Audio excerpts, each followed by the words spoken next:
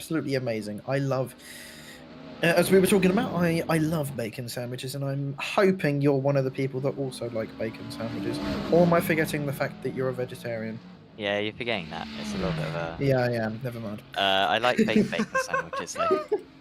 So yeah, I that's definitely. forgot every time you got pizza, you always had the veg one, which yeah, um, I wouldn't have. Let's just put it that way. It's not full of that much flavour, but yeah. As we also say goodbye to our first broadcaster, Jonathan Grabowski, who's just left us, and now we've got Lewis Araya in the other production booth, and well, we've got a complete change, apart from me, of course. I'm still here, sadly. For the I'm next still 2 here hours, as well. I you're I still haven't here? gone to say goodbye yet. Oh, okay, go on. Bye. All right. Say. Yeah. Take care, everyone. It's been wonderful for the past 4.5 hours. I will now go and rest my vocal cords before I have another broadcast to do in about 40 minutes. So thank you all for tuning in to this wonderful event. Hopefully the first of many on the iRacing platform, supporting a wonderful cause. Thank you all so much, and I'll pass it off to you, Aaron. Aaron Smith or Pierre Smith, Charles Fitzpatrick, Sam Fitzpatrick, and Louis Araya. We need to get a French-sounding name for Louis as well. Actually, no, Louis would be good. It would be the perfect translation. So, all right, well, that is it for me. Thank you, everyone, for tuning in, and hopefully we have a fantastic finish to a fantastic event. And Louis Mons has officially left us after being here from the very beginning.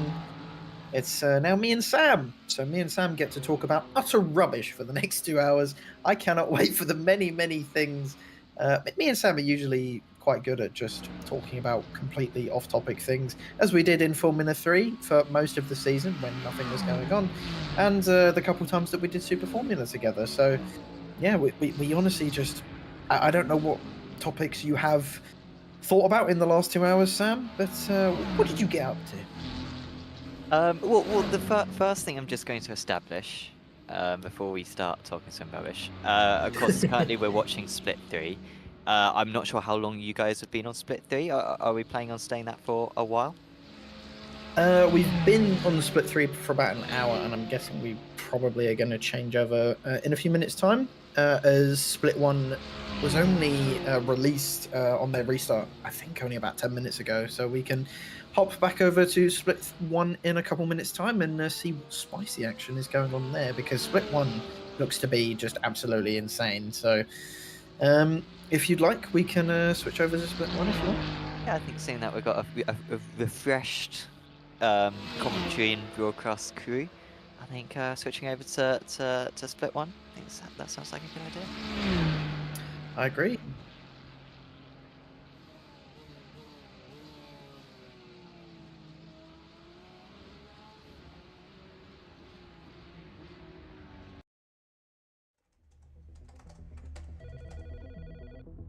Hello? Ghostbusters? Police Central Library is under attack. We need the Ghostbusters. We've got one!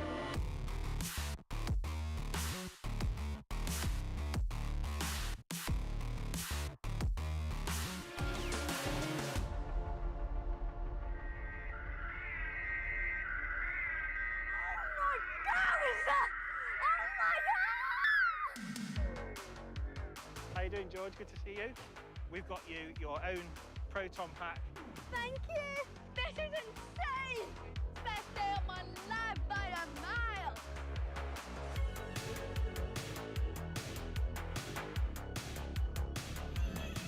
What is happening?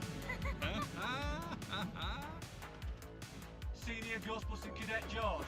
Yes? We've had a message from the mayor. He needs you down there right now. Are you able to come down and save the city for us? Yep. He will get you there as soon as, buddy.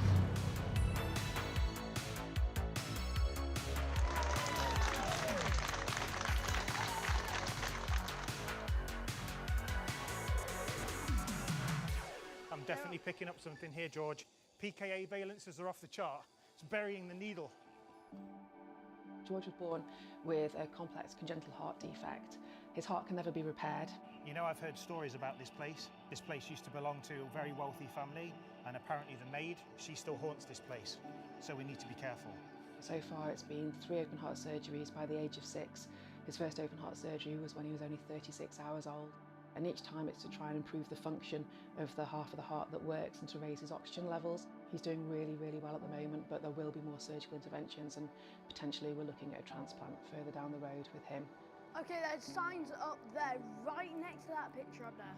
He's a lovely, kind, friendly guy, and when you speak to him about his sort of hopes and ambitions, a lot of it is helping other people. It does affect him. Aspects of life he finds harder than other kids his age. He's a lovely personality, and he'd much rather see the fun side of things than the serious side. Some hand marks right there. Some hand marks. Yeah, Human or spiritual? spiritual. Spiritual, okay, well. That's why I had to put the ghost goggles down. Okay, let's go.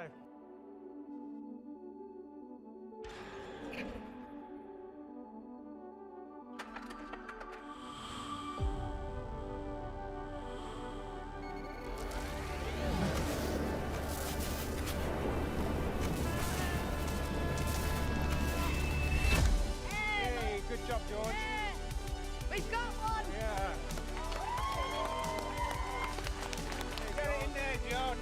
Put him in there. George has been absolutely amazing. He's saved Leeds. We didn't want Marshmallow Man to come and take Town Hall down, and George has nipped it in bud. George as a Ghostbuster is fantastic. You know, he may have troubles with his heart, but he's definitely strong of heart. For anyone who's thinking about wanting to get involved with Make-A-Wish, make wishes happen for other kids, I 100% would implore you to do that, because it's something that, you know, I'll personally remember for the rest of my life. Thank you to the East Midlands Ghostbusters, all the police officers that helped, and I don't know, just everybody that helped make my wish come true.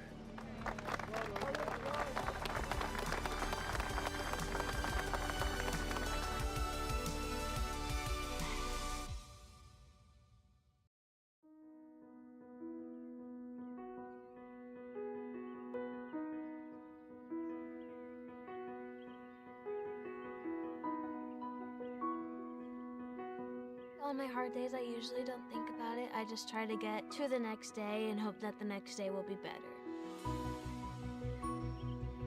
My legs don't work like other people's, so I have to be in a wheelchair. I take the needed medicine for everything that's going on in my body.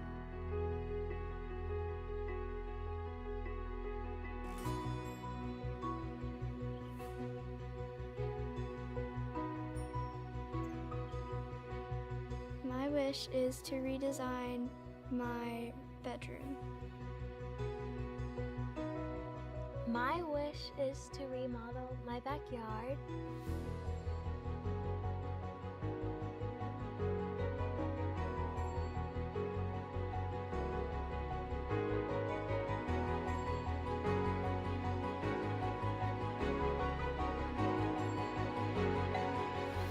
It's like that warm feeling, almost like, you know, something really good is gonna happen.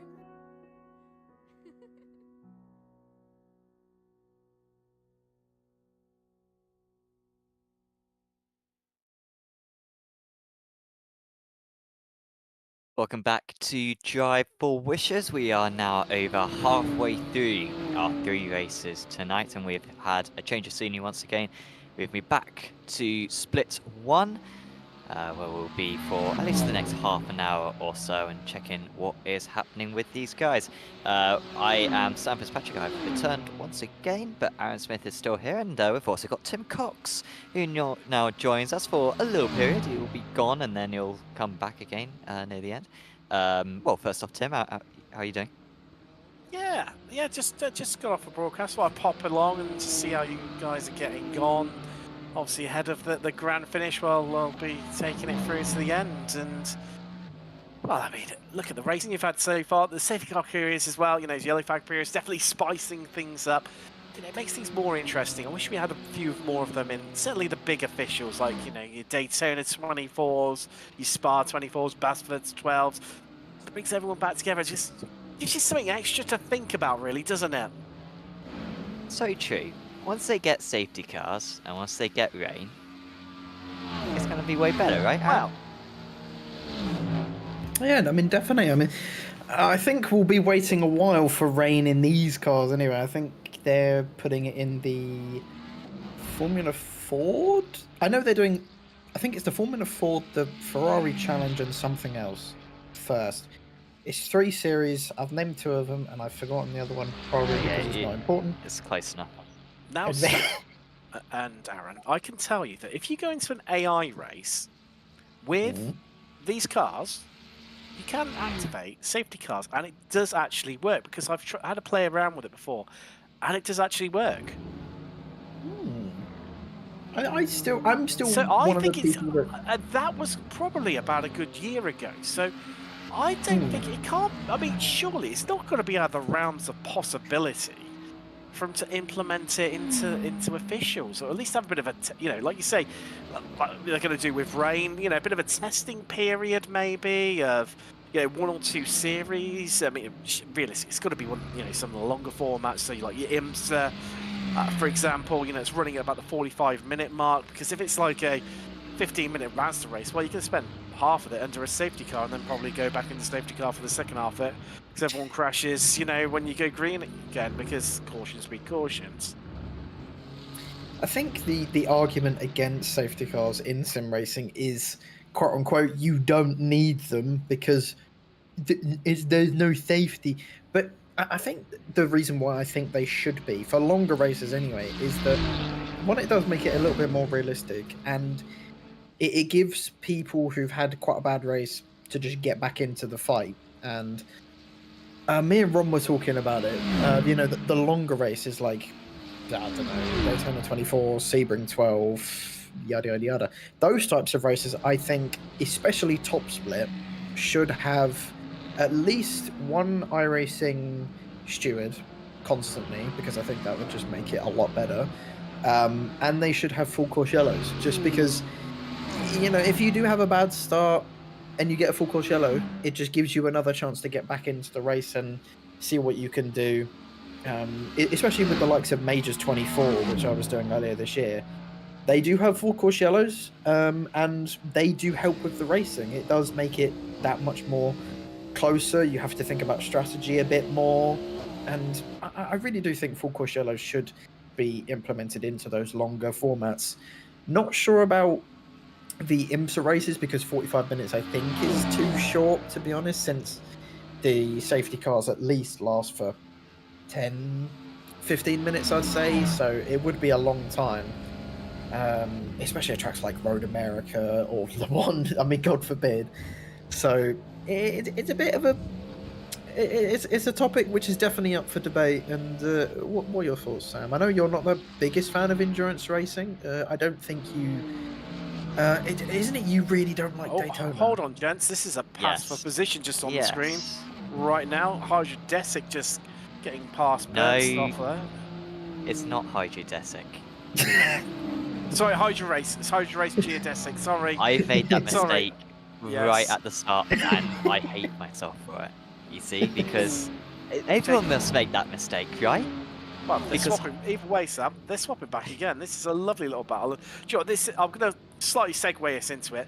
This is what I love about multi-class racing, especially the endurance side. You've got a back marker in the way there, using them to box in, and this is where Le Mans works so well.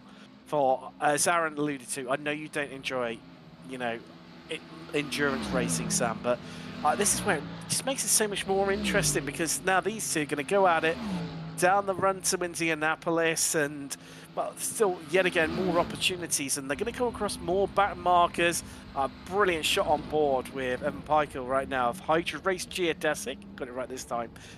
But yeah, they're going to to and fro use those back markers, those GTDs or GT3s, depending on what side of the pond you're from, as tactical pawns to get ahead of the opposition and try and get some fresh air maybe in between them.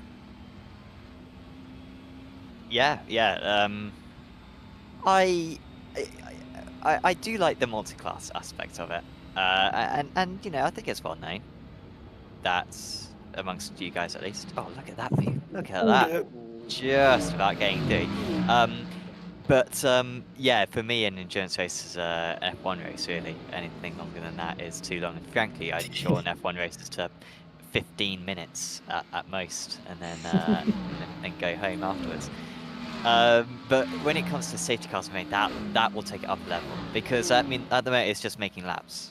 You can literally plan out your entire race in practice, where you're just making laps and laps and laps. The guys pretty much know their strategy before the race even starts. Once you have rain, once you have safety cars, that goes out the window. Sure, you can have an ideal strategy if nothing happens, if it's dry throughout and it's exactly the conditions that you expect, and if there's no safety cars, sure, you can predict for that. But it's that randomness that it slightly adds, and it means that not necessarily the fastest team always wins. Instead, it brings in other elements such as strategy into the fact. And I know that for a lot of people, endurance racing is mainly about the strategy, but especially now that tires and fuel are taken at the same time in all the categories, we don't have any strategy. It's just go as long as you possibly can, maybe a bit of fuel saving, and that's it. A big shout out to the guys at FTR Events who run a league that they've put their own safety car system called Race Director, and I mean, it works. Having commentated on that for a few seasons, haven't done the last couple of seasons, sadly, due to other commitments, but it makes it so interesting because the software looks at, right, okay, there's a car come off, how long's it staged for, any other cars involved, and thanks to the algorithm goes, right, okay, let's throw a safety car. And it was, as a third party, as a commentator, let alone the drivers, it's so great to commentate on, to watch, because you just don't know what's going to happen. And also, like you say, Sam, the other drivers as well, like your co-driver, they can't walk away, because if you suddenly get a safety car, a full course yellow, well, you've got to be there to try and help your team out and work out, well, what do we do? We only we're a quarter, half, or whatever into our stint. Do we pit again? Do we take tires? Don't we? What do we do here? And it just makes it so much more interesting. Like you say, just sadly, what it's become now, certainly in GT3 now, you can change tires at the same time as taking on fuel. It just nullifies all that.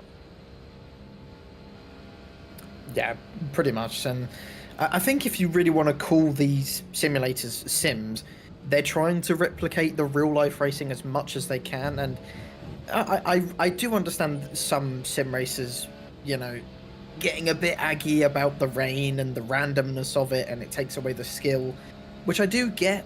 But at the same time, that's exactly what real life racing is. Sometimes it's not all about skill. Sometimes it can be a little bit of luck involved. So, and also on that, Aaron, to expand on it, you look at Le Mans 24 Hour, the real life event this year. The Peugeots, which were frankly just so off it in terms of the BOP and for the whole race, when it rained, they came alive and they were a completely different beast. And where we've got all these different manufacturers now, both in GT3 and in GTP as well, within iRacing, that's going to affect that. And also, potentially, if you've got a chance of rain, is it going to affect maybe what setup you run as well? It just, all of a sudden, it just opens up to, well, what the hell are we going to do here? There's like maybe a 20% of chance of rain.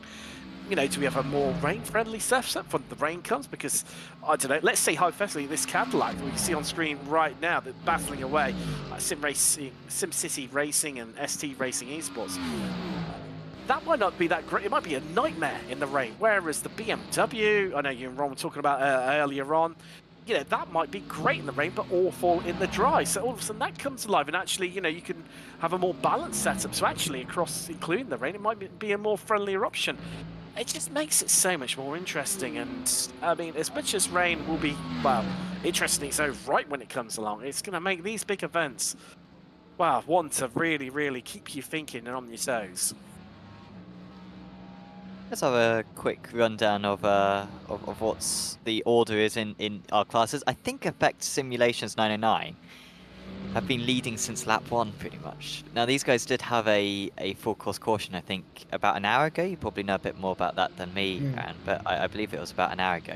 And so that's part of the reason why the gaps are quite as tight as they are at the moment. We have the top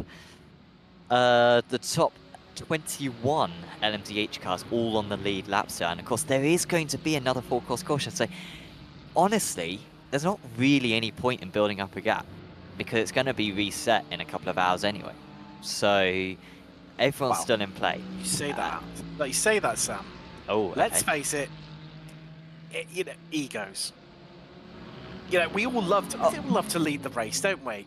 We love to say that, you know what, we're in the race, we're at the moment affected 9 seconds clear.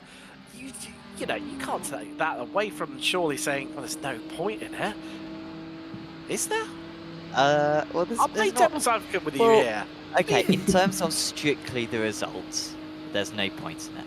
But I will Correct, give yes, you I'll that. give Like, that, you should want to lead every lap, because I think that makes the race win and the race itself more satisfying if you do that. So no, there is a point. I think I was wrong when I said that before.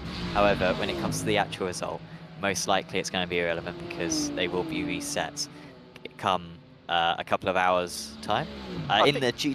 Sorry. The words you're looking for, it's not the be all and end all. I think is what you're trying.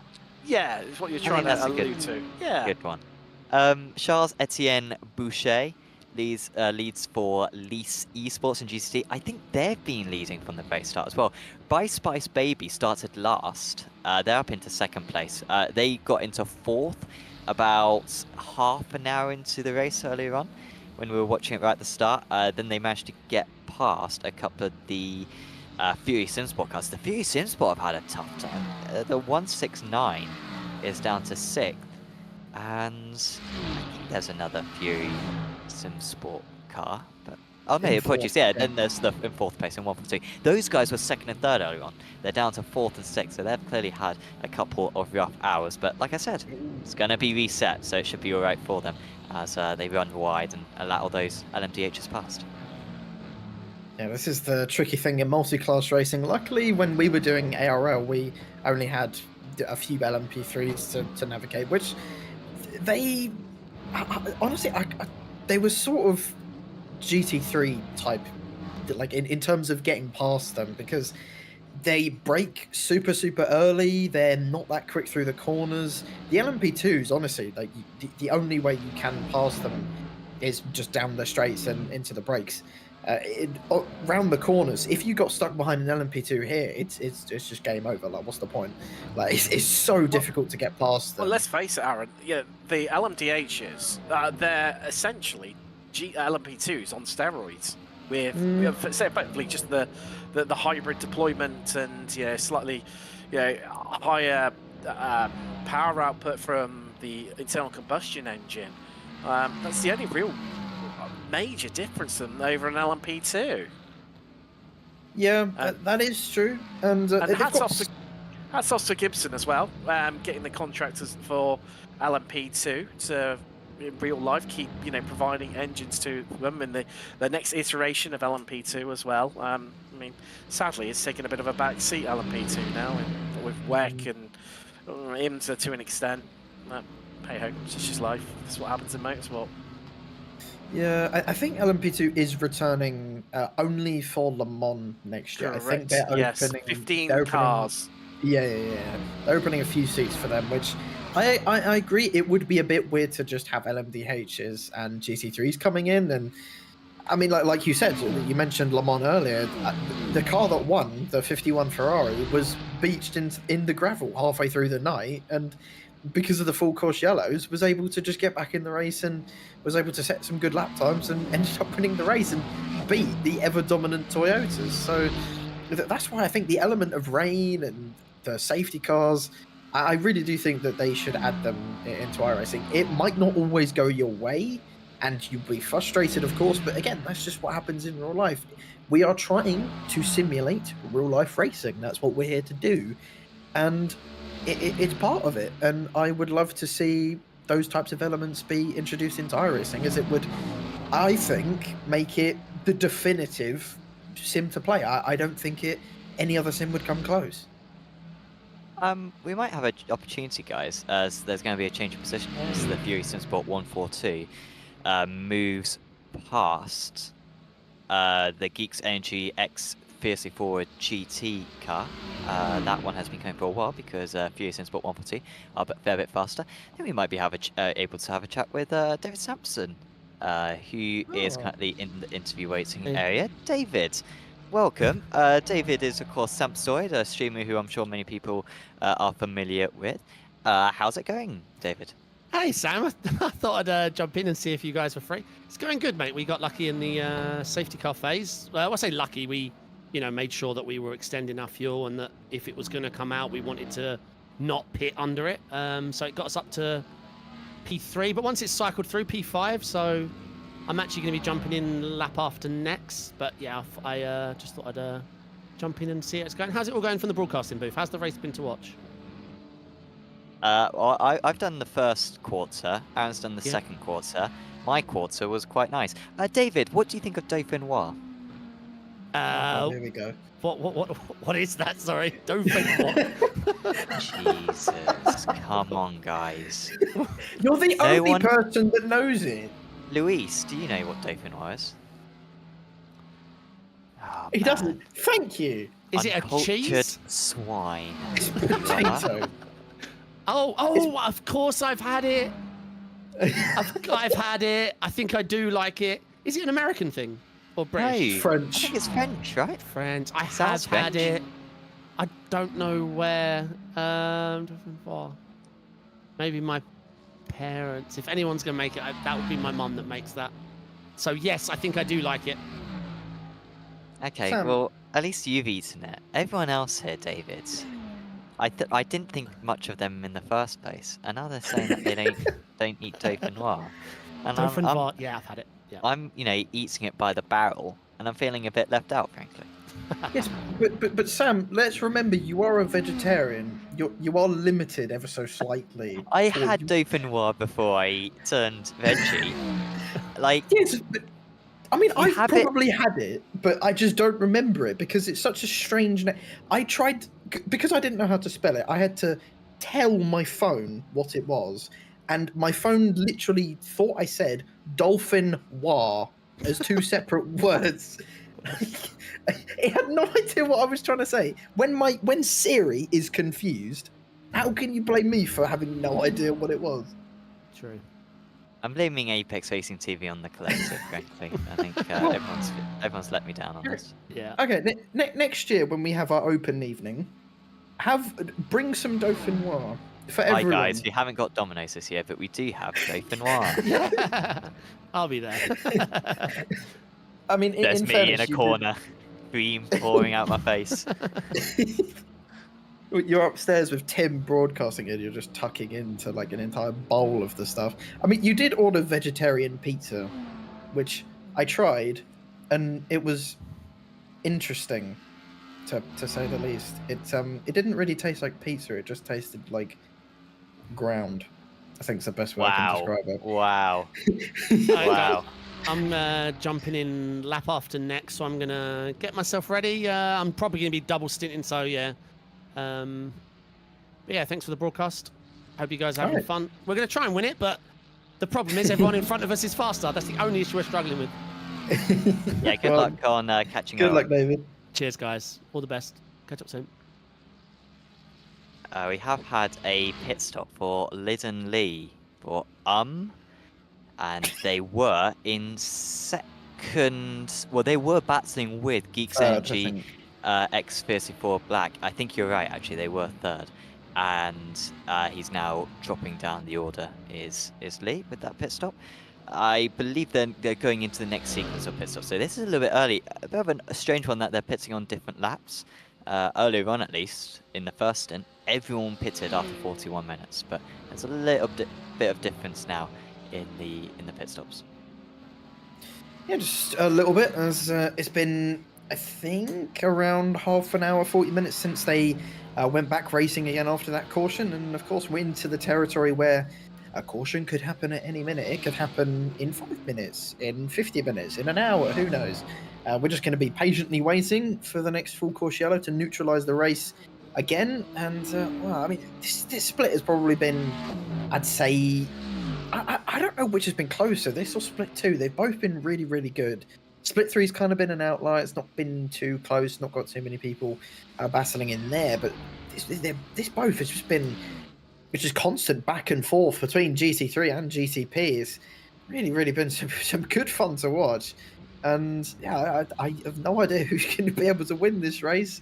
And wow, Effect Simulations seem to have the upper hand. They have led every lap. but the guys behind are catching, crucially. Andrew Dawson is in the car now, and, well, Paul Busby was pulling in an absolute worldly. And I don't know if you remember, Sam, in ARL, Paul was very quick here at Le Mans. He was absolutely ridiculous. Yeah, he was pretty tricky to beat, wasn't he? So yeah, he's going to be one to watch out for over the next few hours. See if he can carry his team to that podium positions. As we might be able to have a chat with, might be another driver joining us for a chat very soon. Maybe. We might have a chat with another driver very soon. But if you're watching along, do please interact on the YouTube chats or the Instagram chats. We'll be monitoring them. We can answer any questions. If we say something silly, you can react to it. So do make sure to let us know how your race is going. Give us any insights, especially if you're in split 2 or 3. If something's going on in one of them, do let us know. We will transfer over to them later on, so do not fear. And I've also posted a live timing link in the YouTube chat and the Twitch chat. If you are in the splits, or well, that link will give you access to live timing for whatever split we're watching. So we're currently watching split 1, so it will give you live timing for split 1. When we change, it will change to split 2 or split 3. So do use that. Might be something a little bit useful for you to have whilst watching along, or even if you're racing. Yeah, it's a very useful thing, live timing, especially if you're a commentator. It's nice to know what's going on, because if you don't, well, the job's going to be ever so slightly more difficult. I don't know if you've had to do this that much, Sam, but like when we've had some technical difficulties, and sometimes you've just had to wing it. Those are the tricky broadcasts. Yeah. I think that the easiest ones for you, honestly, are the actual proper studio ones. Those ones are always fairly easy, to be honest. Yeah, because our job is so much more simple in comparison to what Lee and Lewis have to do, whereas we just chat. Yeah, that's It is true. so easy being a commentator. Often people say, "Oh wow, you do commentary? That must be so tricky. Like, how do you do it?" And it's like, nah, Scream into a mate. microphone. Like you have a misperception of what's commentary. Because I say that I do commentary, but I don't necessarily say I do good commentary. And it's extremely easy. So anyone who is thinking of trying it, do certainly do it, because it is very simple. The real skill comes in the broadcasting, which is what Luis Uriah, who is our second broadcaster today, is doing. It was Jonathan Grabowski. So thanks to both of them for uploading these streams and having all these nice overlays and directing the action. It's very much appreciated. I honestly don't know. I was going to say something, and then I completely blanked. This is what like the last few hours have been without you, Sam. My last few brain cells have just been melting away. We've had some very intellectual discussions since I've joined about iRacing safety cars. We've revisited Dope Noir. I've used all of my brain cells, and I've got none left. All of them are gone. I've used everything I have, and the next hour and a half is going to be, well, me dribbling probably. I literally forgot how to speak the English language about halfway through the last split. I struggled to say the word vocabulary. Wow. I was on the edge. That's what R5 does to you. And you've seen the effects. There has been a change, by the way, for 11th position in GTD. AZR Motorsport, or AZR Motorsport, up ahead of Eagle Speed Academy Esports. Now, I believe Eagle Speed, which is one of the best named teams, so everyone was very complimentary of their name, was 6 seconds faster on that last lap, albeit I want to say it was because Eagle Speed Academy came out of the pits. No, they came out of the pits on this lap. Okay, so they've just come out of the pits of Eagle Speed Academy, and they've just been overtaken by AZR Motorsport. So those two might stay close. And also, there might be a change of position up ahead of them. Honey Competition Purple being overtaken by Flanders Racing Team, and that is for 9th position in GTD. So a couple of changes around this pit stop sequence. Fair few GTDs and actually a fair few GTPs have pitted recently. A lot of pit lane action going on, and speaking of which, we've got our race leader in GTP also coming into the pits, the Effect Simulations 909 car, driven by Andrew Dawson at the moment. Is there going to be a driver change here? I don't believe so. I'd be surprised if there was. I don't think Andrew's been in the car for too long. Of course, we're about to find out as he goes up onto the jacks, as you pretty much have to take tyres every single time you come in here. I know they are doing a driver change, and Paul Busby is indeed back into the car, and well, he's going to set some blistering laps, as he has been doing pretty much every single time he steps, well, I was going to say foot, probably all four tyres onto the track. I'd be a bit worried if he was stepping foot literally onto the track. I don't know, this is actually a curious question, has there ever been like a proper, like, we've had incidents in racing before where people just sprint onto the track. Has there ever been one at Le Mans? Almost certainly. I reckon of there's one probably offhand. been 20 occasions where it's happened. Like, and just like some fans, like probably not even like political stuff like you had at Silverstone and 03, but probably just like, yeah, some drunk fans probably just jumping onto the circuit, I imagine. So yes, it's a long circuit. You can't march it all. I reckon it would probably be quite easy to get on there, honestly, compared to a Formula One race. We are gonna have another interview with a new man, and that man is. Since drivers don't Nick know the difference Horn. between right and left, the best solution I forgot I'd is a set red my flag. soundboard. Hi Sam, how you doing? Hiya. Who was that? That was the gentleman who enjoys talking to drivers in WEC when they've been bad. Right. Okay. Have you been bad? No, not yet. No, we've been relatively good. We've had to use 2 fast repairs, but due to other people liking to give us a little tap from behind. And what are you in top split, or are you Well, in? no, we're in split 2. We're currently running 9th in the GT3 category. Aha. And Having how started 10th. So much movement from that? Has it been 10th and then you moved halfway an hour in into 9th and it's been the same, or has there been a bit more movement? No, than that? we've yo-yoed a bit through the first safety car. We got up to about 6th, and then the stuff shuffled back down again. We were back to 9th, I think 11th at one point. So we've kind of been moving around. We've got a real mix of skills of drivers, sort of in around the sort of 1.8 down to 1K rating. So we're just here to raise money and have a bit of fun. Absolutely. And how have you found the full course cautions so far? You still got one to go, but the one that you have done, did that favour you, or was it a bit frustrating? Yeah, I think it did us some good. To be honest, it's the first time I've ever done an event with a full course caution, so it was quite exciting to go through that process. I wish they did it more. I wish they did it in special events. To be honest, it added an extra element of strategy and excitement that is a bit missing from special events. We were having this exact conversation 20 minutes ago. We think rain and safety cars, if they can nail that iRacing, then those special events will go up a tier, I think. The first special event with rain is going to be absolute carnage, right? It's good. Even in top split, you can guarantee it'll be carnage. Yeah, it's going to be wonderful. interesting. Yeah, definitely. And like in terms of what we're racing for, really, apart from pride on the circuits, this whole event, what do you think of it? It's amazing. I was made aware of it by Will at Boosted Media. He posted a video on his YouTube channel. I watched it and thought I'm definitely up for a bit of that. I always love racing, but to be able to do it to raise a bit of money is always good.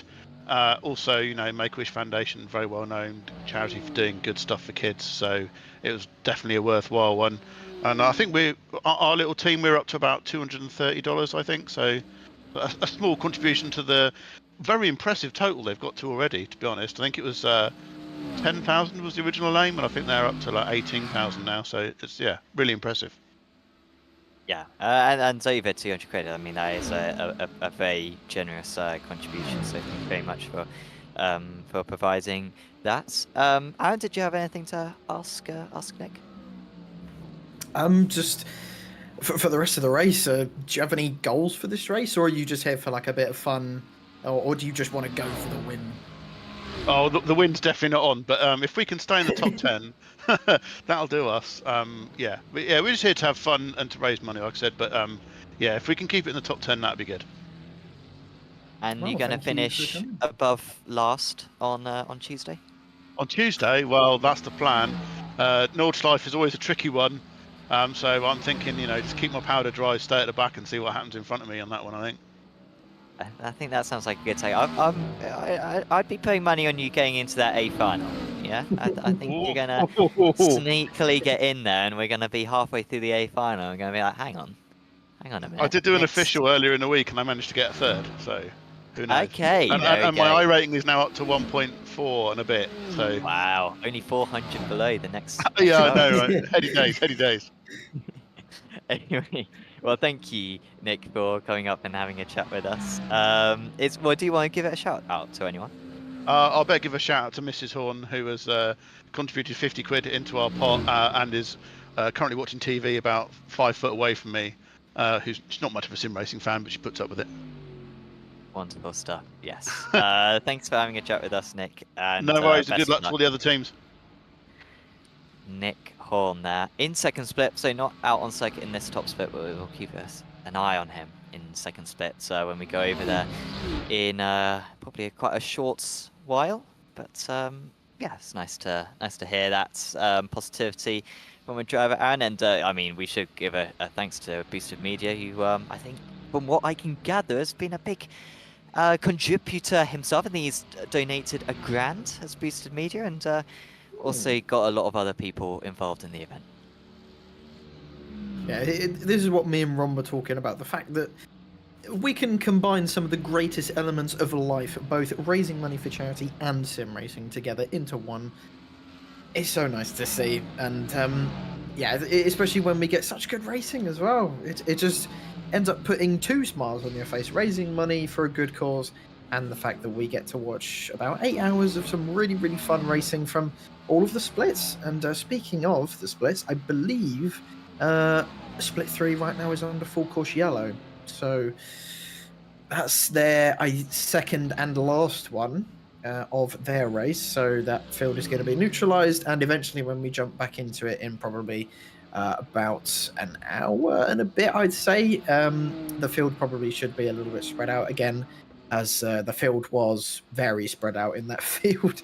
So hopefully that will make the racing in Split 3 just that little bit more closer together. As I was about to say, this could be close to a full course yellow, but I'd be chatting out of my backside, because obviously I have no idea when the You got a next feeling. full course You got a hunch, man. You got a hunch. Once you got a hunch, you could be right. There has been a question in the YouTube chat. James Taylor asking, how's the British Army Esports GTP getting on? They are currently running in 18th position in GTP. We might be able to get a couple of images of them. Ethan Lee driving that car.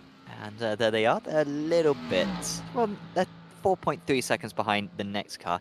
Had a poor lap that last time around, actually. They lost 8 seconds. I'm not sure what happened to them. That's definitely not Ethan's representative lap times. I think he's well capable of getting into the 26s.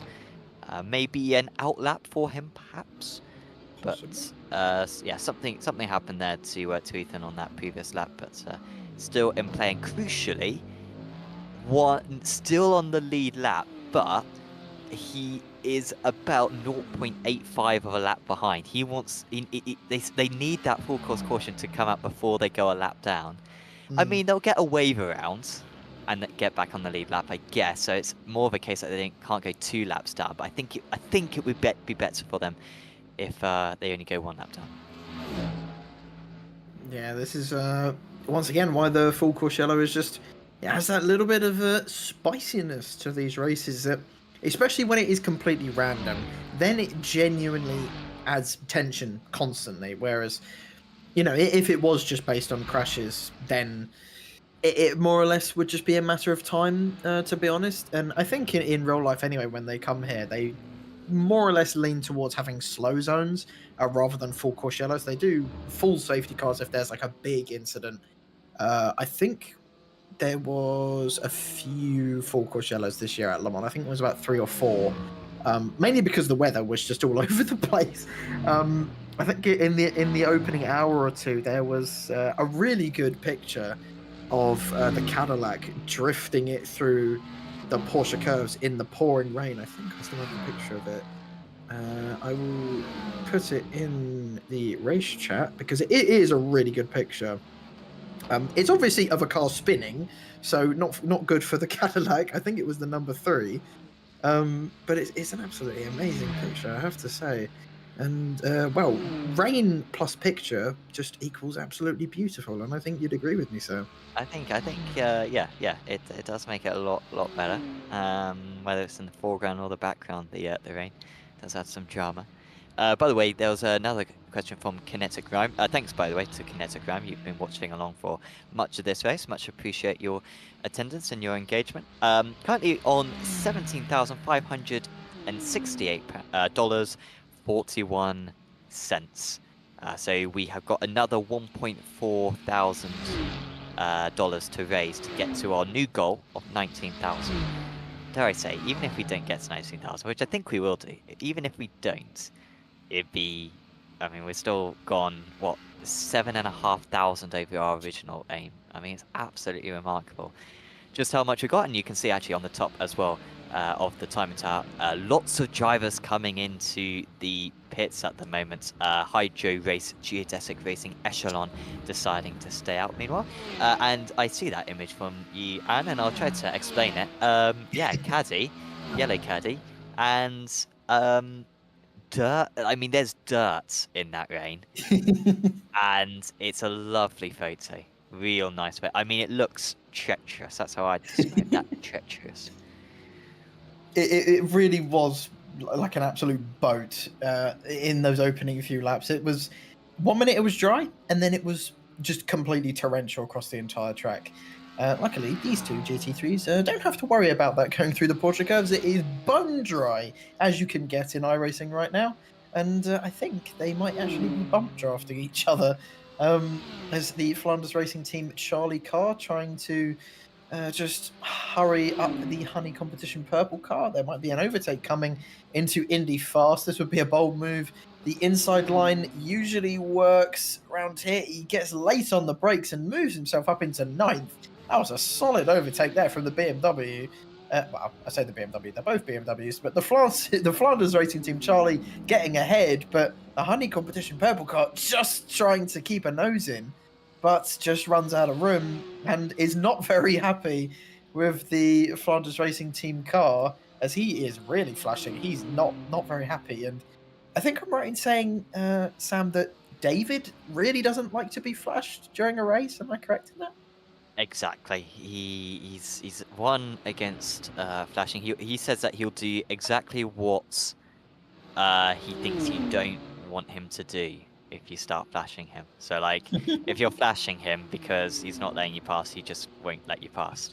Basically, even though maybe if it weren't for the flashing, he would let you pass. So yeah, he does not like it.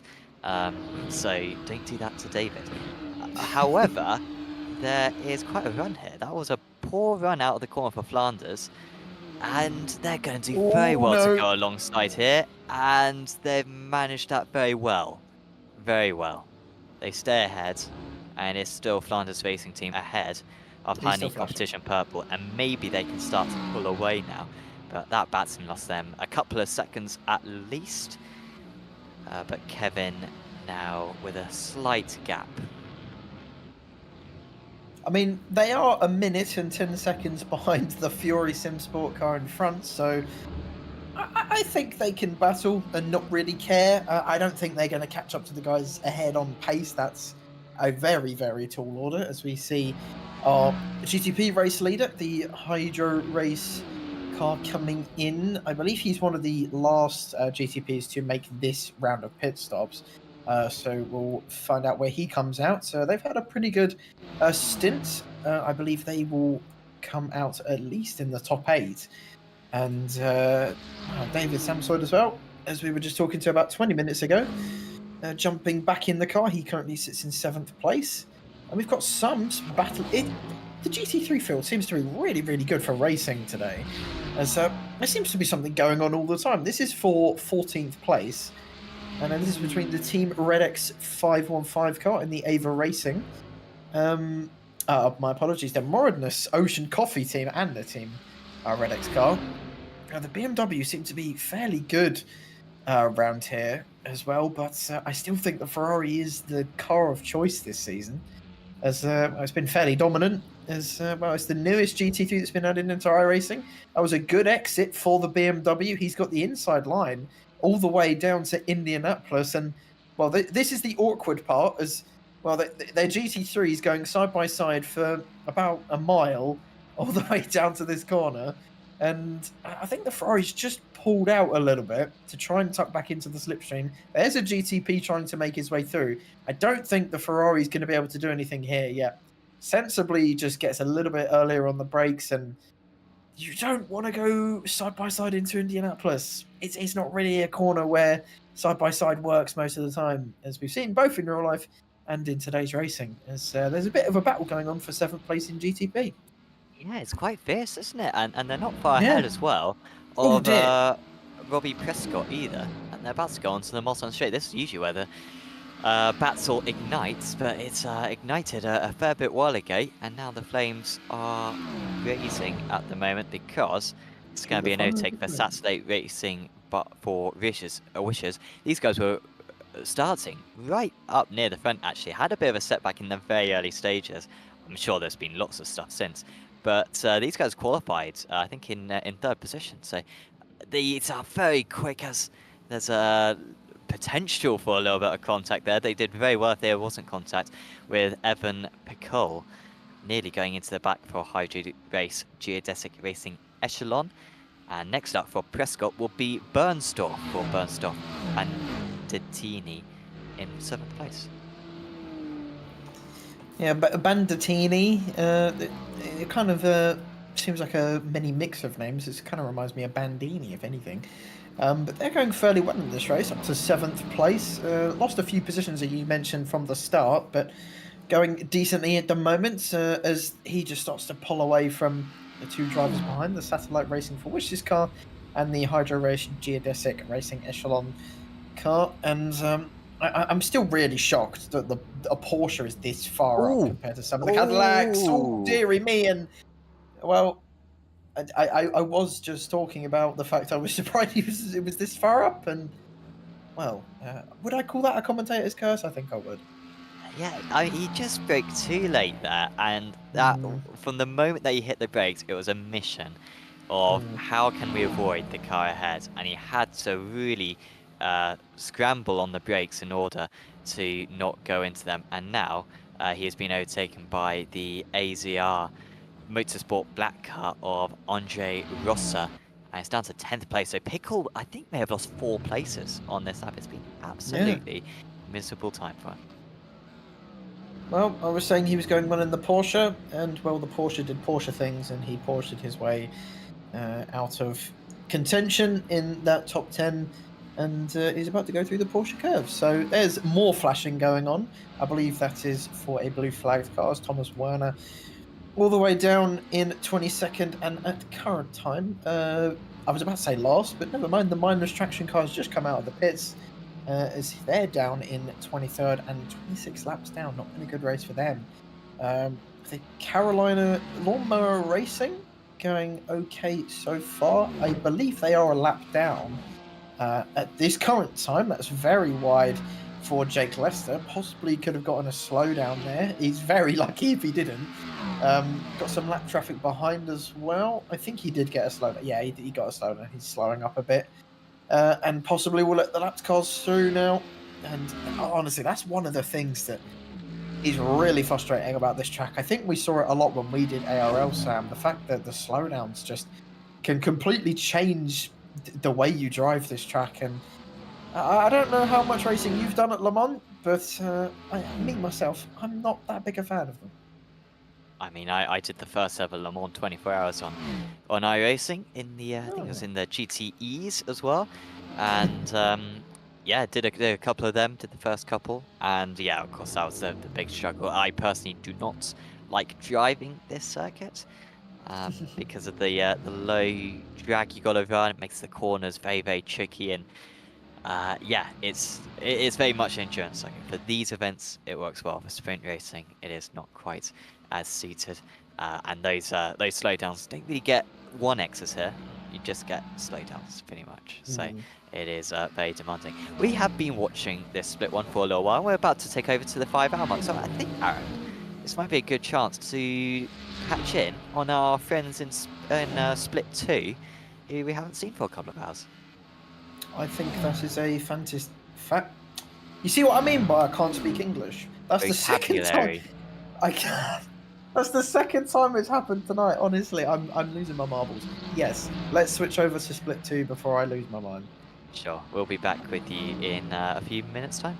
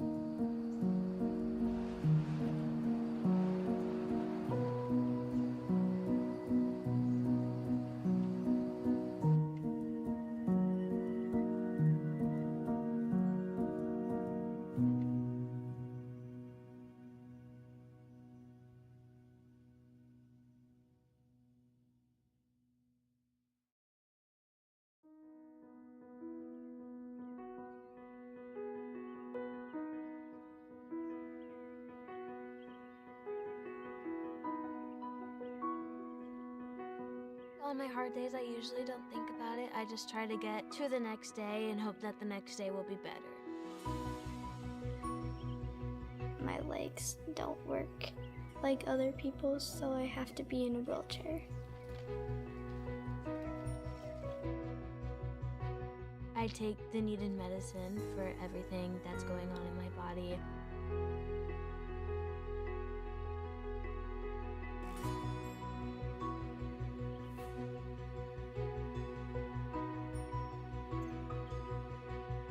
My wish is to redesign my bedroom. My wish is to remodel my backyard.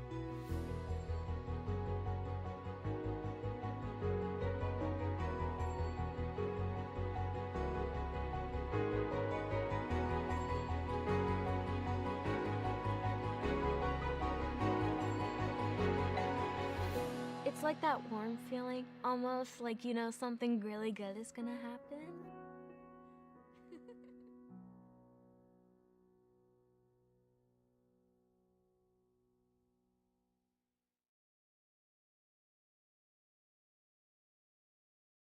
Welcome back to Drive for Wishes.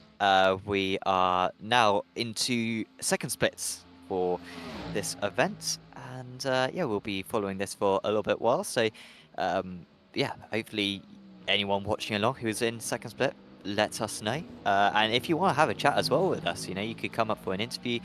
You might already be part of the Apex Racing TV Discord server. If not, we can send you across the link. So just let us know in chat. We can send you across the link, and yeah, you can join and yeah, be part of the action. Have a chat with me and Aaron. What an honor that would be to be part of our conversations. Already got a send. We've literally been in the lobby a few minutes and already got some overtaking action. This is for third place right now, so this is for the podium. And I'd be very surprised if this Cadillac, the Buzz the Tower Racing Maverick car, didn't just pull away. Because as we know, as me and Ron were talking about, the Cadillac is just ridiculous in a straight line. But the Porsche's actually holding on fairly well, but just backs out going into Indy fast, into Indy slow. And yeah, just pulls out about 0.6 of a second. And I say that was a fairly simple overtake for third place. Unfortunately, I was still loading in when that happened, so apologies for not reacting to it. But thank you guys for correcting me. And yeah, Buzz the Tower Racing Maverick, another name that Ron was a big fan of, and they are in third position. So it's Fiercely Forward leading the way. Again, this one hasn't changed that much. DBRPM, I believe, are a Dutch team, because I think that's had... Was it? No, Vranks is in the GMB car. There was a couple of ARL regulars in that one. De Boiver is in the DBRPM car. And there's another ARL regular, but I cannot remember his name, unfortunately, off the top of my head. But yeah, they've done well in second position.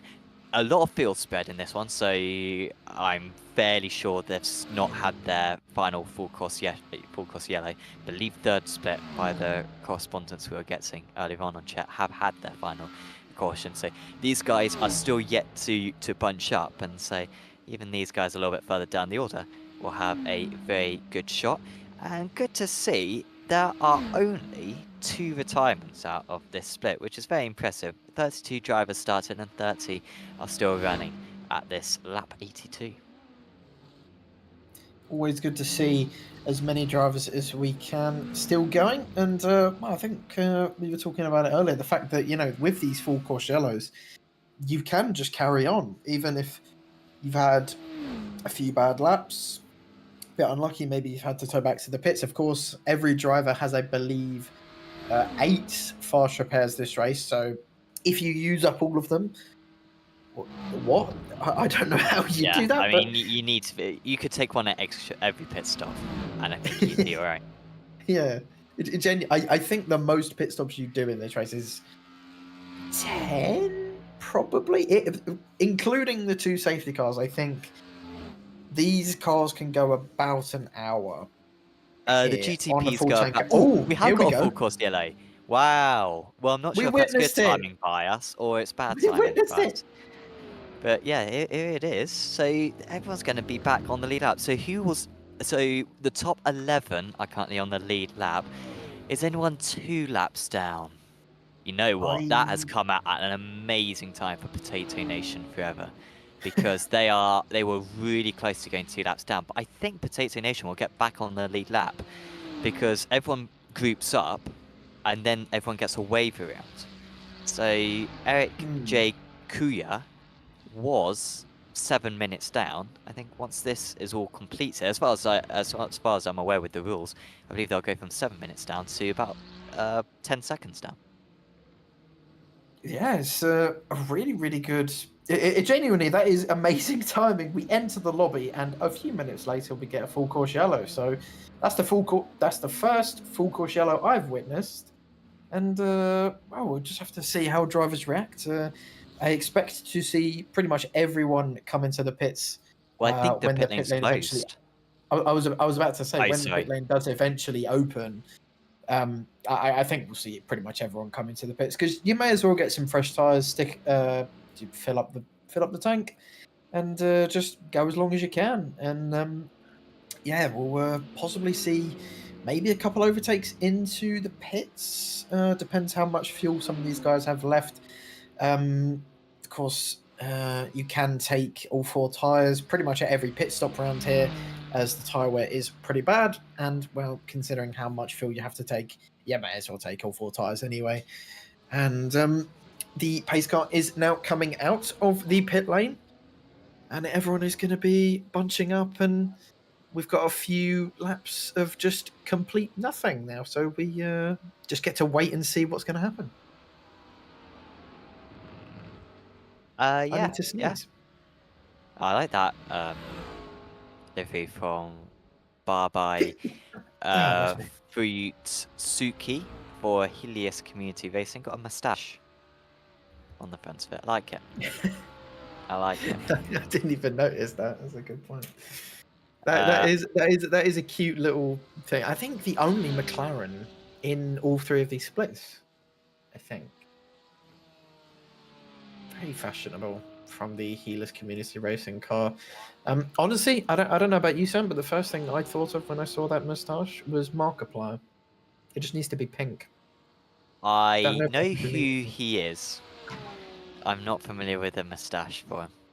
God damn. So there you go. I forgot I'm a lot younger than you. Oh, don't say that. You can't say that, Aaron. All right, that's rude. All right. I'm only 4 years older than you, aren't I? Not that big a difference. I'm still current, all right? I know stuff. Sure, I've moved on to talking about Dauphinois rather than Markiplier, but I'm still young. Well, I very much come from the prime YouTube era. Like, as soon as I... No. Prime YouTube era, my friend, was like 2012. Not this. Yeah, that's when I started. But you were like 5. Exactly no, I was 8. Oh, that's too young. You shouldn't be watching YouTube when you're 8. Oh, come on. My generation had standards. My parents thought, no, it's not safe. I mean, my parents were skeptical about it as well, but I all I did was watch Minecraft YouTubers mostly. I watched Stampy, Captain Sparkles, a few others. I didn't, I didn't start watching, other like kind of YouTubers until I was like 2015, 16-ish. So, I mean, I obviously, I think I was in prime YouTube era-ish. Even as an 8-year-old, I enjoyed it. So, I don't know how old you would have been in 2012, but... I was 11. Oh, yeah. So I was a good age. I was a good age in 2012. I never got into it, honestly. I mean, yeah. I mean, I'm boring. I watch movies. I'm not even sure if you know what one of them is, Aaron. Oh, come but on. they're what we used to watch. And no one goes to see them anymore because they're too long. And yeah, so that is that. Okay, actually, what is the longest movie you've watched then? I watched. Well, went to the cinema recently to see Flowers of the Eclipse of the Flower Moon, new Scorsese movie. That was 3.5 hours long. That's quite long. I enjoyed that one. Huh, the longest thing I've watched just overall is the Lord of the Rings trilogy because, I mean, let's be honest, it's like what 12 hours for the full cut. Yeah, I think. well, yeah. Isn't there like a director's cut and stuff? for Yeah, that? there's and each one is like 4 hours long. It is. Yeah. It's yeah. I don't know what the single, like the I mean, obviously, most people went to see Oppenheimer earlier this year, which was That was I about think 3 around. hours. Yeah, that was fairly long. There's the movie what- JFK. That's about 3.5 hours long. The Batman. That was a couple of years ago. That was Yeah, touching that on was. 3 hours. Trying to think what else. I don't know how long the Napoleon film that's coming out in a few days is going to be. Oh yeah, that's gonna be. I mean, Scorsese. Sorry, it's not Scorsese. It's Ridley Scott. Yeah, his movies are usually pretty long, 3 hours or so. And I mean, it has to be 3 hours. Surely you can't cover all of Napoleon's life in a few hours. It has to be like three and a half. Say what you will about him, you got up to a lot of stuff. Went to Sicily That's a lot of times. That's what I mean. No, it wasn't That's what I Sicily, mean. was it? Gosh, what was his? Where was he born? Corsica. Corsica. There you go. Thank you for bailing me out. Yeah, and then he got banished to Elba and became the Emperor of Elba for a few years until he decided to just invade France again. Yeah. Great stuff. I look forward to seeing that movie. So do I. Me and my brother really want to go see it. Especially since Joaquin Phoenix suits it very well, I think. Absolutely. Oh, someone's Oh, engine's dear. blown. That's Racing second. #1. Yeah. Oh, So he's got to try to get round here, and he doesn't want to tow, but he has got a pit. I hope the pit lane's open this time round. I'm not sure if it necessarily is. I don't think the pit lane is going to be open this time. I think the pit lane's still going to be closed, and then I think he'll be open the next lap.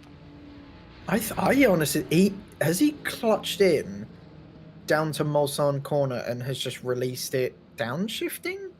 I don't reckon know. I think that's a good shout. I don't know how else he would have got that because he hasn't been hit by anyone. No. If he was, you'd see the damage very extensively. That's really a shame. He can keep on going for a while, but he will. That thing will properly expire eventually. Yeah. Of course, they've got a bunch of fast repairs, so he can still be in this race. And I think even if he does come back out, he'll only be in fourth since the guys in fifth are 5 minutes behind. Which But is they are about going to get 11 wave and a half. rounds. I think they're going to get wave rounds. Like, I'm not 100% sure, but I think they're supposed to. So, like, well, yeah, if he tows back now, or if he has got to come into the pits now, that should be fine. But then he will get, I think he'll get an end of line if he pits under safety car, rather than like a better than penalty blowing your afterwards. engine. Yeah. And if you tow when the safety car's out, it like adds extra time to the tow. Because obviously towing is faster than being behind the safety car. So, yeah, it does add extra time. So I think that we're going to have at least one extra lap on this safety car than this, I believe. But again, I haven't actually seen one of these full course yellows in effect in this event so far. By the way, Miguel Astazaran has just looked, and he's got we're up to $18,200. We've had a nice half an hour where we've raised about 700 quid in the last half an hour. So congratulations, guys. And yeah, that target of 19,000 is still very much alive. I'm going to be bold. We've still got about 3 hours left. Do you think we can reach 20? It's bold, but we've got 3 hours left. I think that's very possible. Very possible. I think it is as well. Because our initial goal was 10, then 12, then 15, then 17, now 19, and it just keeps going up and up because everyone is just so kind and absolutely glorious people who have been donating today. I honestly think we can do the 20, maybe, hopefully more. Hopefully. It's been amazing. And it's incredible, Aaron, because I mean, we interact with sim racers a lot. I mean, I've interacted with you, and I think you're a good basis for not being a nice person. And it's simply incredible that when we have events like this, that everyone comes out and is nice. But I think, yeah, you can testify. I mean, you've chatted with me. Generally, sim racers are some of the most awful people on the earth. So it's absolutely fantastic that they've found some generosity in their hearts for once. Well, I mean, oh yeah, everyone is actually coming into the pits now. But I mean, I'd say that I'm a better driver than I am commentator, and I think you're the opposite. As the I'm just intrigued about this Get Pole racing car. What is going to happen to this car? I mean, it'll probably just be, comes in, gets the fast repair, and that'll be the end of it. But just how did he do it? I'm really curious. I'm still staying with the fact that he just clutched in and just accidentally released it while downshifting. Other than that, I mean, these cars have downshift protection, so there's no way that he just blew it by himself. So, yeah, he's very lucky to get back to the pits, as pretty much everyone, apart from, I believe, the DBRPM car. I'm losing the will to live at this point. The number 1 car in the lead is one of the only drivers not to pit. So the caution has been extended by 1 lap. We have now 2 laps till green. So I believe that's enough time for the wavy rounds to be applied. And yeah, everyone to get in order. So yeah, we'll be on this for a while, and I think we will probably change in a bit. Well, I will just quickly say, apologies, Aaron, I was looking at something else for a moment. You may have just said this, but Lucas Romano, of course, not coming into the pits. I think he recently pitted, and so like it's like a perfect time. Often people think when it comes to obviously when it comes to Formula 1, you don't want to pit just before a safety car. In this format, you absolutely do, because everyone bunches up before you get before everyone can have the option to pit. So pitting 1 lap before the safety car is like the perfect time, and I think basically Lucas Romano has done that, and that's why they now lead this race. Yeah, I definitely was not really annoyed as a Leclerc fan this morning when the safety car came in at the exact wrong time, and he could have easily won the Las Vegas Grand Prix. But you think yeah, he would have won? Maybe I would have won anyway. No, I genuinely think if they were on the same age tyres, Leclerc would have won, 100%. Okay. I definitely think. I just think it was 6 laps difference between the tyres, which is a fairly big difference around a track that's about 1 minute and 35 seconds long. So I don't know. And the fact he still finished second was absolutely mental. So yeah, I really do think he could have won the race, but maybe I'm a delusional Ferrari fan. I don't know, but you could get delusional out of that sentence. Am I right? pretty obvious what you are if you are a Ferrari fan. Am I right? I like Ferrari as well. Fan. So, and you're a Spurs fan, man. What a rough couple of weeks. Shall we transfer over across into split 3, because well, nothing's really happening at the moment in this split, and I think we've got another 10 minutes of caution still to go. Yeah, this might be the final changeover I do. I am sad because I would like to just permanently stay and watch split 1, but of course, in the interest of fairness, let's switch over to split 3. Yes, we'll be back in a couple of minutes.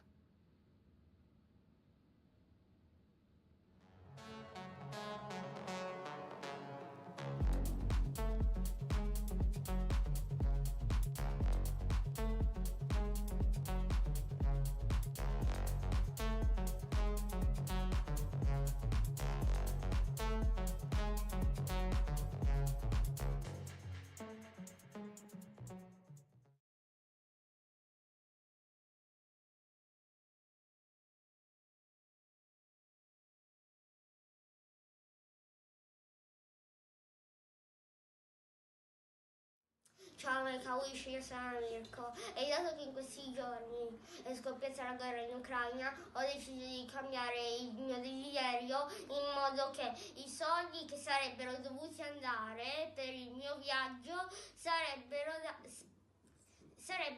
dati ai bambini che stanno patendo la guerra. Ciao!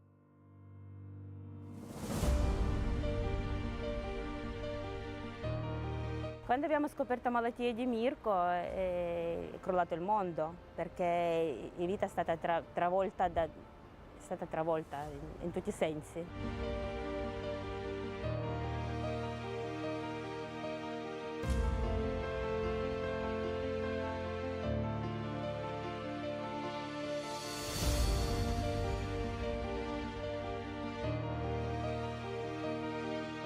Mio marito, parlando con genitori, con bambini con malattie oncologiche, in oncologia, ha saputo di questa associazione di Make-A-Wish. Io penso che Mirko ha cambiato desiderio sicuramente sentendo i miei discorsi con mio marito in casa, visto che sono di Ucraina, e a quel punto mi ha detto che mamma, io vorrei aiutarti.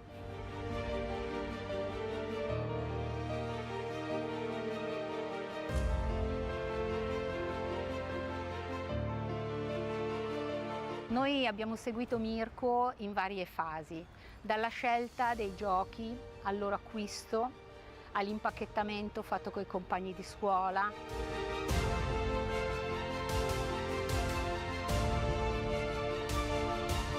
È stato un lavoro d'equipe perché noi volontari abbiamo lavorato a stretto contatto con lo staff. Ci siamo anche avvalsi dell'aiuto di una onlus presente sul territorio ucraino, sulle terre, e che si occuperà della fase finale, cioè quella della distribuzione dei giochi negli ospedali. E questo non può stare nel furgone, quindi questo mi sa che è per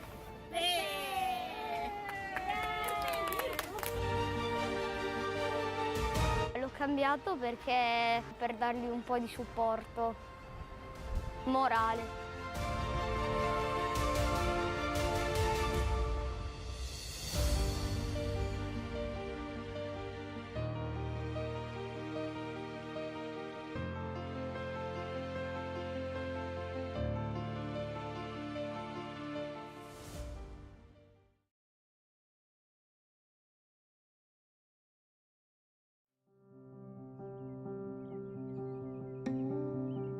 I have osteosarcoma and it's a bone cancer. I take the needed medicine for everything that's going on in my body.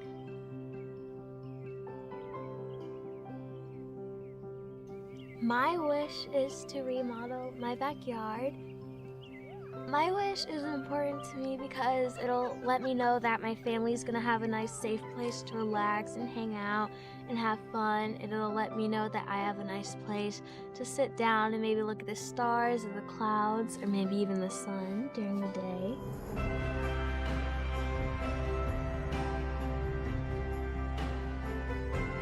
It's like that warm feeling, almost like, you know, something really good is gonna happen. Can you help make my wish come true?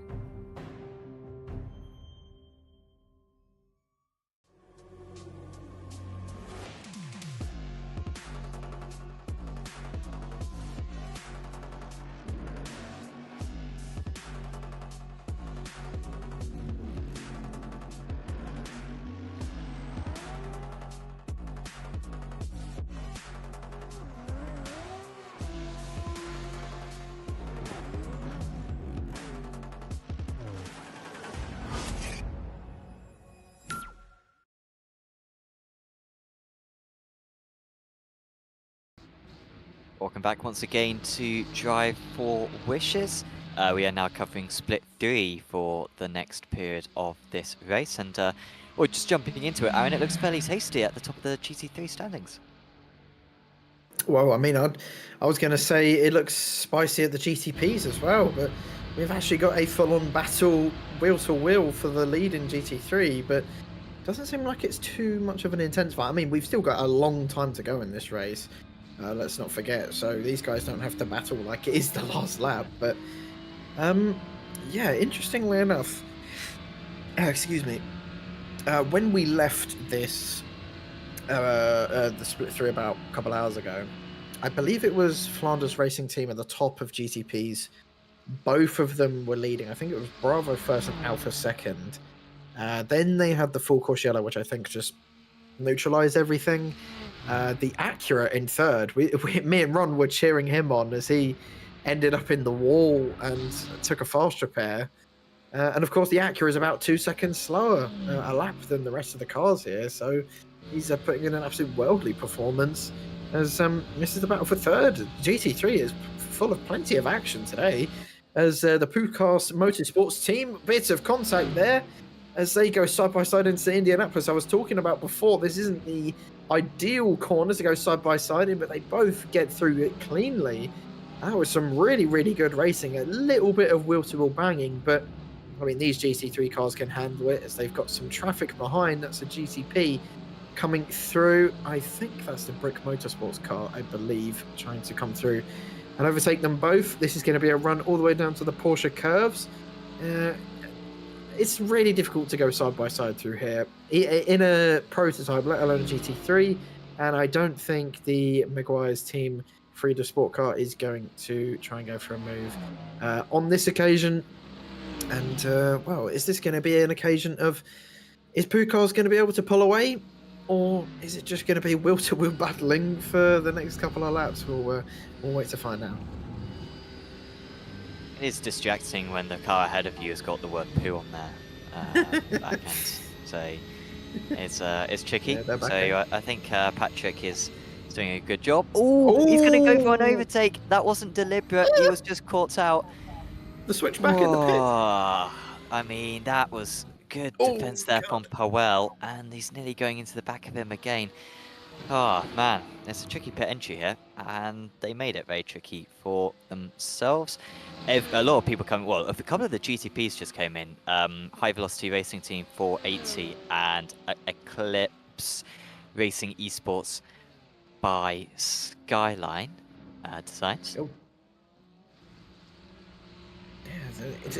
I mean, I'm not sure to say. I don't know how many times I've seen a driver try to go for a move in the pit lane. Oh, sorry to interrupt, and there might be a change for the lead in the GTDs. That's down to a tenth of a second between Tint it's really close. Racing and Getpol Racing 2. That was extremely close, well made. But to be fair, you were mentioning before, it wasn't hugely intense. I do wonder if maybe Getpol Racing 2 are just saving fuel behind right now. Probably the best thing to do for them if they want to get ahead long term is just to save fuel, as they've already had their last full course yellow, so they're not going to have any neutralizers rest in the race. And that's why also I don't think they want to take that many risks, because if they do, that's basically game over for them, unless they get very, very lucky with the cars in front making mistakes. So they just have to be a bit careful, play the long game. We've got about 2.5 hours left in this race across the board. And the GTPs, not really too close at the moment. I'm still curious what happened to Flanders Racing Team Bravo. They had a horrible lap. I think it was 2 laps ago, but they went from second all the way down to about 5th. I'm not sure if they picked up any damage as they were going super, super slow, but their other sister team, the Flanders Racing Team Alpha, now comes into the pits. They will probably lose out the lead to the High Velocity Racing Team 480, who are in the Cadillac right now. And wow, they're doing a fantastic job in the Porsche. It is Flanders Racing Team, as we've mentioned a couple of times in this broadcast, how off the pace the Porsche usually is. And especially in top split, I think it's all caddies, a few Porsches, and 1 or 2 BMWs. So the Porsche is good on fuel, but that's about it. Yes, yeah, that is their weakness. Incredible how many GTPs have retired, half the field. In the other splits, there's been barely any retirements, but in this one, have been a fair few, but only 1 of them, maybe 2 of them, maybe 3 of them. No, 2 of them. I was watching Lee Watson for Team Lee Watson. They were on 69.00 laps, and I was waiting for what felt like an eternity for it to go to 69.01 to validate that they are still running. But no, 2 GT3 retirees and some 8 GTP retirees so far. So quite the difference compared to the other splits. High Velocity Racing Team moved back to the lead after the pit stops for Flanders Racing Team Alpha, who remain ahead of Eclipse Racing Esports by Skyline Design. So that is the top 3 at the moment. I believe the final full course caution has already occurred for these guys, so no more business with that. And so this is a straight race to the finish. It really does matter what the gaps are now. And well, we're only... well, no, we're still a while away from it. We're about an hour and a half away from sunset. Because the interim date here is 19th of November, as Killian Roche has had a slight issue. But yeah, because the interim date here is 19th of November, and anyone who's as far north as we are in the UK, I mean, I'm even further north than you. Oh, it is going all wrong, and I can't make a point. VGTR Esport have also lost the front of their car. Basically, the sun's going to die in about an hour and a half's time, and it's going to be pitch black by the end of the race. There you go. I think if the sun literally did die, I'd be a lot more concerned than what you are right now. Speaking of films, you seen the film Sunshine? No. Okay, well, Cillian Murphy saves the sun. Well, or does he save the sun? Maybe he doesn't. But he just spoiled the whole film for me. Yeah, there you go. It's really fair. And yeah, I recommend watching it. Very, very good film. But that's relevant because a guy called Killian just crashed. So that is not random. Yeah, a bit of a coincidence there. And yeah, I never knew how to pronounce it. I don't know if it was Cillian or Killian. I don't know. That is a point. Yeah, it might. At least with Murphy, it's Cillian Murphy. Yeah. I think it's spelt the same way. I mean, either way, he's a good actor. I think the only few things I've actually watched of him, of course, is Peaky Blinders, Oppenheimer, and Batman, where he played Scarecrow. So of course, yeah. He was really good, of course, as Thomas Shelby. That's his most famous role, and was surprisingly good as Oppenheimer. I've got to say, he was really, really good. I'm not sure what you think of Oppenheimer, Sam, but I'd say it's definitely contender for Film of the Year. Well, it's not my Film of the Year. It's by the bookies, it's almost certainly going to win Best Picture. It's got to be given about a 75% chance, and yeah, Cillian Murphy's going to win Best Actor. My favorite film of the year, Spider-Verse 2. Very good film. Don't know if you've seen it. I want to, and I'm an idiot I because mean, you didn't see it at cinemas. No, Wow, I you really missed out, my wanted friend. to. You are going to regret that for however long you live. I'll watch the next one when it comes out, but no, I loved the first film. I really wanted to go see the second one, and then I just forgot about it. I genuinely just forgot about it. You had 4 weeks, Aaron. 4 weeks. I know, but I forgot. I didn't mean to. I saw all of the commercials after it stopped being in cinemas. It made no sense. I wanted to see it, and then I got reminded, and then it wasn't in cinemas anymore. Sad. Because I know it's a good film. If it's as good as the first film, it's better. Significantly better. Yeah. Okay. Extremely good. I think I loved the first film so much mainly because of, I mean, one, the story was really good, artwork was good, and the score was really good. So, yeah, if the second film can top that, then maybe after I've done this stream, I'll go give it a watch. But I've not actually gone to see that many films this year, to be honest. Obviously went to see Barbie because funny. Yep. I don't know how you felt about Barbie, but I felt attacked most of the film. I mean, I agreed with pretty much everything in the film. I didn't think it was great, but no, I thought it was. I liked the messaging of it. I liked it. I liked all of that. I liked what they were trying to say, but I think they just did it wrong. I didn't agree with the way that they did it. I know what they're trying to do, and I agree with it, but I don't know. Felt like, yeah, they just lent way too much towards the feminine side of it. that's just my 2 cents on it. But I get what they're trying to do. I really do. And I went to see it with the boys, obviously. So yeah, we all were just having a laugh the whole film. Has some absolute bangers of songs, at least. It does, yes. Ice Spice at the end. That were I'm not sure how you feel about that, but yeah, I did quite like the remix at the end. A couple of battles brewing at the moment in the GTPs. I think Eclipse Racing Esports by Skyline Designs have had a little bit of a setback in third position because they came out of the pits.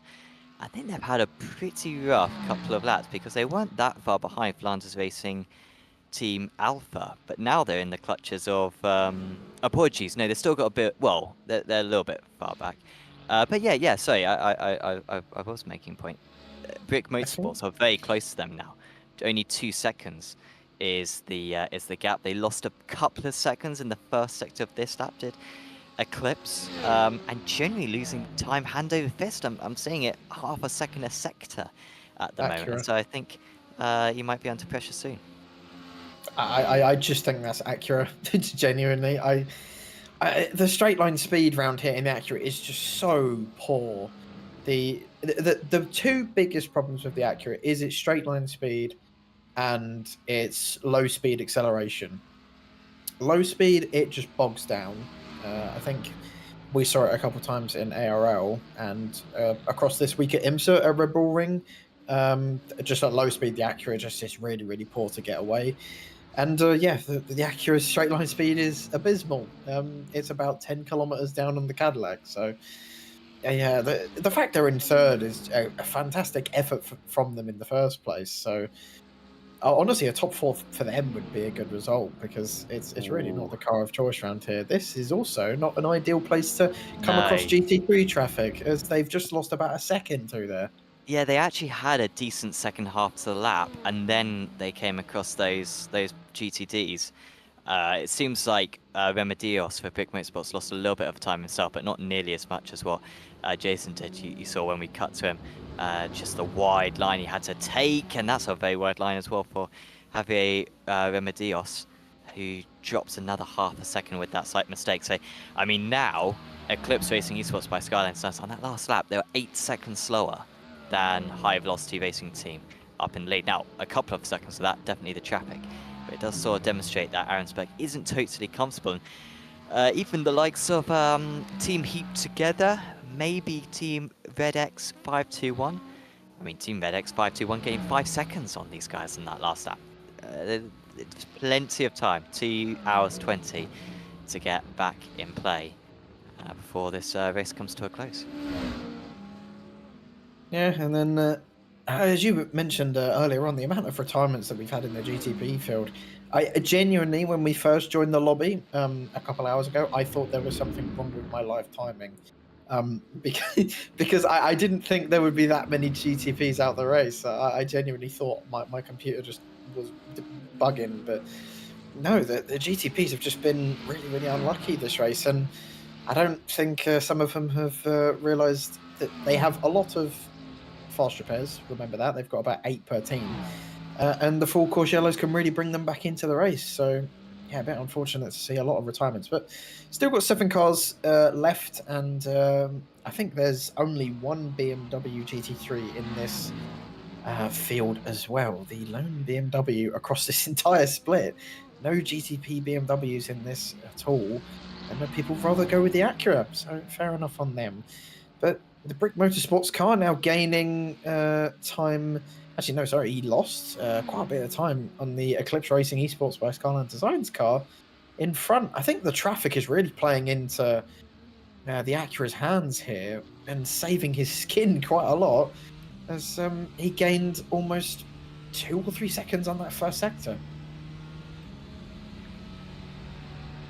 Quick shout out, by the way, to a few of the partners who have helped out this this broadcast, including Advanced Sim Racing, of course we are Apex Racing TV, who are helping out with the broadcast, but also Boosted Media, Eagle Sim Racing Academies Esports, Geodesic Racing, Gomez Sim Industries, iRacing and also SIMAGIC as well. Thanks to all of them for helping us out. And just one of the prizes that has been given away is a Gomez Sim wheel.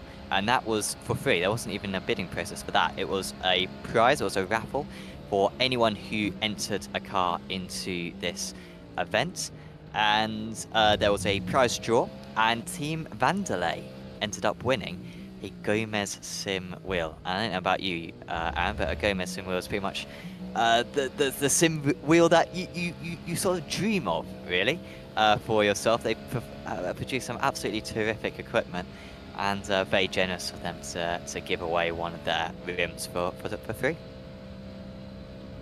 Yeah, and this is what me and, well, pretty much everyone has been mentioning this entire time. Just, it's so nice when we have events like this to just bring the community together, and it's just so nice to just give a bit back, and of course raise a lot of money for charity, have some good racing to go with it as well. And well, speaking of good racing, of course there was the BMW Sim Cup event that went on earlier on today. So today has been full of absolutely amazing prototype racing. Wherever you looked, you've got Split 1, 2, and 3 in this, of course, and then BMW Sim Cup, which I don't know the results of yet. So I don't know if you know what happened in that race, Sam, but I might No have idea. to go and have a look. Yeah, I need to check out the Apex Racing team Instagram account. That's usually how I find out afterwards. And yeah, see what happened in that race. Coming to the end of that championship now, I guess, right? Being in November. I think so. There's not too many rounds left, but End of everything. Awful time of year. yeah, Awful pretty time. much. Yeah, I mean, you asked me earlier on what was I doing between my stints earlier on doing this commentary. I was watching the World Tour Finals in the tennis. Last match of the year, basically. There's a countries competition called Davis Cup, but I don't care too much about that. And so there's no more tennis until January. Formula One's got one more round to go, and that's gone till March. Good. Awful time of year.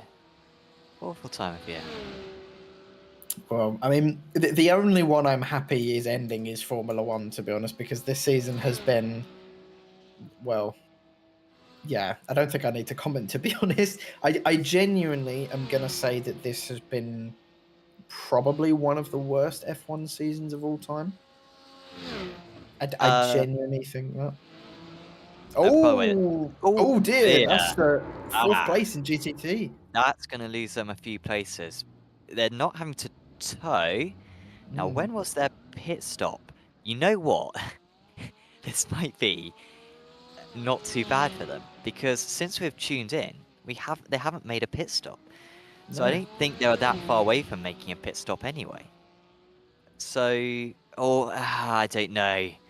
We did only tune in fairly recently, to be fair, so it could have been lap 74 that they made one, in which case they've only gone 4 laps. But even then, it could have been worse for them. So, yeah, they may not have to make an extra pit stop with this. They might be able to get to the end of the race with just 2 more stops after the one that they're about to make. Yeah, I'm not sure. It's not good for them, but it could be worse. No. Yeah, it's not ideal, and I mean that's kind of what happens with the Porsche. If you just unload the car way too quickly, the back end just steps out, and that's one of the most difficult things to get hang of in the Porsche GT3 cars, is because of the placement of the engine and the way that the Porsche handles. It is just really, really difficult to get the hang of it. But once you do, it's an absolute gem to drive. Unfortunately, I'm not good enough to drive the Porsches very well. I usually tend to go for the front engine cars, like the Beamer and the Merc, because I'm weird. The Ferrari seems to be the best GT3 this season. As you can tell, there's just a lot of them. The 296 has been just, from what I've heard, a really, really nice car to drive across this entire season. Of course, it's the newest GT3 that's been added to iRacing. But then, in a couple of weeks' time, Merc behind the Team Vanderlei car, just getting a little bit unsettled into Arnage. But the next GT3, of course, is going to be the Audi, which is in a desperate need of an update. And I don't know how excited you are for it, Sam, but I don't really do GT3, so I don't know if I'll end up buying it. Yeah, I don't think I'll buy it. I think as long as I have one GT3 that I can drive, I think I'm all right. Honestly, I should survive. Yeah, I've never been into GT3s. There's never been a period. Actually, I got into GTEs for a bit. Obviously, I was into the Radical for a bit. When the Radical, or the BSR Radical Winter Series Championship, famously as a rookie driver. If people may not be familiar with it, but it's one of the greatest achievements in the sim racing of all time. And I've driven the Porsche Cup and the 2009 Williams, the FW31, the Corvette C7 Daytona prototype. I've even dabbled in a little bit of F4 as well, but no, never GT3. But I know a lot of people will be very pleased. It's probably the biggest car that is coming at the new season build. For me, Aaron, I think Mugello is the 100%. addition that I'm most excited about for season 4. Is there anything else that you're looking forward to a bit more? Well, rain, of course, if they do end up adding it in December. It won't be in December. A lot of people think it will be released around mid-January, because when they were teasing it during the development update, they were kind of hinting at Daytona a couple times, so could be released around the time of the Daytona 24, maybe. That's what some people are assuming, but yeah, I don't think that much is being added next season. I mean, we got spoiled last season, let's be honest. We got 2 new GTPs, the Ferrari, updated Zandvoort. Lebanon, don't forget Lebanon. Oh yeah, Lebanon, which nobody Everyone bought. loves Lebanon. I think I bought it the first day because I'd buy all the track. I've got to do commentary on it eventually, most likely. So burn through the I didn't cash see one immediately. series use it. Genuinely. GT3s are using it next season. BRS. Oh god. Or last I mean, season. I think it's next season. I mean, I the only thing I saw, I think, was the touring cars going there, but that was it. That was genuinely it. It's not very good. It's really tricky. There's so many blind corners, and because it's so narrow, it's very tricky. I don't think the scan's that good either. The way that it sort of deals with like the bumps and stuff, it just feels a bit. You know when like when you see those maps made in various games from like Google Maps, and like it'll be like a road, and everything's like very up and down. Like everything's like a polygon rather than being smooth. It feels a bit like that, where just it's not like a smooth surface. It's very just too jaggedy, really. I mean, that could just be the track. I mean, I'd never heard of it. I'd never heard of it before they added it to iRacing, I'm not going to lie. So that could just be the track just not being built very well. I don't know. But yeah, last season it was more about the cars than the tracks.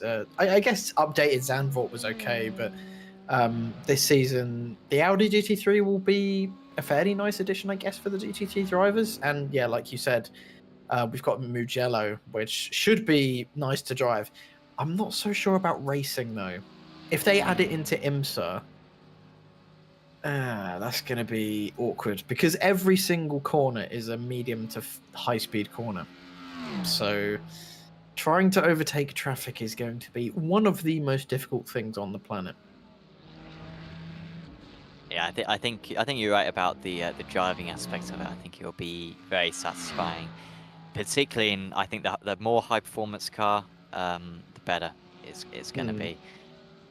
Yeah, and the scenery I'm sure will be fantastic. I mean, in MotoGP, it's regarded as probably top tier. So I could probably Aston and Phillip Island's the only tracks that rival it in MotoGP. So works for them.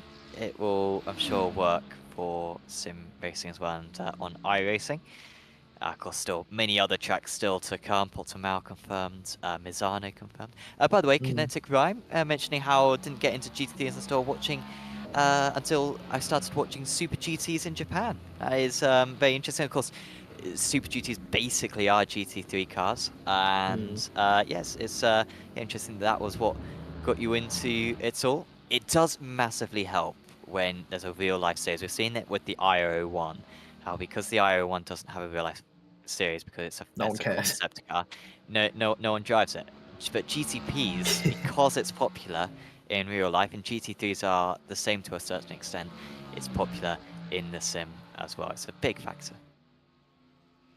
Yeah, just hope, and I mean, of course, on the late Apex, you and David have been talking about it a lot. The fact that motorsport games are losing license after license every single week, and what license I want them to lose. I really want them to lose a certain endurance championship, so iRacing can do it instead.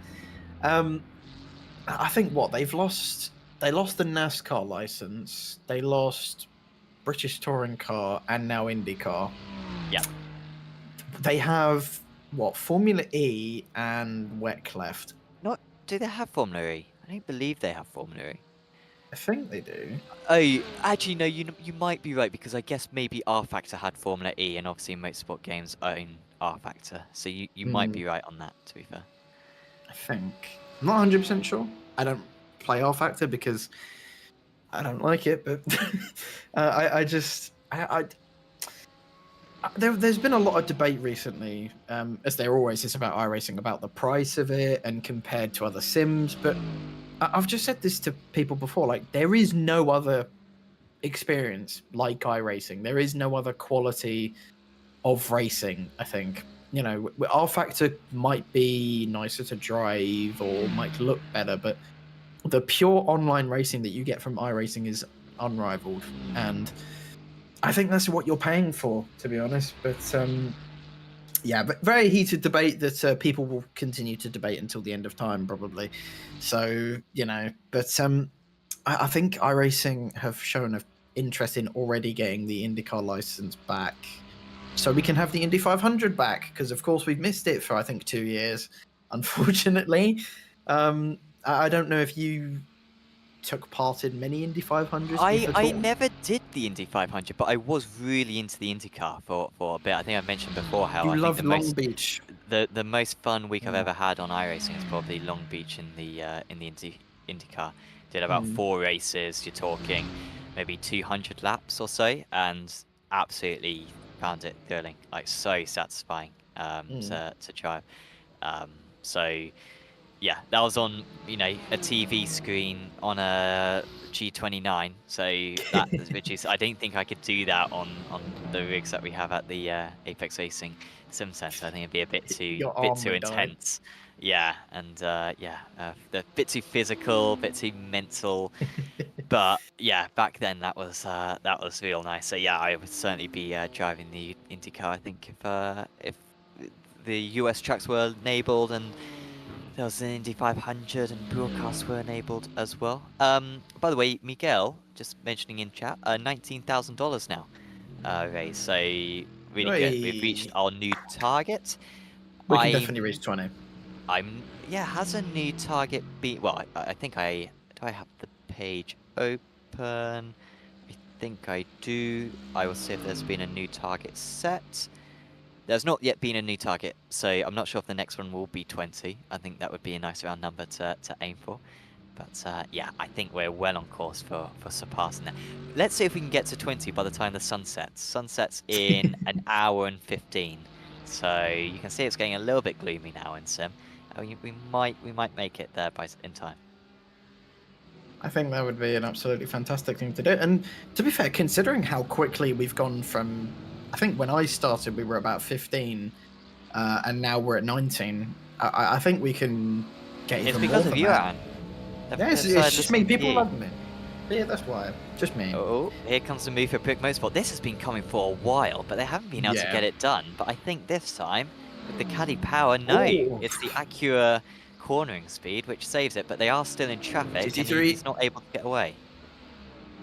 Yeah, that's a really awkward corner entry for the Brick Motorsports car. As pardon me, the GT3 just smartly moved out of the way there. But yeah, this is the one weakness of the Cadillac. It's high speed cornering. It's not amazing.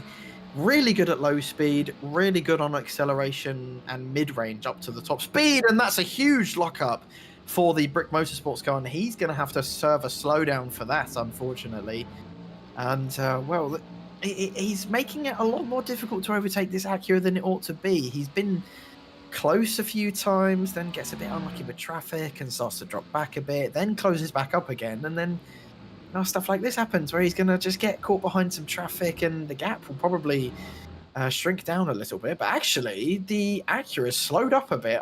I think he might have gotten a slowdown.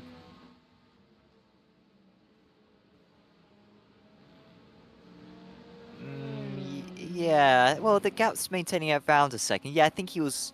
If it was a slowdown, it was a small one. But yeah, they were both quite slow in that first sector. They both lost, well, I mean, 1.6 seconds to the leader. High Velocity Racing Team just at the fastest first sector of anyone. They are not slowing down. That's in the lead of this race. 1 minute 6 clear of the rest. By the way, just a message on the YouTube chat asking to see the other GTP. So, I mean, there's only 7 of them running. So currently, if we go through them all, Stephen Kernick for Team Heaped Together is running in P7 at the moment. There is Brady Anderson for Team Red X521, and behind him in 6th position is the Flanders Racing Team Bravo car. And then, like I said, the 338 of Team Heaped Together running in 7th. And then in front of the battle that we were watching, Flanders Racing Team Alpha running in 2nd place, and High Velocity Racing Team 480 leading this race as it stands, and yeah, just going faster and faster right now in the 24s. You look at likes of Eclipse and Brick, they're in the 31s. Yeah, setting the pace is High Velocity. They've been going at it all race, and well, they've finally made the overtake. Has Brick Motorsports. They've gotten up into 3rd place, and the Acura has dropped back a little bit. That was a pretty poor exit for the Brick Motorsports car, sliding it through Mulsanne Corner. But even in the slipstream, you can see just the Acura is falling away. And, well, I mean, that's just been the story of the Acura pretty much this entire season. Even in the slipstream, it still drops away from the Cadillac, which is just a rocket ship on wheels. And, well, America, big V8, as we see 2 V8s going at it. Into the first Mulsanne chicane as they are side by side. The Pucas Motorsport Mercedes car just dropping back a little bit and brakes early. Has the Ferrari gone a bit too deep? He just about makes the apex, and that was a lovely overtake from the Flanders Racing Team Delta car. Didn't get a good exit though, and just lost a bit of traction on the exit. And this is going to allow the Pucas Motorsports car back into this battle. And this is going to be a change of position for 4th place again. The Mercedes tends to have a pretty decent top-end speed, but the Ferrari has quite good cornering ability. Who's going to be the bravest one into this 2nd chicane? And it's going to be the Ferrari again. But can he get the exit right this time? A little bit of contact there with the Mercedes as he tries to get a good exit, but I think smartly, the Flanders Racing Team car just parked it on the apex there and now has absolutely shot away. And well, that might be overtake done and dusted, but let's see what the Poo Motorsport car can do. I completely missed the second part of the Poo cast and just called him the Poo car. I think Sam pointed out earlier that it is quite distracting having poo on the back of your car when trying to overtake someone. So, there was a message saying from Protum 11, go to P7. There is a fight. That was between. Was it between? I think it was between Get Pole Racing 3 and JPB Esports, but for 6th and 7th positions, and Get Pole Racing 3 are now ahead. I don't know if there was, we can get the replay for that. I think we might be able to actually. I see it in the event viewer, and yeah, we might be able to see that. Thomas Rohich passing Stuart Rice for 13th place overall just a few moments ago, and these guys are much faster, so this was only a matter of time till this was going to happen. But yeah, this was a Ferrari on a Ferrari. Ooh, slow down. That's a huge slowdown. That's one of the worst parts of the track for it. You go, I mean, that was very wide, but I mean, even if you go a touch wide, that's a 2-second slowdown. It doesn't matter how wide you go at that corner. You can use all of the track, get a 2-second slowdown. You can go ever so slightly off the track, and you'll get a 2-second slowdown. Either way, yeah, it's a real big pain at that corner. And well, that's Le Mans for you. Just slow down after slow down after slow down, and you have to thread the needle throughout this entire lap. Otherwise, well, you'll just lose time to the cars in front. And well, Sam hates this track for that exact reason. He hates the slowdowns. Hates is a strong word. Well, you hate Daytona. I hate your lack of Dauphinois. Okay. That's one of the that's on a short list of things that I hate. But other stuff I'm fairly chill about. Fairly chill. I think this might be a good time as everything goes to white on our timing board, indicating that there's no cars within a second of one another. Might be a good time to change back. Maybe even try and think what the best way to do it. I think if we go back to top split, I think that might be a good shout, and then there will still be time for us to go back to third, second, and end with top split by the end. So, well, we'll head off for a couple of minutes, and when you rejoin, we'll be back with our top splits, and it'll be a little bit darker here at the moment. See you back racing.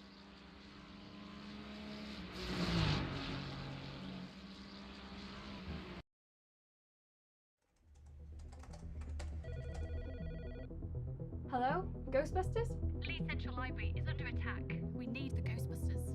We've got one!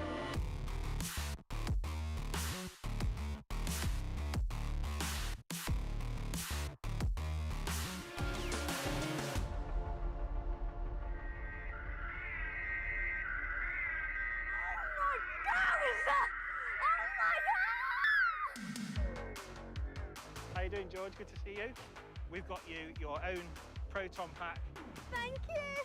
This is insane! Best day of my life by a mile!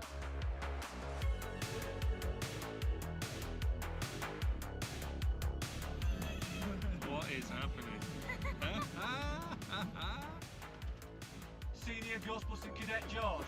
Yes? We've had a message from the mayor. He needs you down there right now. Are you able to come down and save the city for us? Yep. She will get you there as soon as, buddy.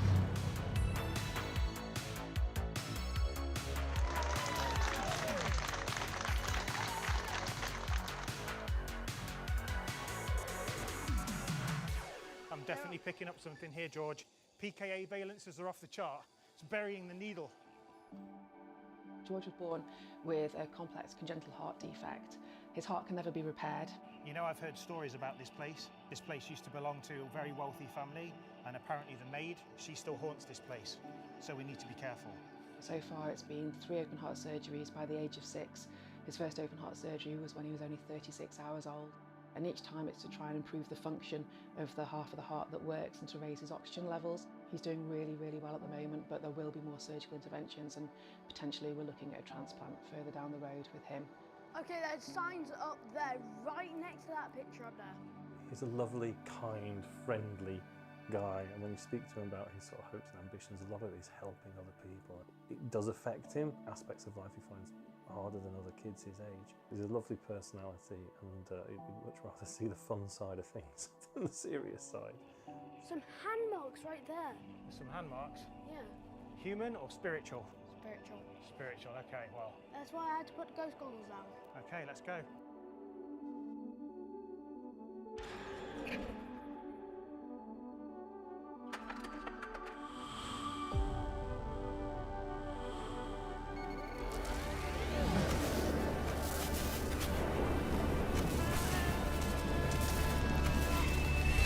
Hey, good job, George.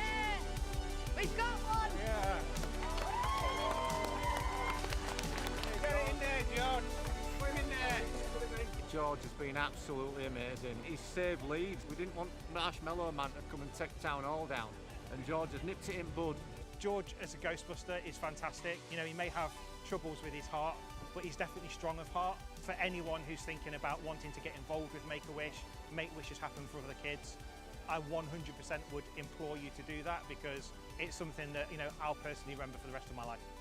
Thank you to the East Midlands Ghostbusters, all the police officers that helped, and I don't know, just everybody that helped make my wish come true.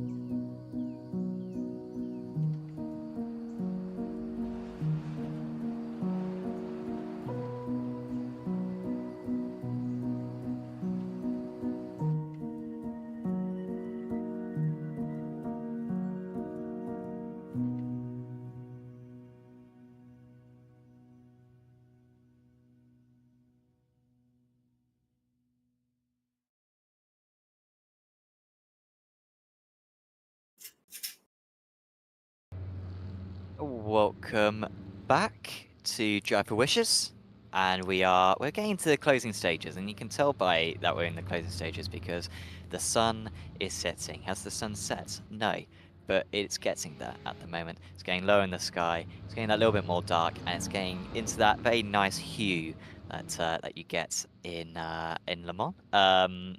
Aaron, we are currently under full course caution. This is basically the final starts, if you will. The first 6 hours and 12 minutes have set the grid, and now this is what we have for the remaining stages. And frankly, we have 20 cars on the lead lap in the GTPs. We have another 14 cars on the lead lap for the GT3s. This is pretty much like any other kind of longer sprint race now between a big field in both classes. This is what we wanted to see. Honestly, at this point, it's just turned into an IMSA endurance event for these last about an hour and 45 minutes, I'd say, when we get back under racing. And it's a complete mystery who's going to win this race. The first half in this race has been rather dominated by effect simulations. Paul Busby and Andrew Dawson have been absolutely on it. But I'm guessing from the timing of this full course yellow has not been the best for them. They're down in 7th place right now in the GTP class, but they've shown absolutely amazing pace. So we'll probably see them climb back up to at least the podium. But yeah, it's been a fantastic race from start to finish, and well, still got a long way to go. But like you said, it's just turned into a bit of a sprint now, all the way until the end. Austin J. Young in 3rd place right now, one of the more experienced GTP drivers in the field. I've seen him quite a lot this season, especially in IMSA. A couple other drivers who are very, very experienced in this field. We've got Matt York in 6th place. Previously spoke about Andrew Dawson in 7th. And then a couple other drivers further down. Owen Carroll, of course, our very own Apex, down in 12th place. Not been the best of drives. I mean, I mainly blame the BMW. BMW is not exactly the car of choice here. But I think we're about to get underway, Sam. Yeah, here we go then. I do think there's probably some mix-ups with the pit stops here, so don't necessarily take for granted the order. But for now, at least, it is Satellite Racing for Wishes, leading us back away. We have got an hour and 45 minutes to go at Le Mans to decide who is going to win this top split in Drive for Wishes. And already Prescott is under a decent amount of pressure, but he will hold on. In the GTDs, Lease Esports, who have been leading from the start, they're already 4 seconds clear, as Bernstoff has had an issue. Now, Bernstoff Bandaniti have been in the top 3 for much of this race, but they are now down to 16th. They're almost last out of the drivers on the lead lap. And that's a lot of time to gain, as that was a huge cut for DeBone. He would do well to get away with that. Yep, that's Le Mans. You really got to be careful. And yeah, that's the SimCity car slowing up. And well, yeah, when you get on these new tyres, I'm guessing all of them came in for a pit stop when they could. You're just on these colder tyres. They're not up to temp, and you just don't get the grip that you're expecting. Of course, they've got full tanks of fuel as well. Everyone now coming into the first Mulsanne chicane. This is the proper braking zone of the lap, really. The car in 9th place, currently driven by Lyndon Lee, pressuring the ST Racing Esports driver of Cameron Martinez. In front of him, God, I mean, this is the good thing about these full course yellows. It just gets us all riled up again, back into racing. Is there going to be a bit of bump drafting here? Nope, he's going to go straight for the overtake. Down into the second Mulsanne chicane we go. Who's going to be braver on the brakes? The Geeks Energy car in front was just passed by the Effect Simulation car as well of Andrew Dawson. And Lyndon Lee has gotten himself up into 8th place. He's looking feisty on this restart. And, well, we've made it through mostly cleanly, apart from, I believe, Bernstoff, as you mentioned, is all the way down in 16th. Yeah, I think the top... I think the top 5 are going to need to make an extra pit stop, or on like a different pit stop, because the order an hour ago was Effect, Geeks Energy, and Effect, Geeks Energy, and are currently running in 6th, 7th, and well, now 9th. But they're all still sort of together, so I think they've all made maybe an extra pit stop, maybe under the safety car, whilst everyone else continued throughout. So either they got very lucky out in the lead, or they have got another pit stop to serve later on. GEODESIC are moving up to 3rd position. They've just got ahead of Satellite Racing for Wishes. So Satellite have had a poor restart and are down to 4th position. And it's been a good start for Hydro Race GEODESIC, who now run 1st and 3rd, but not long, because SimCity, after that slowdown that they picked up earlier on in the lap, have retaken the lead again. Brandon Tabone for SimCity Racing 71 will most likely lead them across the line and the first time round after the final safety car. Yeah, and that's the thing we have to remember, is because it's the final safety car, it's kind of the last neutralizer we're going to get. Owen Carroll getting very, very close there to, Kakkonen in front, the Team PGZ car. And Owen trying to go for the move into the Porsche curves, but just couldn't do anything. Really, it was a very risky dive there, but very close on track limits there as well, coming out of the Porsche curves, and is trying anything he can to get in front of the man in front of him. We know how quick Owen can be, but I think just being held up in traffic has not helped him at all. He's down 6 places currently from where he started, so he'll definitely want to be back in at least the top 5 come the end of this race. But yeah, this is the thing about these restarts. We kind of have to have eyes everywhere. I mean, even now we've got battles pretty much all up and down the GTP field. Dayton Lowe trying to defend from the cars behind, and that was the ST Racing car getting a bit wobbly over the curbs. He's now got the PGZ car in his mirrors. And yeah, we genuinely need eyes everywhere, and that is the ARZ Motorsport black car of Diego Todoro, who's gone round and now is in pretty much last place. He's got 2 cars behind him, but that is not ideal for him. Gonna have another change here. GEODESIC Racing. Well, actually, it's just Satellite Racing coming back at GEODESIC. I think it is. So coming back for 3rd place. I'm not entirely sure who's quick and who's slow in this, because it seems like one driver gets overtaken and then they are responding again. And look at the lack of speed for the 2nd place man, Frank Schmitz. That could well be down to the Porsche of that car compared to these Caddies, which have got a fair bit more straight line speed. We might well see that in effect once again into the 2nd Monster chicane. I think he's going to be all right this time around. In the GT3s, it is still Andrew Caron for Lease Esports leading the way, 1.8 seconds clear, as we are now going to have a move. Look at that. Much more confidence on the brakes for GEODESIC. But yeah, currently Lease Esports still leading the way ahead of Furious Sport 142. Decent gaps at the moment in the GTD class. I think when they restarted, they had a few cars in like the GTPs and a few kind of GT3 back markers in amongst them. So we haven't quite had the intense start to the GTDs as we've had in these GTPs, who are all still a long queue of cars, as you can see. This is what people were so excited about the LMDHs for when they got released. It's just the fact that they're just so close in racing terms, especially when you compare them to the LMP1 cars of old, when you had the Audi versus the Porsche, where the Audi was pretty much the dominant car the entire time.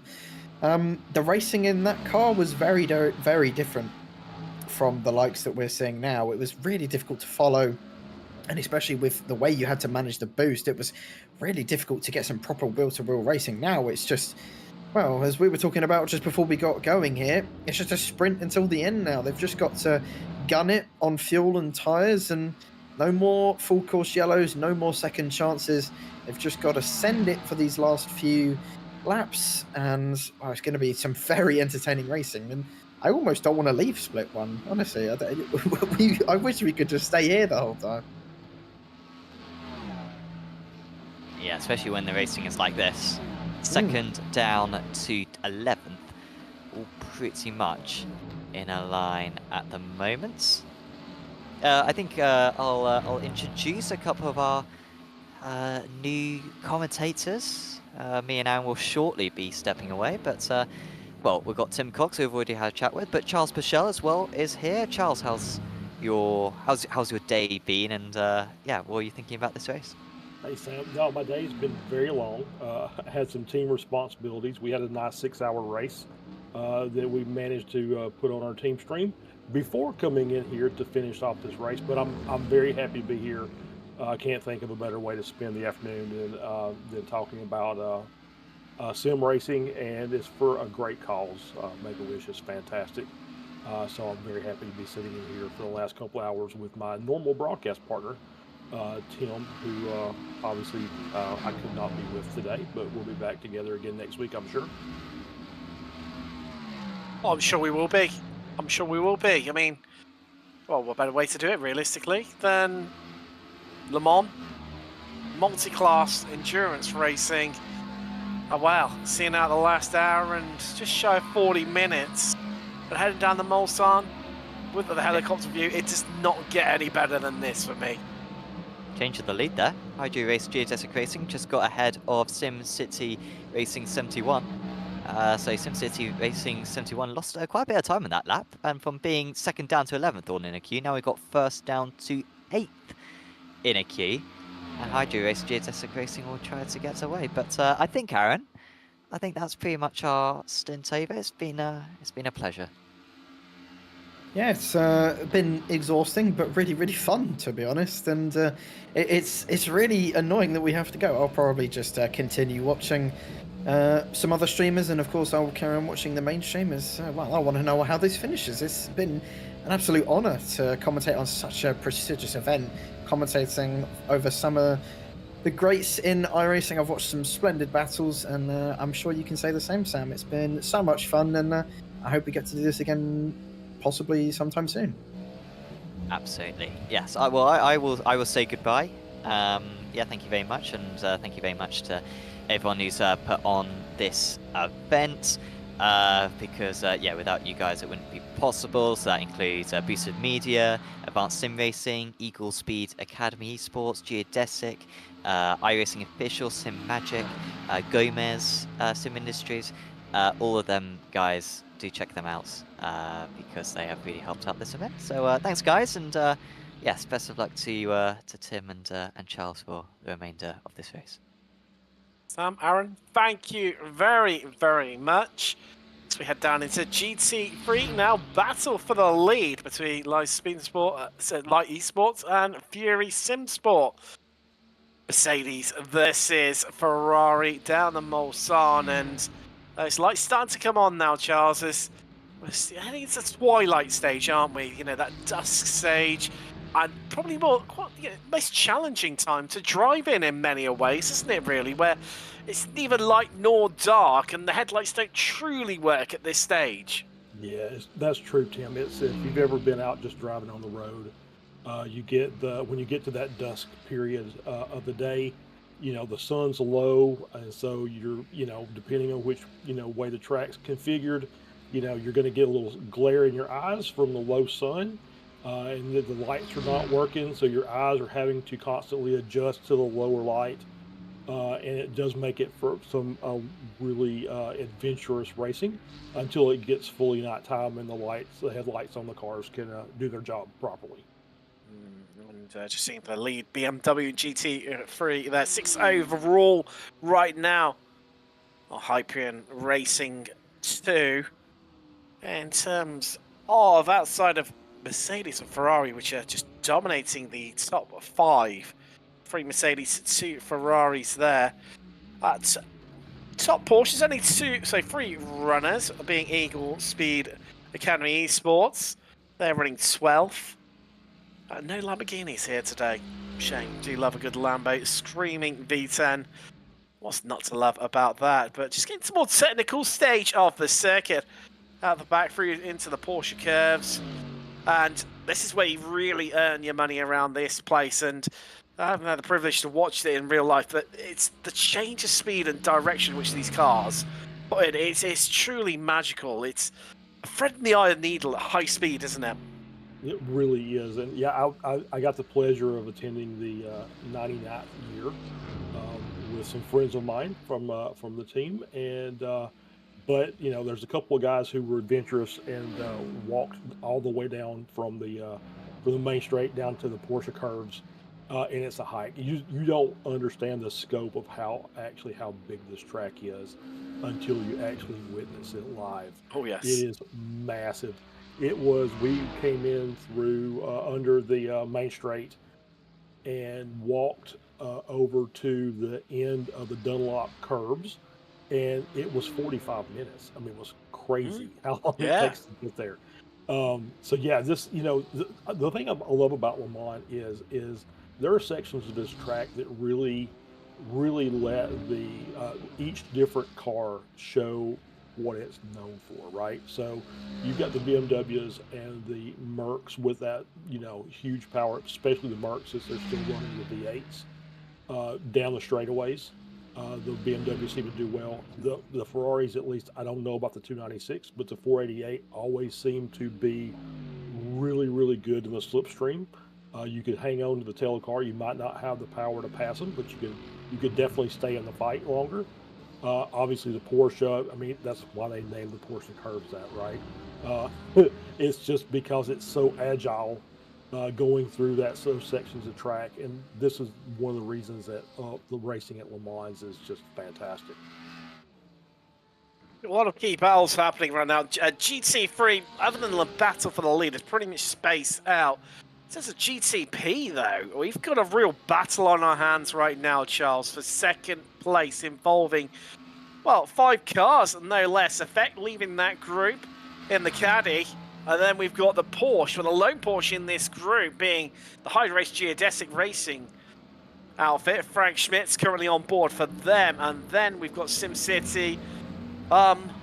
And Geeks Energy with fearlessly forward, all embroiled. As mentioned, that Frank Schmidt's piloted Hydrate GEODESIC car being the only Porsche amongst a group of caddies looking to get, well, possibly being ganged up on board with Low for Geeks Energy.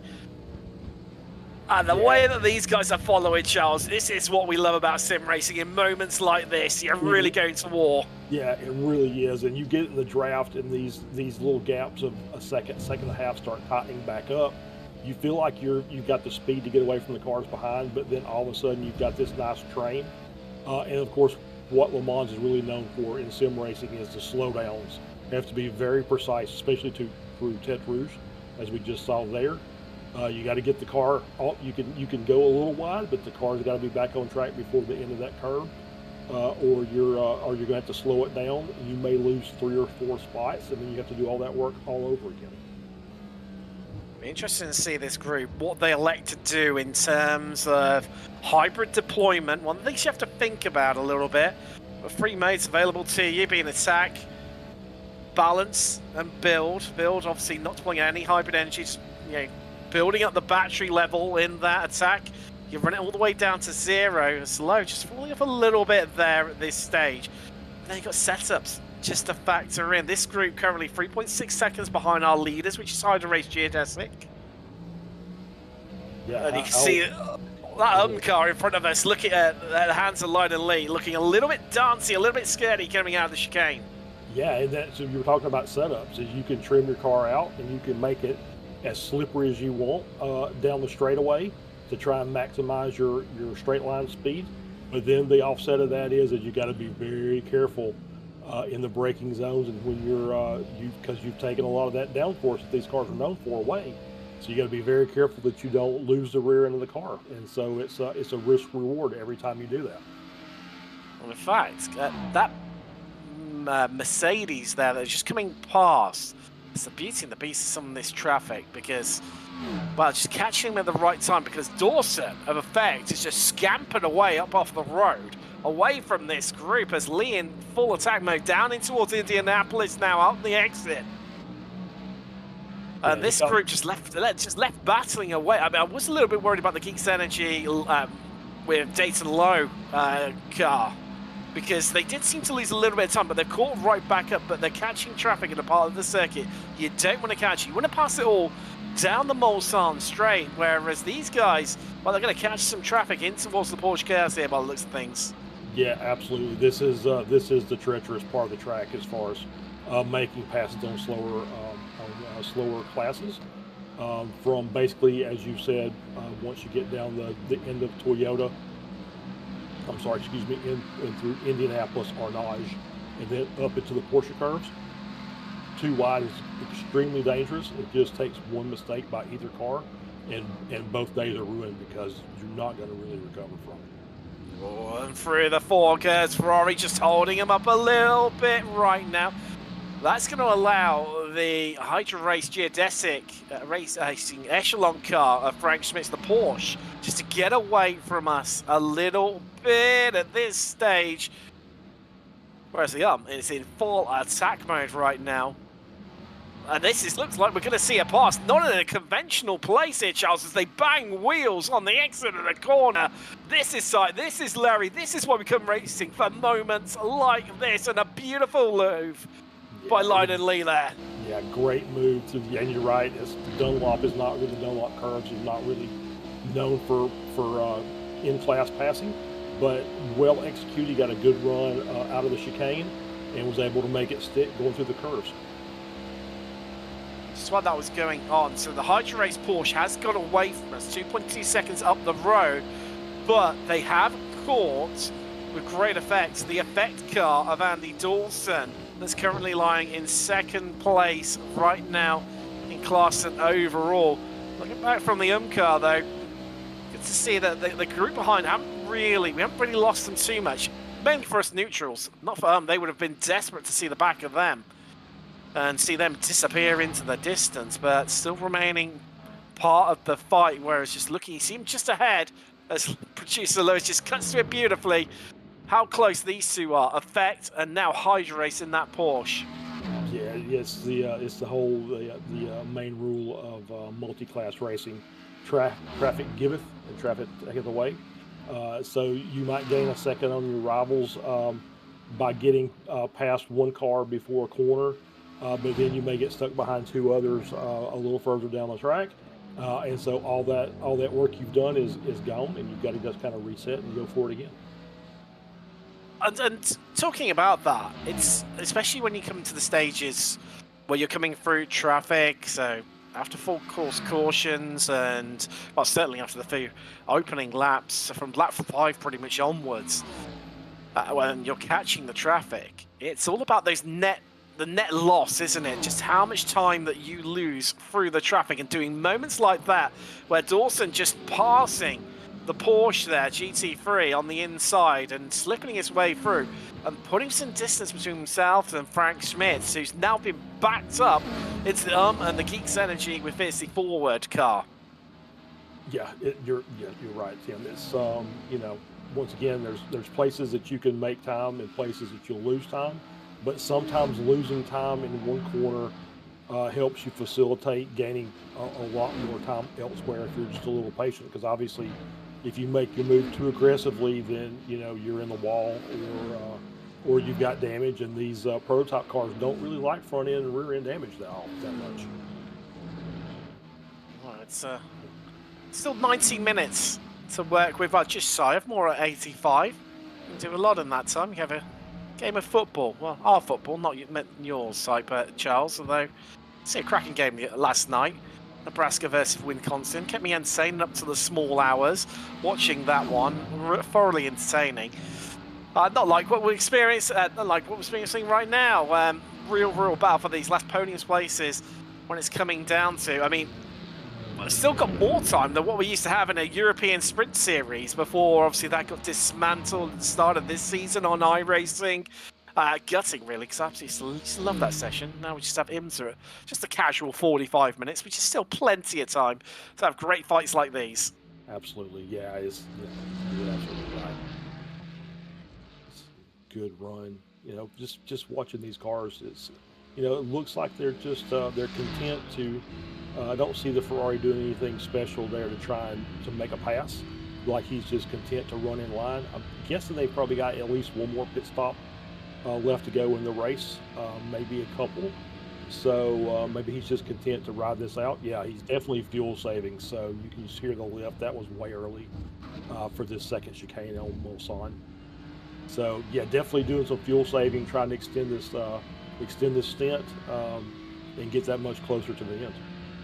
And just allowing that Lies Esport car in front of us, the Mercedes, just to punch the hole in the air down the Mulsanne, so that Green, a Fury Simsport, and the Ferrari can just lift and coast and feather the throttle and fuel save this strategy and way around this one to, I'd imagine, surely, come the end of the race, based on how they're going to carry on at this rate, it's going to carry them all the way to victory. Currently 8 seconds clear of the Geeks Energy fearlessly forward Mercedes GT3, which is behind us in third place in class right now. And also just keeping an eye on what's happening in that battle that we saw earlier on in GTP. Still remaining pretty much as they are. Actually, no, apologies. The Cadillac has got past the Hydrace Geodesic Echelon Porsche. And wow, more traffic than they're currently ensuing right now. Yeah, it looks like the car is doing a really good job of traffic management. It does help when you're in the lead of that pack, so you can kind of dictate for the rest. And that was so tight. That's that crossover through Indianapolis. That's scary. And there's the BMW off in the background. Yeah, I didn't quite catch which team that exactly was.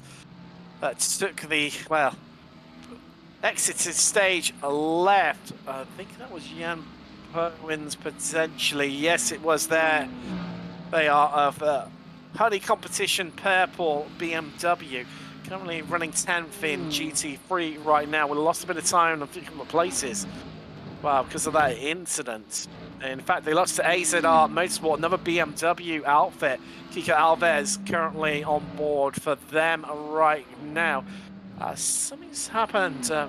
For instance, out on track, Mark Custers has had an incident. Just trying to see who he's driving for right now, and also says Elliot Lang as well.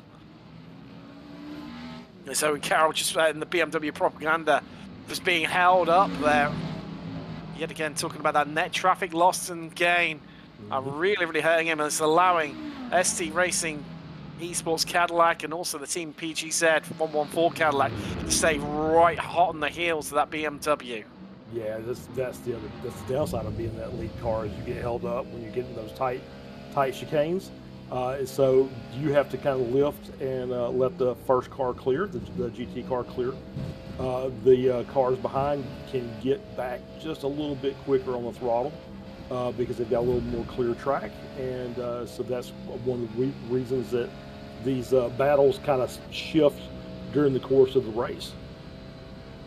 Just keep you up to date so that the BMW of Honey Competition Purple with Jan Powens on board. That's headed to the pits. They've had a driver change.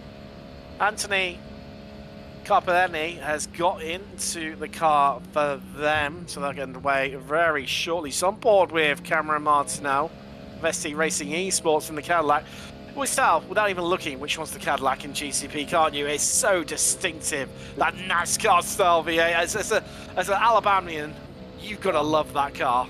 Oh yeah, it's one of the sexiest sounding cars in iRacing for sure. It's just a fantastic sounding V8 engine, and just love to hear it. Because you're right. I'm a NASCAR guy.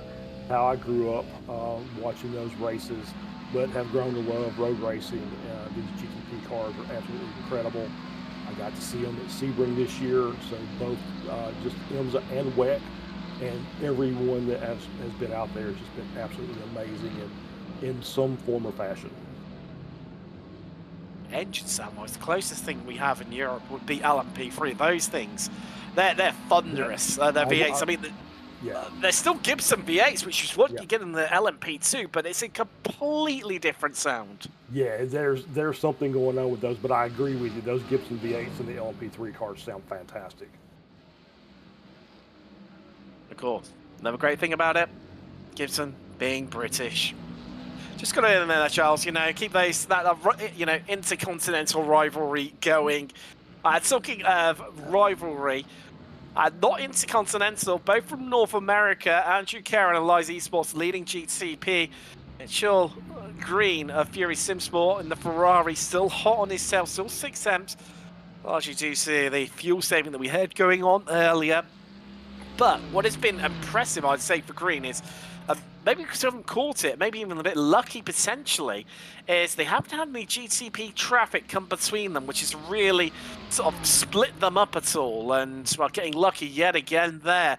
They ensure that Fury Simsport can stay in the fight for this lead and continue that field-saving strat that they're playing so distinctively and what seems so well at this stage of the race. Yeah, absolutely, and yeah, he's doing a good job. He's like I said, we talked about it earlier, where he's just basically fuel saving. But if you do get that faster class car wedged in between, that sometimes breaks that gap. And I'm sure that's happened multiple times during the course of this race. So yeah, he's doing a fantastic job of just kind of hanging in there. And the traffic is helping them out. They're able to extend that gap back to P3. It's almost 10 seconds now. So yeah, as long as they keep up going with this pace, it's going to be a two-car battle for that win. And just seeing the chat, Nick Hall currently waiting apparently for a chat. So I've just read. Let's have a little bit of a look. I don't see anyone sat there waiting, but anyway, if there's anyone who's waiting for a bit of a chat, feel free to hop along and have a chat with myself and Charles. If you're raising any of the business, how you're getting on, how you're faring. Always love to hear from you, and love to hear your comments as well over in the chat. Exactly. If you disagree with any of the points that we raise, I think you agree with us as well. Good to know we're on the right points well, still remaining well in the shout. Many of our drivers, and this bit of a gap emerging right now for some of them. This being one of them, the BMW of Hyperion Racing, 21 seconds, well, nearest down at 22 seconds to the Fury SimSport 169 Ferrari in front of us, and the Bice Baby, very similar to a track and also a marketing advert in the UK, although they're them being American. Sure they don't get that part, but yeah, they've got some 12 seconds behind them. So this is the tricky one, isn't it? Sometimes it's nice just to run around in your own space, but equally, I don't know about you, Charles, mostly because I'm not the best at sim racer, hence why, wow, I wasn't expecting that, and clearly Aaron Beaver of ETT was not expecting that one either. No, absolutely. That car was trying to be kind and let the car pass. I'm assuming he was getting lapped, but yeah, it just was really slow in the racing line, and so it was a great job by Aaron to just navigate his way around there. And just mentioning about those gaps, this isn't one of them. There's the perennial drag race down the Mulsanne straight. BMW versus Porsche, the BMW of Kevin Deckers of Flanders Racing Team Charlie versus the Porsche of Lorenz de Vilja Eagle Speed Academy Esports. The BMW winning out there for now. But yeah, I find it sense to revisiting that point. I tend to find it's a bit easier when you've got a bit of a target to hunt down someone who's within, not quite touching distance necessarily, but someone to have a bit of target fixation on to push yourself to really close down that gap. That's been one of my problems also, is you get into that bubble by yourself and you kind of lose a little focus, not necessarily on the racing line, but just on maximizing your pace every lap. It's just real easy to just kind of cruise for a lap or two, and then next thing you know, that bubble's shrinking, not from the car in front, but from the cars behind. It's one of our tighter battles on track, and in fact, the Team Red X 515 BMW joining the fight just behind these two as they duke it out once again on the run down towards Indianapolis. A bit of a always struggle with that entry, that right-hander before you get to Indianapolis, Charles, because you're coming through there at full chat and it's so easy to lose the rear there. It feels like you're dancing the car through on an absolute knife edge at times. And absolute respect to these drivers who just have been doing it for lap after lap. I mean, lap 93, 94 for GT3, 106, 105 for GTP. It's a lot of times to do it, and well, to not get it wrong, equally impressive. Yeah, absolutely. You're absolutely right. Yeah, we were watching that battle. I didn't think as we were watching it when the Porsche and the BMW were side by side that the Porsche was going to be able to make that pass.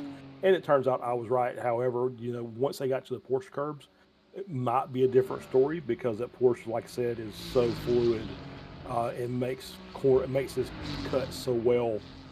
That might be the place where he could take advantage of those BMWs in there because they're a little large compared to the rest of the GT3s, and they're a little bulky, and sometimes they're a little hard to manage through those tight corners like that. So I've read back and read the comment properly. So Liam slipped it saying in the chat, just so you know, Nick Horn is currently dressed as a cat on stream for charity. Absolutely love that, and apparently he's quite keen for an on-camera interview. Well, we'll see if we can make that happen later on, but we're going to take a quick break now, and we're going to head across to Split 2, see how the drivers are getting on there, and, well, we'll see you very, very shortly after this break.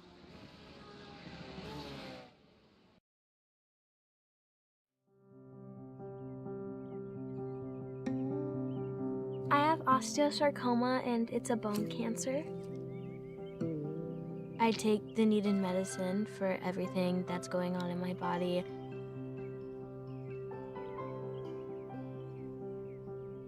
My wish is to remodel my backyard. My wish is important to me because it'll let me know that my family's gonna have a nice safe place to relax and hang out and have fun. It'll let me know that I have a nice place to sit down and maybe look at the stars or the clouds or maybe even the sun during the day.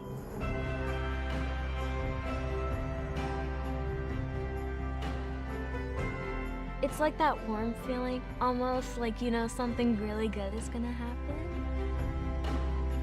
Can you help make my wish come true?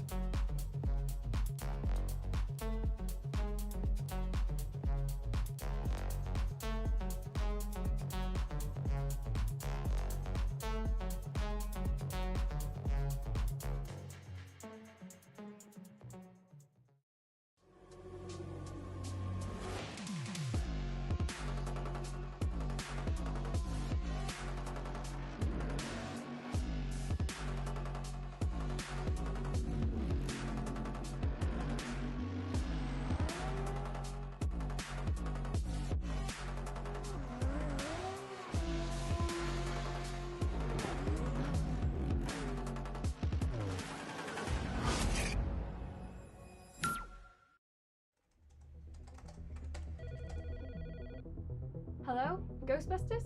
Leeds Central Library is under attack. We need the Ghostbusters. We've got one!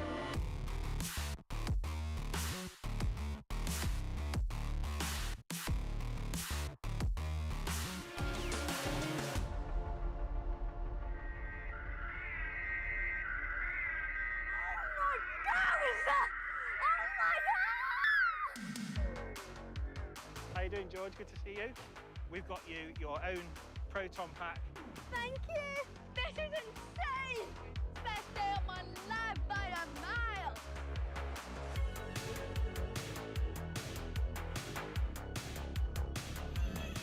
What is happening?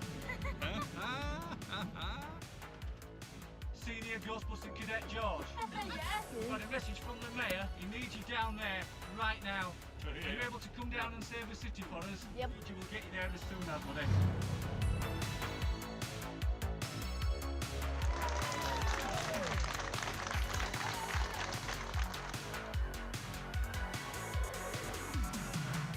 I'm definitely picking up something here, George. PKA valences are off the chart. It's burying the needle. George was born with a complex congenital heart defect. His heart can never be repaired. You know, I've heard stories about this place. This place used to belong to a very wealthy family, and apparently the maid, she still haunts this place. So we need to be careful. So far it's been 3 open heart surgeries by the age of 6. His first open heart surgery was when he was only 36 hours old. And each time it's to try and improve the function of the half of the heart that works and to raise his oxygen levels. He's doing really, really well at the moment, but there will be more surgical interventions and potentially we're looking at a transplant further down the road with him. Okay, there's signs up there, right next to that picture up there. He's a lovely, kind, friendly guy, and when you speak to him about his sort of hopes and ambitions, a lot of it is helping other people. It does affect him. Aspects of life he finds harder than other kids his age. He's a lovely personality, and he'd much rather see the fun side of things than the serious side. Some hand marks right there. Some hand marks. Yeah, Human or spiritual? spiritual. Spiritual, okay, well. That's why I had to put ghost goggles down. Okay, let's go.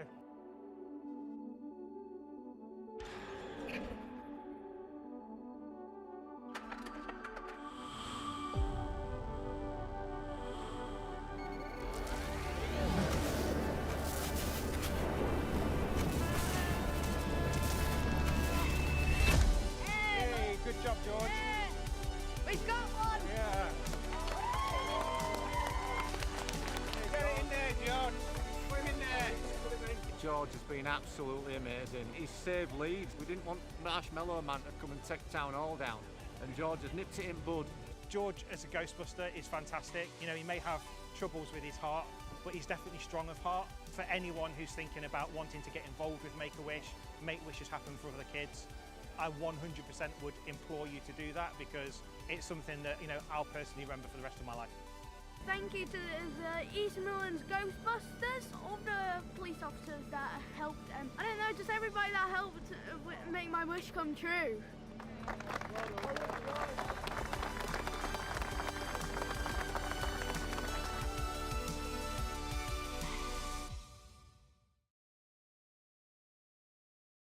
Welcome back. We've headed across into Spec 2? Split 2 now even. Me getting my words mixed up there between a different series I was covering earlier on today. Let's have a little rundown of what's happening here. Your leader overall in GTP is really SIMAGIC Racing, but only just because you can see just behind them their fellow Cadillac team are fiercely forward. 2 temps separating them. I'm coming up to, what, just an hour remaining here. Third place, well, that is the Buzz the Tower Racing Maverick team. It's an all-Cadillac top 3. Into GT3, though, well, it's not a manufacturer lockout there. BMW leading the way for a pit lane sim racing by O'Shaulet. I believe I pronounced that right. And then we have got the 2 Ferraris of Get Pole Racing 1 and Sim Racing.be by ROI Management. But much more spaced out, the BMW outfit of a pit lane sim racing, leading by some 20 seconds. And then a 4-second gap between second and third in class.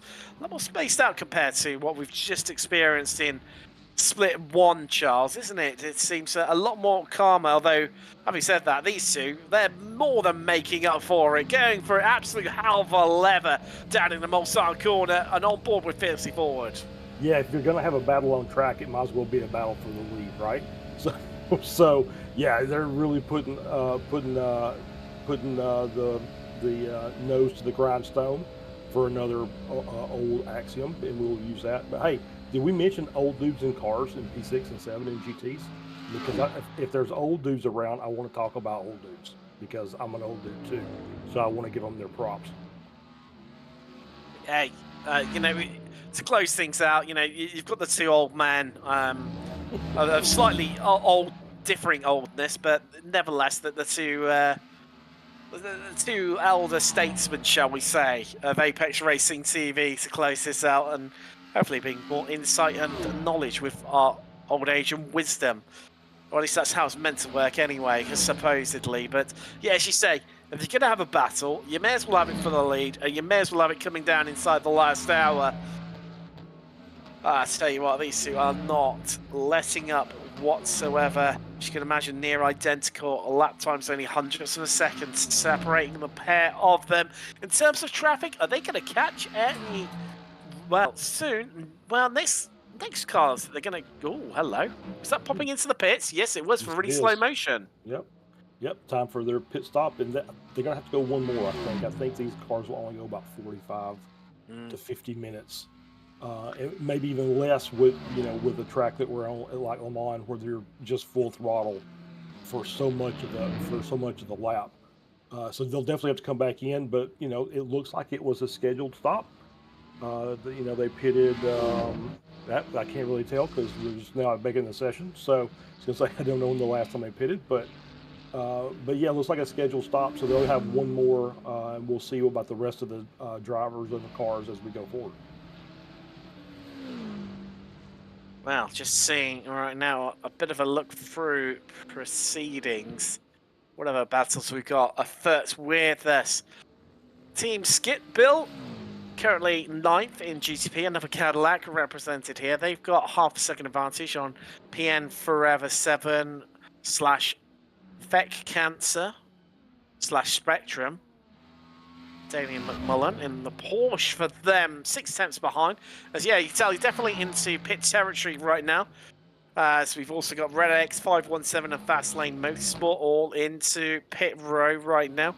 Also another battle to look at in GTP. We've got DPRPM 2, Cadillac versus Team Red X 520. Another Porsche versus Caddy battle ensuing there, 6 tenths between them. Although, wonderful battles, the one we mentioned previously. And we've got PN Forever 7 they are into the pits. And as you say, Charles, yeah, they're going to have to all stop again to get themselves home. But definitely hammer time now for Fiercely Forward at the lead of this race, because they've got a bit of fresh air, not too much traffic in front of them. Next group of cars they're going to come across are actually relatively spaced out, but close-ish together. That's the BMW is going to be the first one of Pit Lane Sim Racing by code 68. Then, not too long after, will be Sim Racing.be and Get Pole Racing for third and second, respectively, in class for all of those teams right now. You've got to make it count, haven't you? You've got to dig deep. You've got to find something on this in-lap, as Kevin Hootman's. Roll the dice, my friend. Roll the dice. That's it. Yeah, you have to take a chance here and there during the course of this race. Whether it be, just having a really good out-lap or in-lap, maybe doing a tire or fuel strategy. But strategy is a big part of racing, so you always have to be thinking ahead and preparing, and then be prepared to change when it's necessary. And right now, I've just spotted someone sat waiting patiently in the waiting room. That is Sebastian Hootgraf. Sebastian, welcome along. Apologies for not knowing this. Which team are you representing, my friend? Yeah, so Fiercely Forward. And good evening, guys. Good evening. Our leaders currently in Split 2. Yeah, so I could explain a little bit how this split went. Go for it. Yeah, so the second full course yellow, we were in front, and I was in the car, and I went into the pits, but didn't know that you couldn't pass like the car, or like the safety car. So I got a 20-second hold at that pit stop. Wow. Oh, I feel your pain. Definitely there, Sebastian. Do you know, Guy? Did you know about this rule? Because I didn't. Vaguely, yes. Now you say about it, it does bring back a bit of it's something deep within the memory bank. But that's one of the things we were talking about this earlier on, where you don't get safety cars within iRacing officials, and exactly. There's very few leagues that do run them in terms of road courses. So unless you're a regular runner on the oval side, and even then, you're not really going to be too in tune with carrying that sort of penalty. No, especially like this track, you go side by side with the pace car when you go into the pits. With the normal track, most of the time you go in the pits and the safety car is in front of you. So, but that gave we came back at place 5, I guess, and then just went through the field. But we are on a different strategy because the guys DB RP M1, they are at 4. They were number 1 at that point. But they didn't went in, so they just went through. They didn't came in with the full course yellow. So they need to fuel up a lot. Yeah. So they've got definitely differing pit strategies to you then, and which makes it all the more interesting, doesn't it? Come end of race. So obviously, I'm sure you don't want to give away your strategy too much. I'm guessing based on that, you've got to stop at least once more minimum. Yeah. So like a full stint is 42 minutes. So there is 58 left. We need to come in at 5 minutes now. So it's just like one stop and then like a short one. But the other guys need to fill up a whole lot more because everyone needs to come in another time. Yeah. So a full stop and a splash and dash versus 2 full stops, pretty much for DPR like PM. Yeah. So we had normally you wouldn't come in this split because like Kevin is 3.7, I'm like 4.5, and if you see the split, like the soft is was it 2100? So yes, yeah. So it's a bit of a shame because you don't have really like competition. So we already did a whole lot of saving, full saving, to just have a little battle. And but it's okay. We had some fun, and it was a clean racing against each other in the top 4. So. Well, that's exactly what you want, isn't it, when it comes to racing, is it to be nice and clean. But so, based on that, surely, you know, with Kevin in the car, it looks like he's really, you know, making good progress, really hauling it right now.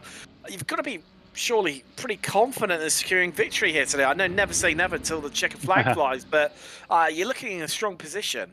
Yeah, definitely. But yeah, things can happen in the race. You never know with Kevin. No, that's a joke. But no, it's all good. I think we can manage to hold number 1. But yeah, let's see. It's 65 minutes left. Well, looking at it as well, with so many Benelux teams currently running in the top 6, 4 being from there. I mean, surely for bragging rights from within that region, it's going to make it all the more sweeter. Yeah, no, definitely. But yeah, make a wish. I raced last year the Belgium one. It's a good organization. I like charity events. I do them a lot, and it's good to get some money for them. Yeah. Oh, most certainly is indeed. Well, good luck for the rest of the race, Sebastian, and hopefully it goes all to plan for yourself and Kevin. Yeah, thanks. Good luck and have fun there. Most certainly will do indeed. That's Sebastian Hoekgraaf for Fiercely Forward race leaders, only of GTP, but obviously of the race overall. I mean, that's a man who's clearly feeling very, very confident right now, Charles. Yeah, he is. But you know, I'm sitting there looking at the timings. It's like, okay, yeah, he's they're leading, but they're still within, as you said, the mistakes. You know, it just takes one pit lane speeding on entry, and that 40-second mark off that you have to endure, and the next thing you know, you're in the battle. So I hope that you know, obviously everybody stays clean, has some good pit stops, and we get a good result out of the race. But you know, we've still got another 55 minutes to go, so anything can happen. Well, that is the thing, isn't it, with multi-class racing? Anything can happen, anything will happen. It's not the first time it's happened, and it will definitely not be the last. On your screen right now, you can see the 10th place team, Fastlane Motorsport, your top runner of BMWs in GTP. No Acuras in this split. This is only one of 2 BMWs, the other being JSR. Obviously, BMW running going a lot stronger with them leading GT3 on that category, although only the 3 represented cars, although the other 2 are running 4th and 5th in GT3 right now. We do have one McLaren. Someone's been brave, haven't they? Hilios Community Racing.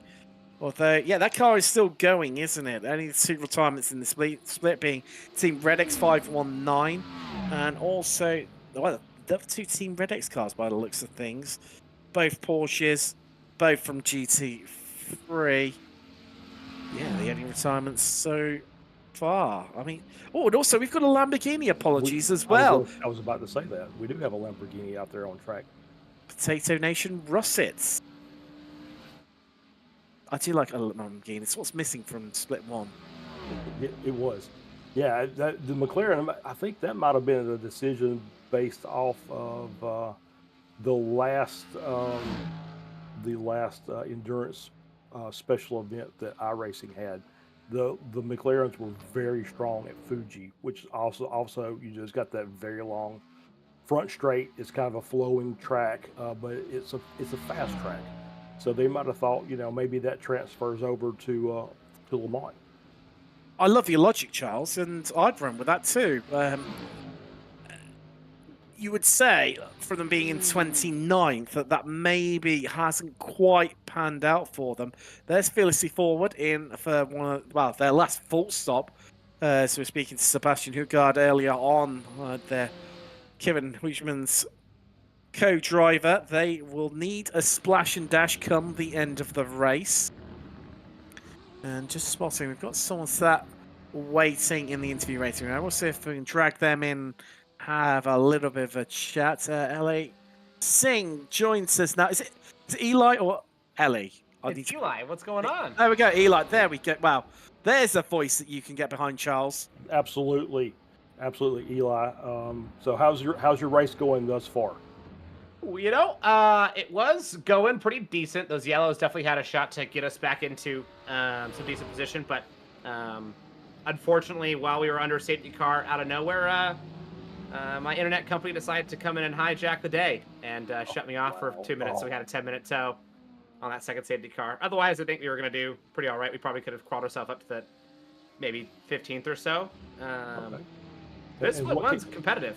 Yeah, and what team are you driving for? We are in the Zealous Bandits with my friend Zella Lewis and Jake Lester. Awesome. Oh, so you know, I was in a stream or I say a broadcast earlier, and all of a sudden my power just decided it wanted to go off for a couple minutes. It's like, oh no. So it's just one of those. Luckily, I wasn't driving. I was only. I get to sit back and talk about it. So yeah, it's got to be frustrating when all of a sudden just things that are out of your control. I mean, it's bad enough when you wreck the car, but then you get something like a power failure or an internet cut. And then you're just basically sitting there waiting for something to happen. I mean, if we're being honest with each other, like it's the same thing as your engine dying out or having a brake failure. That's just part of racing. At the end of the day, exactly. It's tough, but it is the reality of how it goes. And us sim racers, we just have different problems. Instead of brakes failing and hitting a wall at 130, we just have our internet go out, which I think I'd take that any day. So. Yeah, absolutely. And that you don't have to pay for it then, right? So That's a big you don't one have to too. buy a new car. What helps out? Tim? Yes. I heard you pop in there for a minute. I wanted to give you a chance to ask questions. No.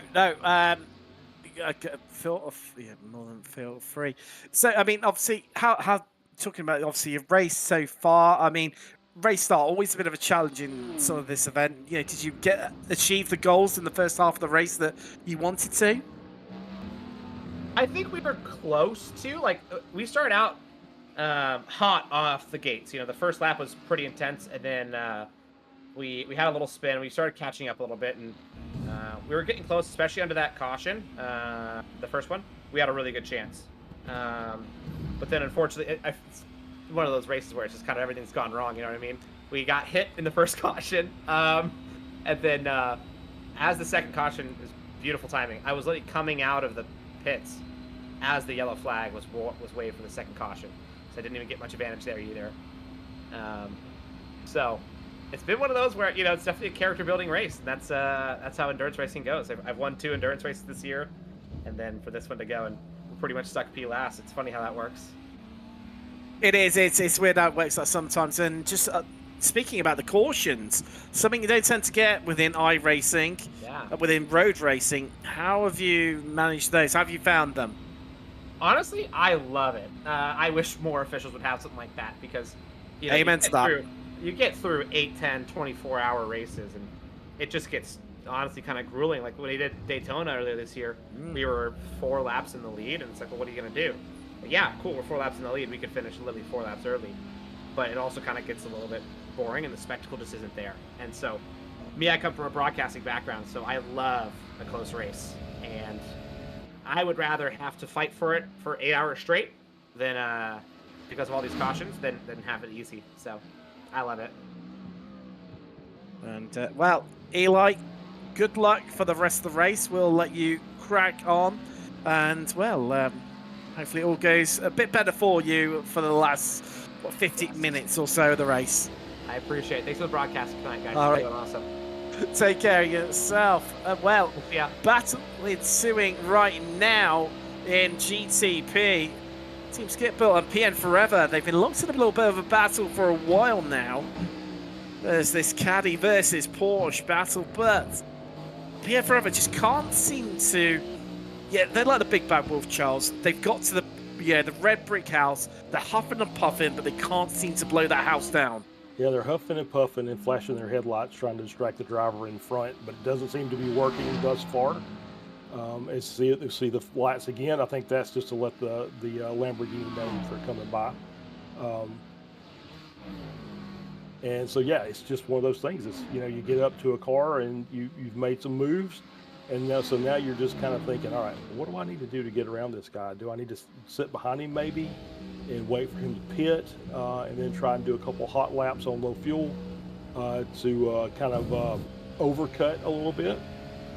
Or do I need to try and be aggressive and make a move somewhere in some of the slower sections? Because I think we talked about the GTs and their different handling characteristics. I think the GTPs are probably a lot closer as far as their overall handling and overall energy usage. But I think obviously if Porsches are going to be still very, very good at change of direction. It's what Porsche are synonymous for, isn't it? It really is. Their handling abilities and just pure driver's cars. I know it's a phrase that's coined probably too often than what it should be, but they really, really are one for the driving enthusiasts. Talking of Porsche, 2 Porsches in GTP going head-to-head over 7th place.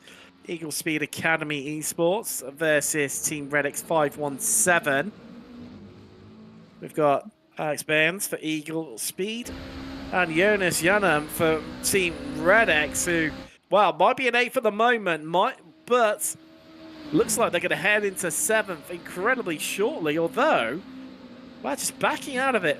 Not sure if that was through choice. Yeah, it's maybe as the run down to Indy. Oh, no, sorry, down to Mulsanne, that is. Apologies. Just maybe thinking twice about it, or maybe just not feeling that confident, because they seem to slow quite a bit when they moved out of the slipstream.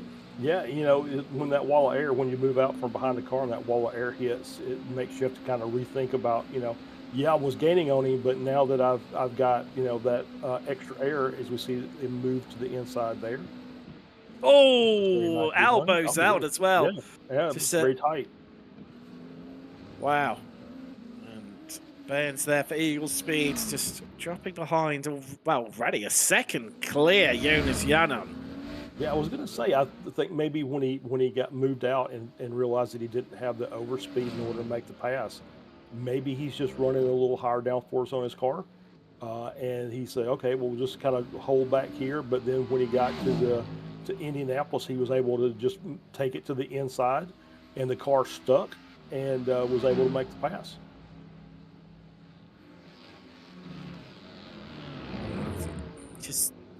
Well, I believe we're going to head to an ad break now, and we're going to head across into Split 3, see how things going down there. So we'll see you shortly after this quick break.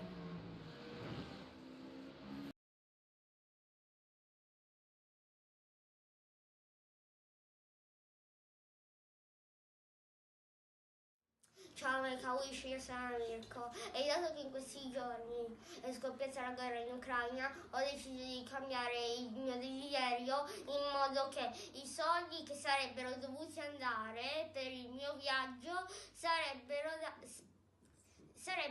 dati ai bambini che stanno patendo la guerra.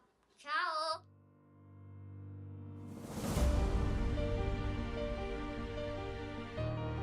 Quando abbiamo scoperto la malattia di Mirko è crollato il mondo, perché la vita è stata travolta in tutti i sensi.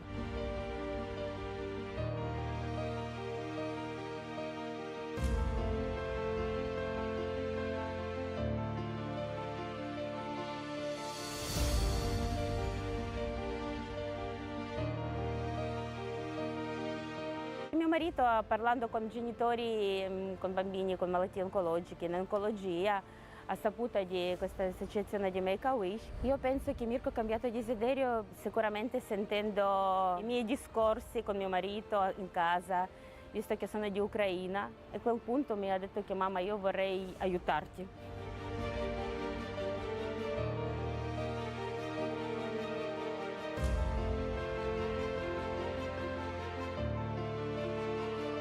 Noi abbiamo seguito Mirko in varie fasi, dalla scelta dei giochi al loro acquisto, all'impacchettamento fatto con i compagni di scuola.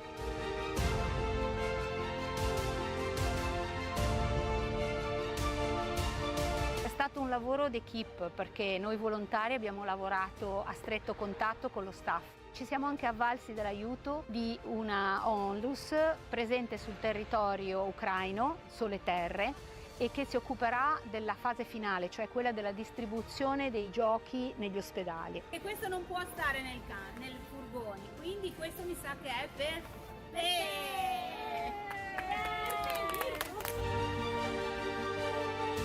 L'ho cambiato perché per dargli un po' di supporto morale.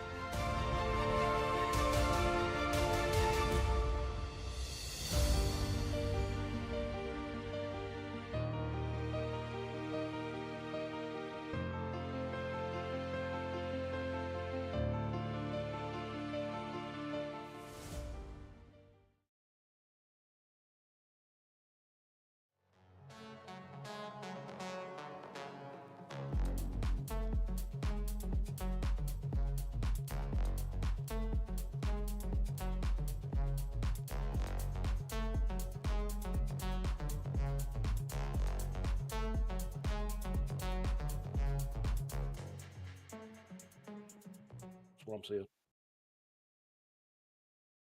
Welcome back as we've headed into split 3 now. Properly at the business end of the race, and I've just spotted from the chat someone's just donated $1,000. Charles, I believe you've got a bit of an update. What's the total standing at now? I just saw in the Discord server that we have eclipsed the $21,000 mark. Wow. Which is absolutely incredible. I mean, we started this at $10,000 was the original goal, which they hit before the race even started. So it just goes to show you how generous the racing community is here in amongst the iRacers, and how much love that a lot of these people have for the teams that they're following and cheering for, and it's absolutely amazing. I'm really thrilled. Seeing Vince Cussy saying, "Hey, that's SMP1."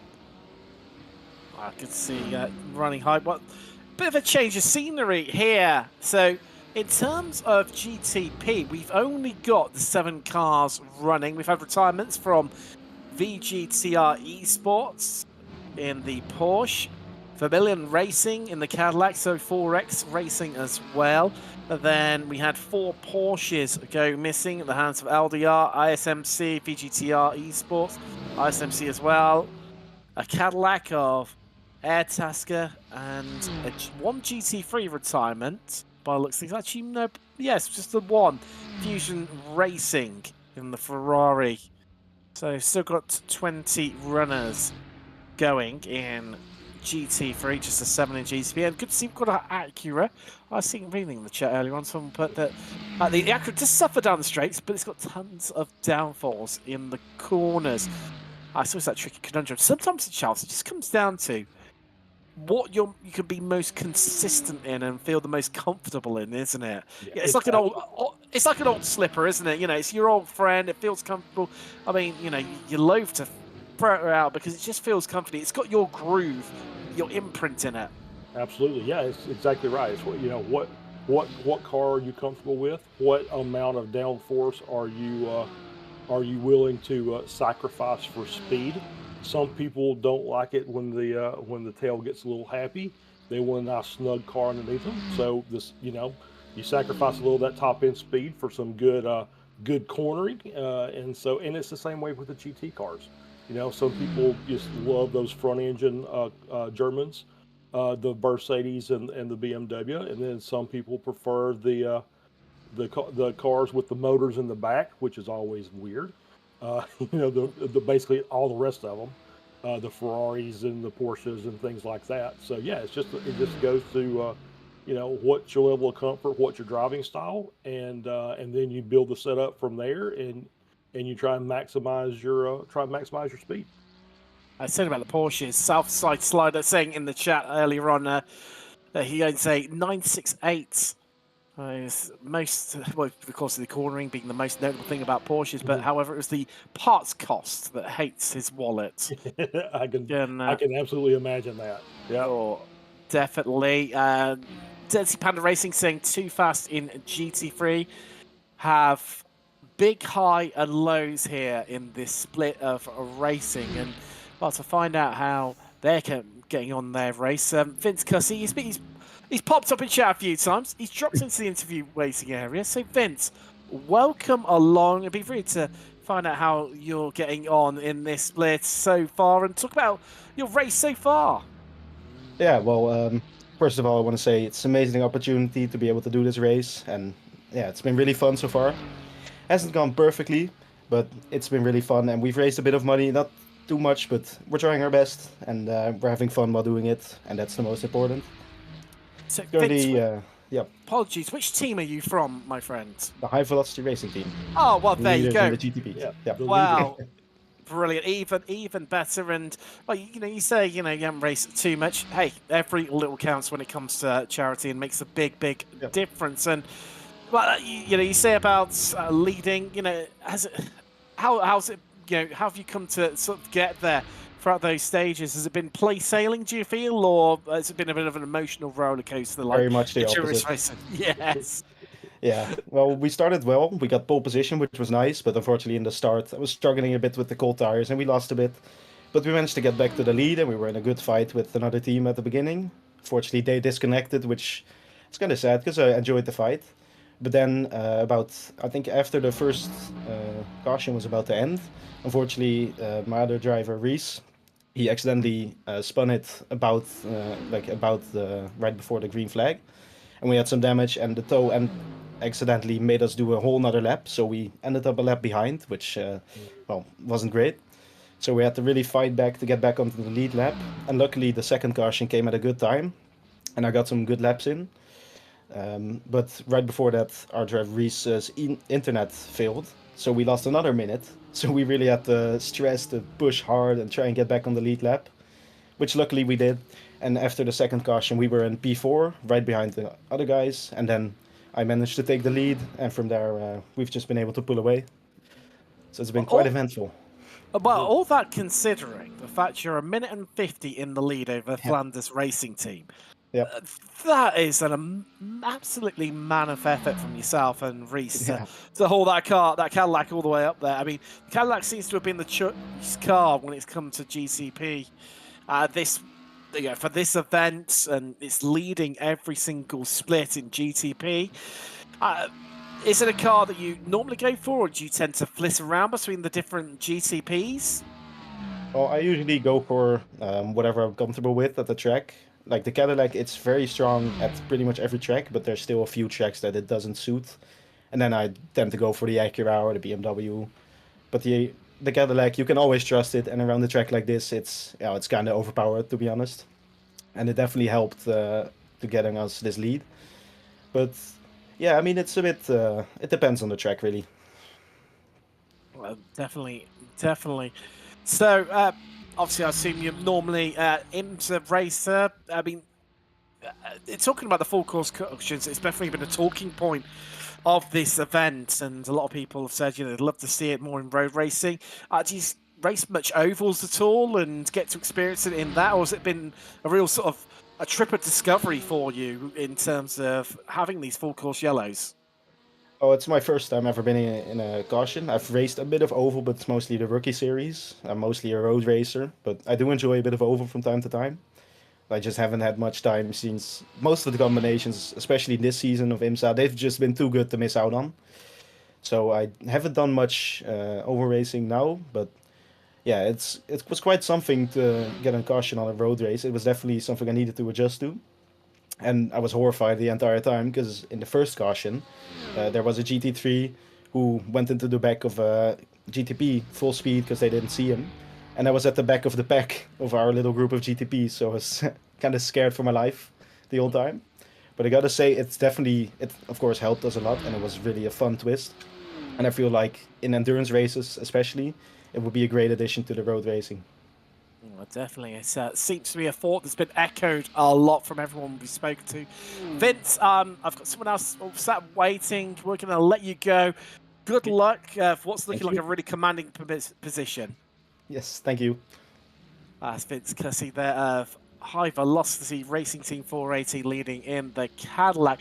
Next up, well, they've just got their name as ferret doesn't really give us a lot to go by. So I'm going to ask, what's your name and where'd you come from? Sorry, I was just trying to change that. It's Dan Cross too. I've been racing with the British Army Esports DT3 team, and I've been as an old useless old man, I've been trying to work out how to change my name within Discord. So don't worry, you're a good company of useless old men, so don't worry about that. And well, of course, with Memorial Sunday being last weekend, just want to say, I'm sure, from everyone here at Apex Racing TV, thank you for the good work that you do in the forces, both obviously across the whole world in entirety, and keeping us safe and giving us the ability to do crazy stuff like this on a Sunday afternoon. Well, you're more than welcome. I mean, at the end of the day, it's just a job for most of us. We don't really think that much of it.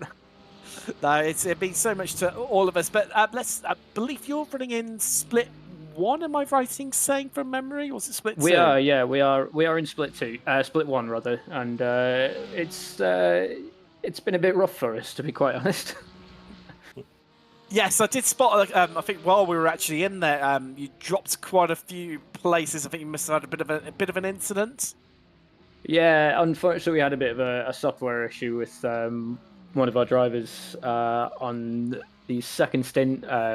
So brake inputs weren't being registered properly, and it was as though he had the brake bias set all the way to the rear, and just every time he pressed that brake pedal, the car just went round and round and round, and got very intimate with the gravel. Yes, we've all been there. Myself and Charles, we're good friends with the gravel. We've visited there numerous times when we attempt to sim race. But I mean, obviously from there, I mean, as the experience as a whole, despite the issues you sort of overcome, I mean, have you enjoyed this? This experience? Oh, absolutely. Yeah, it has been fantastic. I think all five of us we've because it's just been myself and Connor racing in the GT3 and the three guys in the GTP team. Everyone has enjoyed it immensely, and we're genuinely really looking forward to the next event, whenever that may be. Definitely. Well, good luck. Oh, sorry, Charles, were you about to say something? No, I was going to say, as an old U.S. Army veteran myself, there's no such thing as adversities. There's just only opportunities, and I'm sure he feels the same way, right? Oh, absolutely, yeah, yeah. With something like this, you can't get upset with little things going wrong. You just got to keep going and just enjoy the experience and take it for what it is. We're here to raise money for charity, and that's what we've set out to do. That's what we've managed to raise a few quid so far. So there you go. We're pretty happy with that result. That's what it's all about. Well, good luck for the closing half an hour. Not too far away, seconds away from now, and hopefully the last half an hour goes relatively smoothly for you. I should think so. Well, I'm certainly hoping so. It looks like we're chasing down boosted media slowly, but we'll get there. Oh, well, we're going to join the Split 1 for the last 15 or 20 minutes or so, so we'll make sure we check in with you and see exactly if you've managed to get past them at all. So good luck with that one. Nice one. Thanks very much for having me, and thanks very much for having us in the British Army as well. Thank you. Hey, it's no problem whatsoever.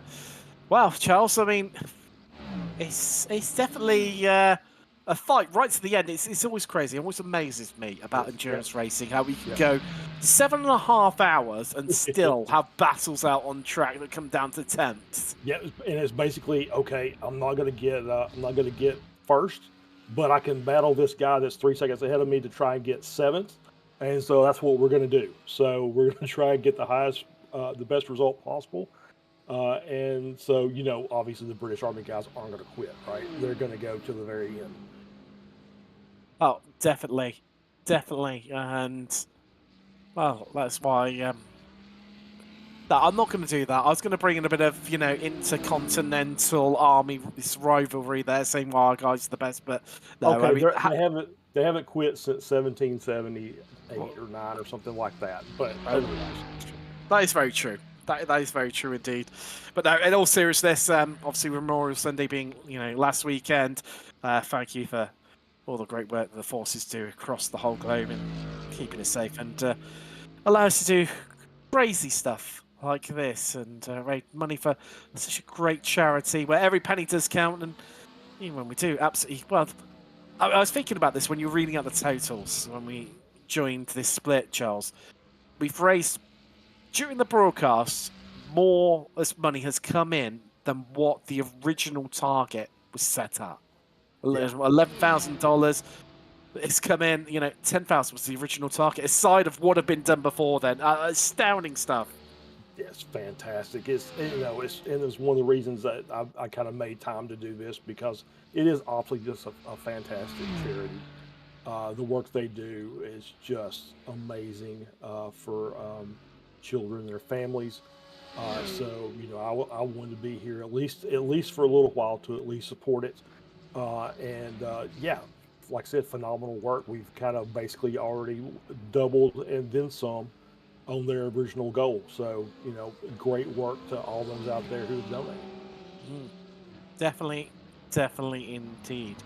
Just having a little bit look at battles as we're in the closing stages of this race, and obviously our viewing time in Split 3 right now. What have we got going on that's relatively close? I mean, the closest battle that we have got is Get Pole Racing, currently in 6th. They're about, 3 seconds behind, I believe. I know, in front of Flanders Racing Team, Delta. 2 Ferraris going at it. We've also then got a 5.7 second gap between Crash Test Dummies, who I've really enjoyed looking at their livery. I think that's nicely done. With Please Don't Pass written on the back of their car, I just clocked as well. Yep, I see it. Got the aforementioned 69 number as well. So they're chasing down Schadenfreude Fodder in the Porsche. Chip Witt. That's a solid name, isn't it, if there ever was one? It's one of the things about charity events like this is some of these names are just, I mean, hilarious and yet bizarre at the same time. But it's always great to see. And, you know, it's because it's, you know, in the end, this is, you know, it's even more fun than a normal event where you're really trying to push and sweat every detail and try and maximize. But this is just, yeah, we're going to go out and race and have a good time. We're not trying to kill ourselves or anybody else. And then we'll have a little fun along the way. And that's the way it should be. You talk about, you know, funny, you know, names for teams. We've got, obviously, as mentioned, Crash Test Dummies, the Kings of 4X. Definitely get behind that one. And also Poohcast Motorsports, running 8th in GT3 in the Mercedes. I kind of feel like I know what that is all about, but I really don't want to know, to be fair. Well, I think it'd be rude, Lewis, not to have a little look at their livery, just to confirm if it's what we think. Hopefully they're coming through the more parts of the stadium sections. We get to see under the lights a bit more as we're into the closing. No, they're out onto the Mulsard now, so we're not going to get to witness under the cover of darkness a truly splendidness of their livery. Although Getpole are closing right in 7/10 now. Is the gap between, well, sorry, they're being closed in on by Flanders Racing Team. There you go. A nice little battle coming into the closing 25 minutes. Is that the Welsh Dragon on the side of the car? Well, as we're on board, I couldn't tell you, Charles. Oh, I'm sorry. I saw it just as they were coming out of the chicane, and I just was curious because obviously, me not being over there, you know, it looked familiar, but you know, I'm not sure. Well, it's going to be a lovely pass down the Mulsanne. It's what it's built for, and well, with conviction, up into 5th go Flanders Racing Team in the Ferrari, being the fellow Ferrari team of Getpole Racing 3. Marshall Schwartz letting pass in relative ease, but I think it was maybe just tucked back in behind them, and I have a sneaky suspicion these two are going to be trading blows, although one key difference between them, Getpole have elected to go for the endurance light pack, whereas Flanders have not. Yeah, it's one of those little options, optional extras that you can do in iRacing if you want to get the extra vision. So yeah, it's, you know, it kind of looked, and you know, once again, it's a charity race, and so we try to analyze it in good spirits here. And so maybe just maybe a little bit slower driver in Schwartz, and he just decided, yeah, I'm not going to fight that battle. But maybe he's fuel saving. You never know. Maybe he's trying to get to the end of the race. Obviously, we've missed about 7 hours and 30 minutes of it, so you know, you just don't know. But you know, obviously they're going to finish up unless something tragic happens. They're going to enjoy their day and they'll go on to the next event. It is. It's about, you know, picking yourself up. Oh, apparently there's been a crash in Split 1 I'm reading. Uh-oh. Yes, definitely uh-oh. Well, and on that note, I've just been told on my ear by producer Lewis, it's time to head over. So we're going to head across into a break, and let's find out what's gone down in Split 1 as we head inside the last 20 minutes here from Le Mans.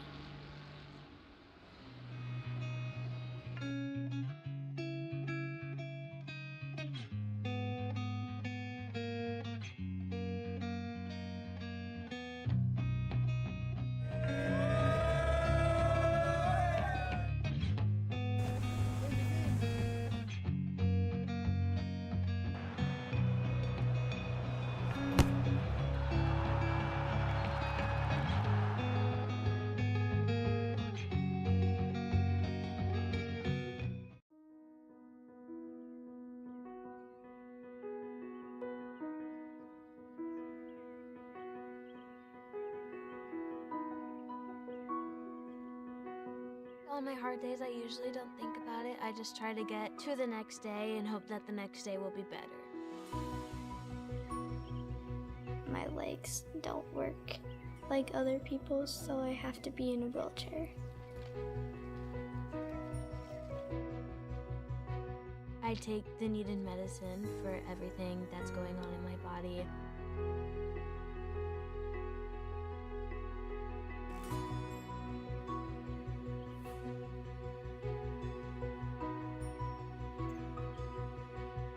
My wish is to redesign my bedroom.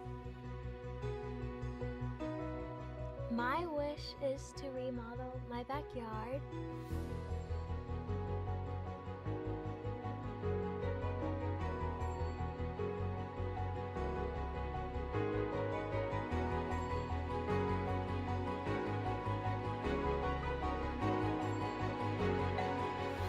It's like that warm feeling, almost like, you know, something really good is gonna happen.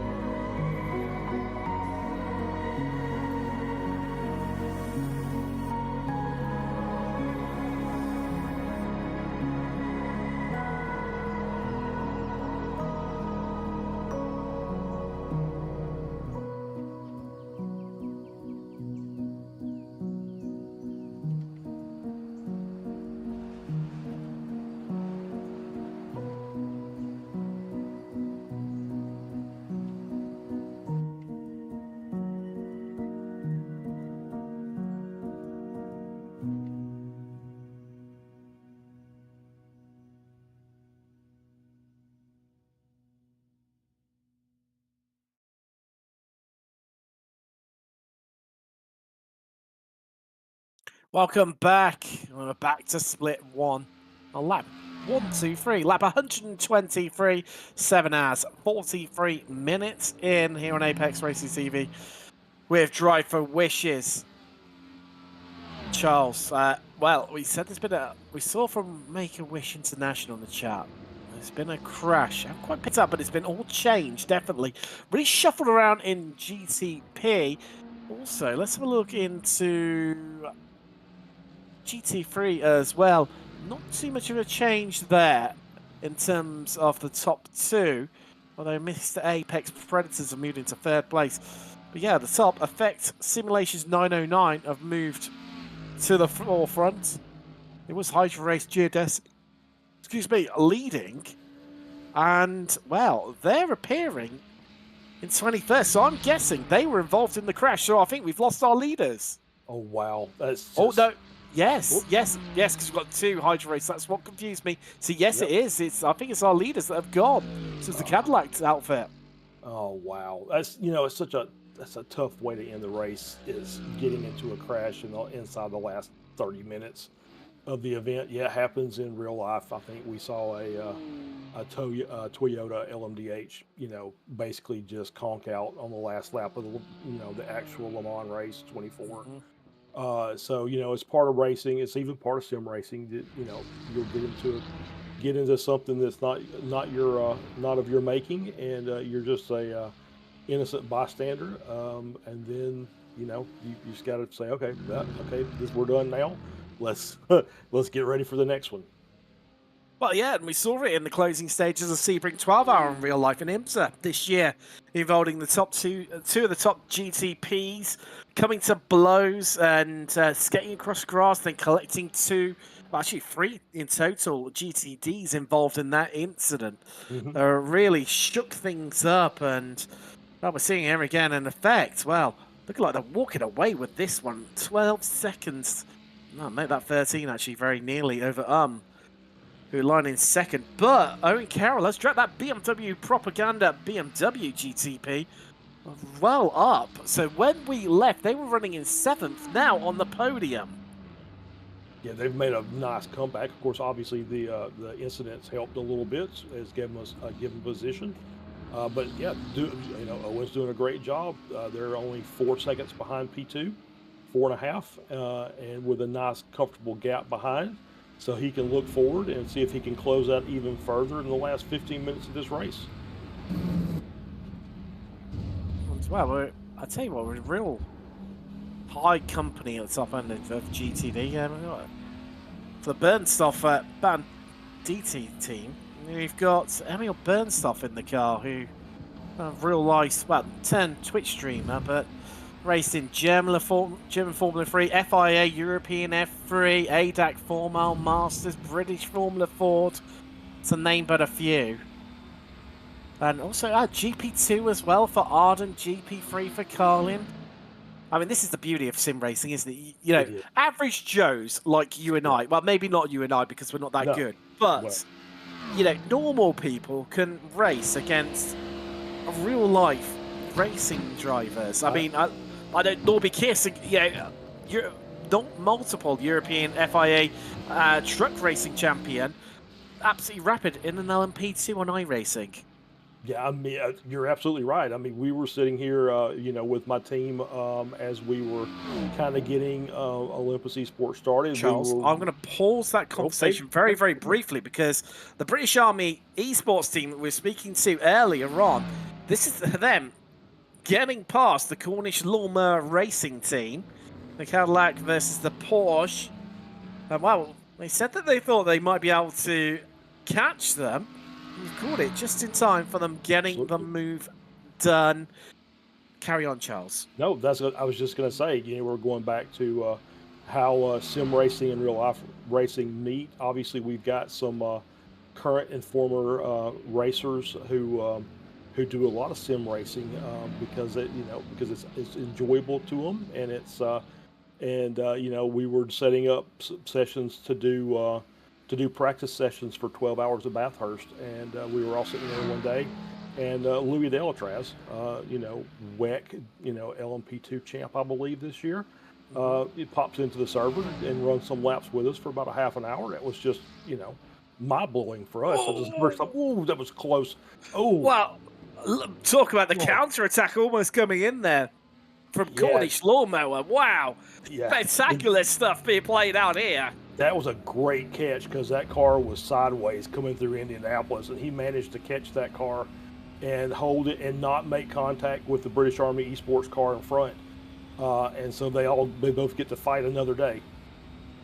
Well, British Army literally going to battle in sim racing terms with the Cornish Lawnmower Racing team. Also got two other cracking battles happening in Split 1. Satellite Racing for Wishes. They're being hunted down by York Sports Racing. Matt York at the helm for this team surely named after himself. Also, we've got 2 in GT3 as well. Honey Competition Purple in the BMW. They're hot on the heels of Flanders Racing Team, as they were when we left them, although they're about to switch that one around as they head out onto the Mulsanne. But Flanders could come straight back at them, which is what they're going to do. And they're going to drag race this one out down the Mulsanne. Someone's coming up behind them. I did see another set of headlights, and it's a Cadillac. You can hear it, and it's going to split it down the middle. Wow, scintillating stuff looking down from the helicopter here. Very, very scary situation there. You know, when you're a car battling and you move your line with a faster car approaching, very, very dangerous. But everybody executed it well, pulled it off, no contact. These cars can keep fighting. Wow. Deep breath. So there was another battle, but I got so engrossed in this one that actually that battle seems to have gone away. It could be due to pit stops. There are a few teams having to take splash and dashes to get themselves home in this one, as these two keep going at one another, but they've got a BMW and a Cadillac coming hot on their heels right up behind them. The Caddy goes left, the BMW follows them through as they're still side by side, dragging this one out down the Mulsanne. Onto the brakes they go, and from round the outside comes the Honey Competition BMW and takes hold of 9th. But for now, and for how long, Charles? Yeah, exactly. So now they've got the advantage on track, but they've given the aero advantage to the car behind. So now it's try and be defensive and hold on to that position. And Tim does a great job. I'm just sitting here marveling at him being able to call these cars out basically just by looking at the shape of the headlights. I'm just sad, Charles. That's what it comes down to. Really need to find something else to do with my life than to spot cars based on their headlight shapes. However, the port, it's because it's so distinctive for the BMW. That's what plays a large part of it. Whereas you've got the Porsche here, a bit more harder to tell. Not from the rear, because you've got that light bar across the back of it. Mm-hmm. Versus the Cadillac. Correct. The front end quite similar in terms of light shape, although when you look at them in the cloud light today, they look very, very different, the headlight shapes. Yeah, they do. And you're right. It's far easier to tell these cars from the back because all their tail lights are different designs, so they're really easy to tell the difference. Not so much from the front. I will say this: I did notice that those were GTPs because they do have the white headlights versus the yellow headlights of the GT3 cars. Yellow headlights, a distinctively French thing. You used to have to paint your headlights yellow if you wanted to go driving the continent back when I was a young whippersnapper many, many decades ago. Of course, synonymous with the great inability to see things. Wow, that was a little bit close for the British Army Esports team. Scott Darville. Wow, dancing with the devil almost, and the track limits. These two pushing each other right to the edge of grip, adhesion, nerve. It's all coming down to this one. Although, actually, that's a car in between them, and I'm trying to work out, who is that? It's a Cadillac. Yeah, that was what I was looking at outside. Is that the Satellite Racing car? It's kind of like what the livery looks like. Yeah, well, you called me sad for knowing about headlight shapes. There you are coming in strong with a livery game, Charles. Well, I mean, some of these guys, as a esports team, you see these cars in various different shapes and sizes, but the liveries are very, very similar. And then the satellite racing team is a very uncommon color pattern, so it's pretty easy to pick those out.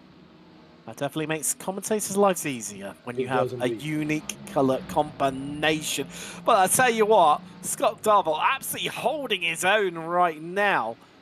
Not making it easy for him. Doesn't even feel like he's actually holding them up whatsoever. They're going to come up to a little bit of traffic as we look down from the helicopter down the Mulsanne. Really giving us great images here as they clear this GT3 traffic, slipstreaming with one another.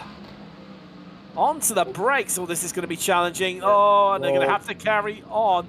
And was that is an orange car, which, correct me if I'm wrong, yes, that's the battle that we got going on in GT3 between Flanders and Huddy. It's all happening, and it's all on your screen in one shot right now. Oh yeah, the mixed class battles are just fantastic. And you saw that I think the Honey car decided they wanted just so you know what, I'll just brake a little later. I'll go through the chicane. I'll take any penalty that I might get just to stay out of the way of these GTP cars coming through. Well, I mean, if they did pick up any penalty, Charles, they've got to surely have had to have burned through it by now. Yeah, So it looks like they've got away with that. I was going to say, I think if he didn't get a penalty, or it was just not enough that he was able to, as he slowed through the chicane, was able to burn it off then. Because the penalty system here is based on your, I think, sector time, your fast sector time. So, you know, he was pretty well off the pace for that corner. So it might have been a very quick, you know, half-second penalty or something. He was able to just burn that off very quickly. Well, there goes the BMW propaganda. Well, ironically, BMW, the 001 machine of Owen Carroll. Such a pretty sight that, isn't it? In the dark, watching those highlights dance through the Porsche curves. You see the change of direction, the body roll that's happening in the car. And then you've got the visceral sound of the cars whizzing past. There's Emil Bernstoff, one of the Cadillac runners. Cadillac gonna take what's looking like the top two steps of the podium in GTB, with only the BMW of Carroll and BMW propaganda just sneaking in there right now and preventing complete dominance from Cadillac. And it kind of feels like he's closing that gap a little bit up to P2. We don't have a lot of time left, so I don't think unless something happens to I don't think they're going to be able to make a move for a pass for position because we're at 4 minutes now. So basically, if they didn't take the white flag this time, they'll take it next time. Well, where is Dawson? So Dawson's about just coming up to a third of the way through the track for Effect Simulation 909. So he's going to take white flag, surely, by my recollection. Yes, next time around. 3:20 lap time. Yeah. Not out there yet, but it's going to be close. I think you're right. I think it's going to be white flag. I think he's going to be just inside of that mark when they get to the start-finish line. Oh, that sounds like it's chugging a bit. I don't know whether it's my audio dipping in and out. Sound like a bit of a chugging Cadillac there heading through the Porsche curves, but wow. So just keeping you abreast of those two battles we saw earlier on.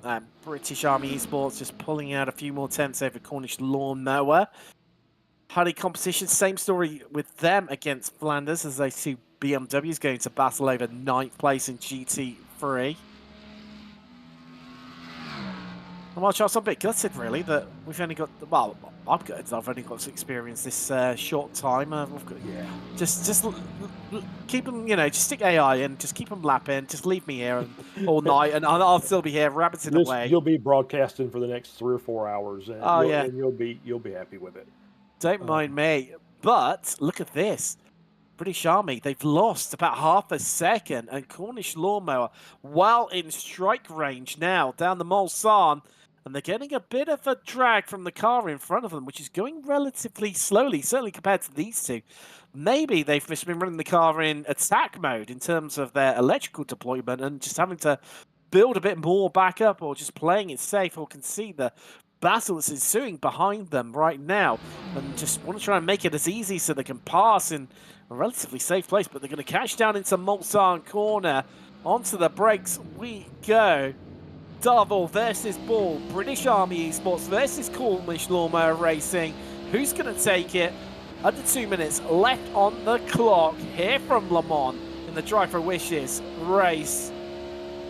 But that lap car is definitely helping the British Army out because he's able to get that draft and negate the car behind's tow that he's getting.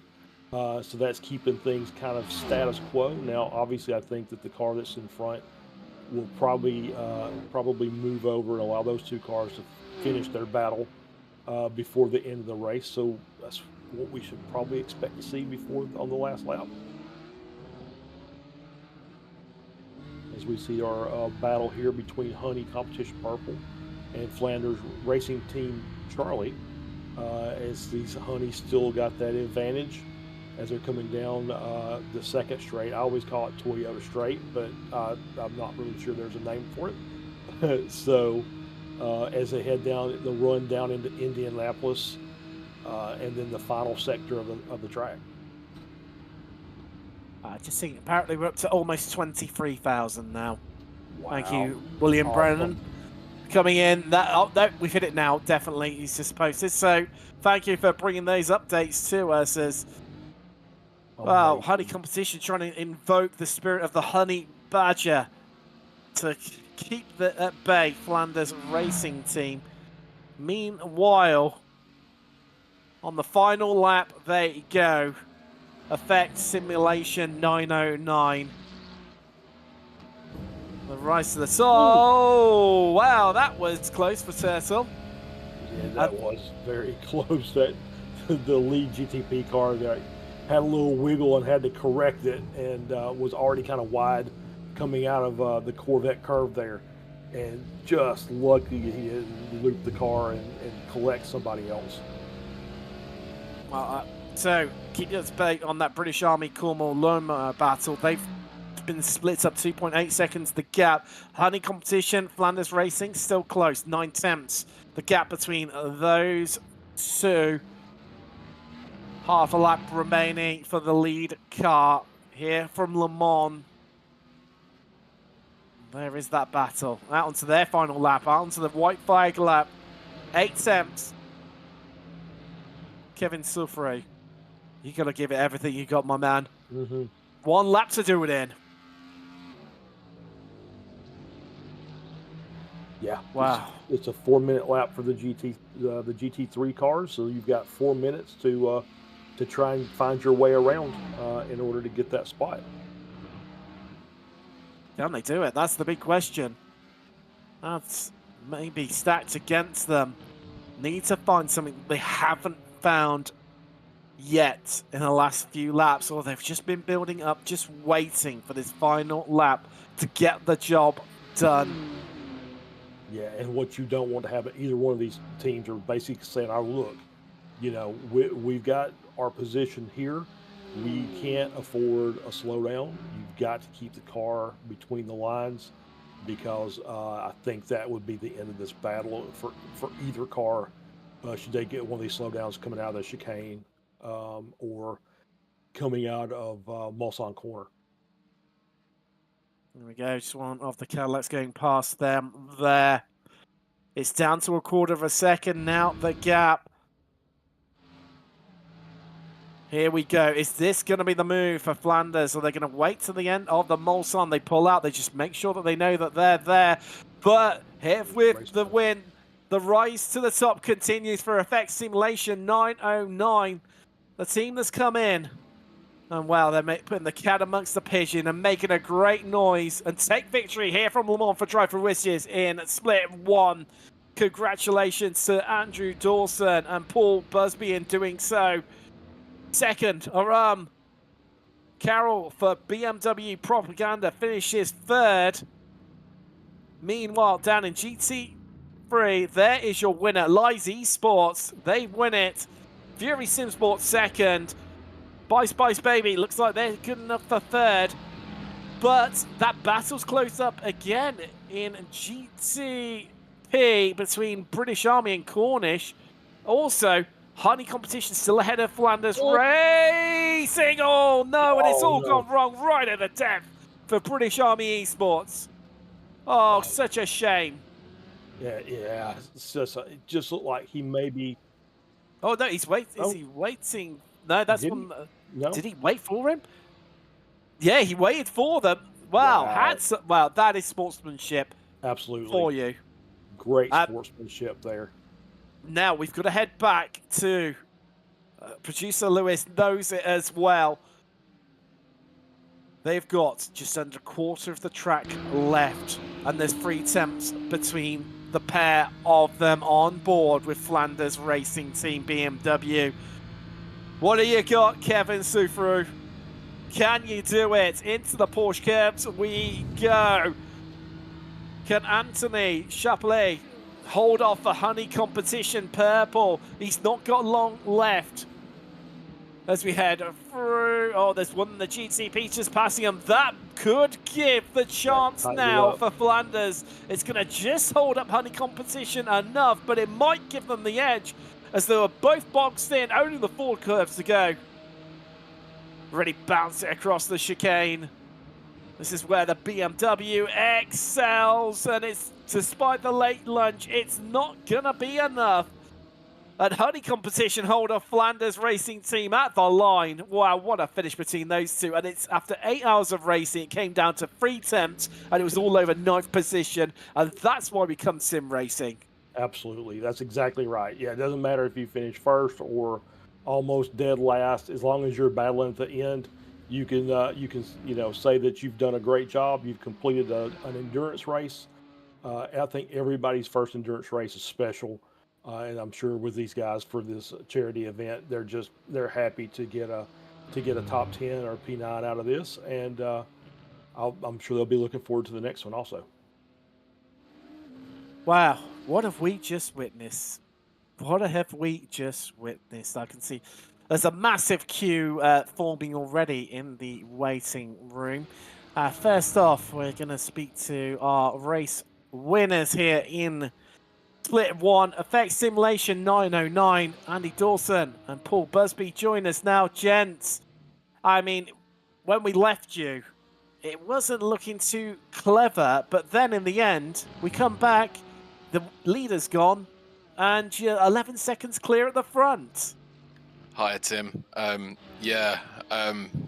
Big shout out to the boys at GEODESIC. They got quite unlucky with a GT3 car coming out the pits.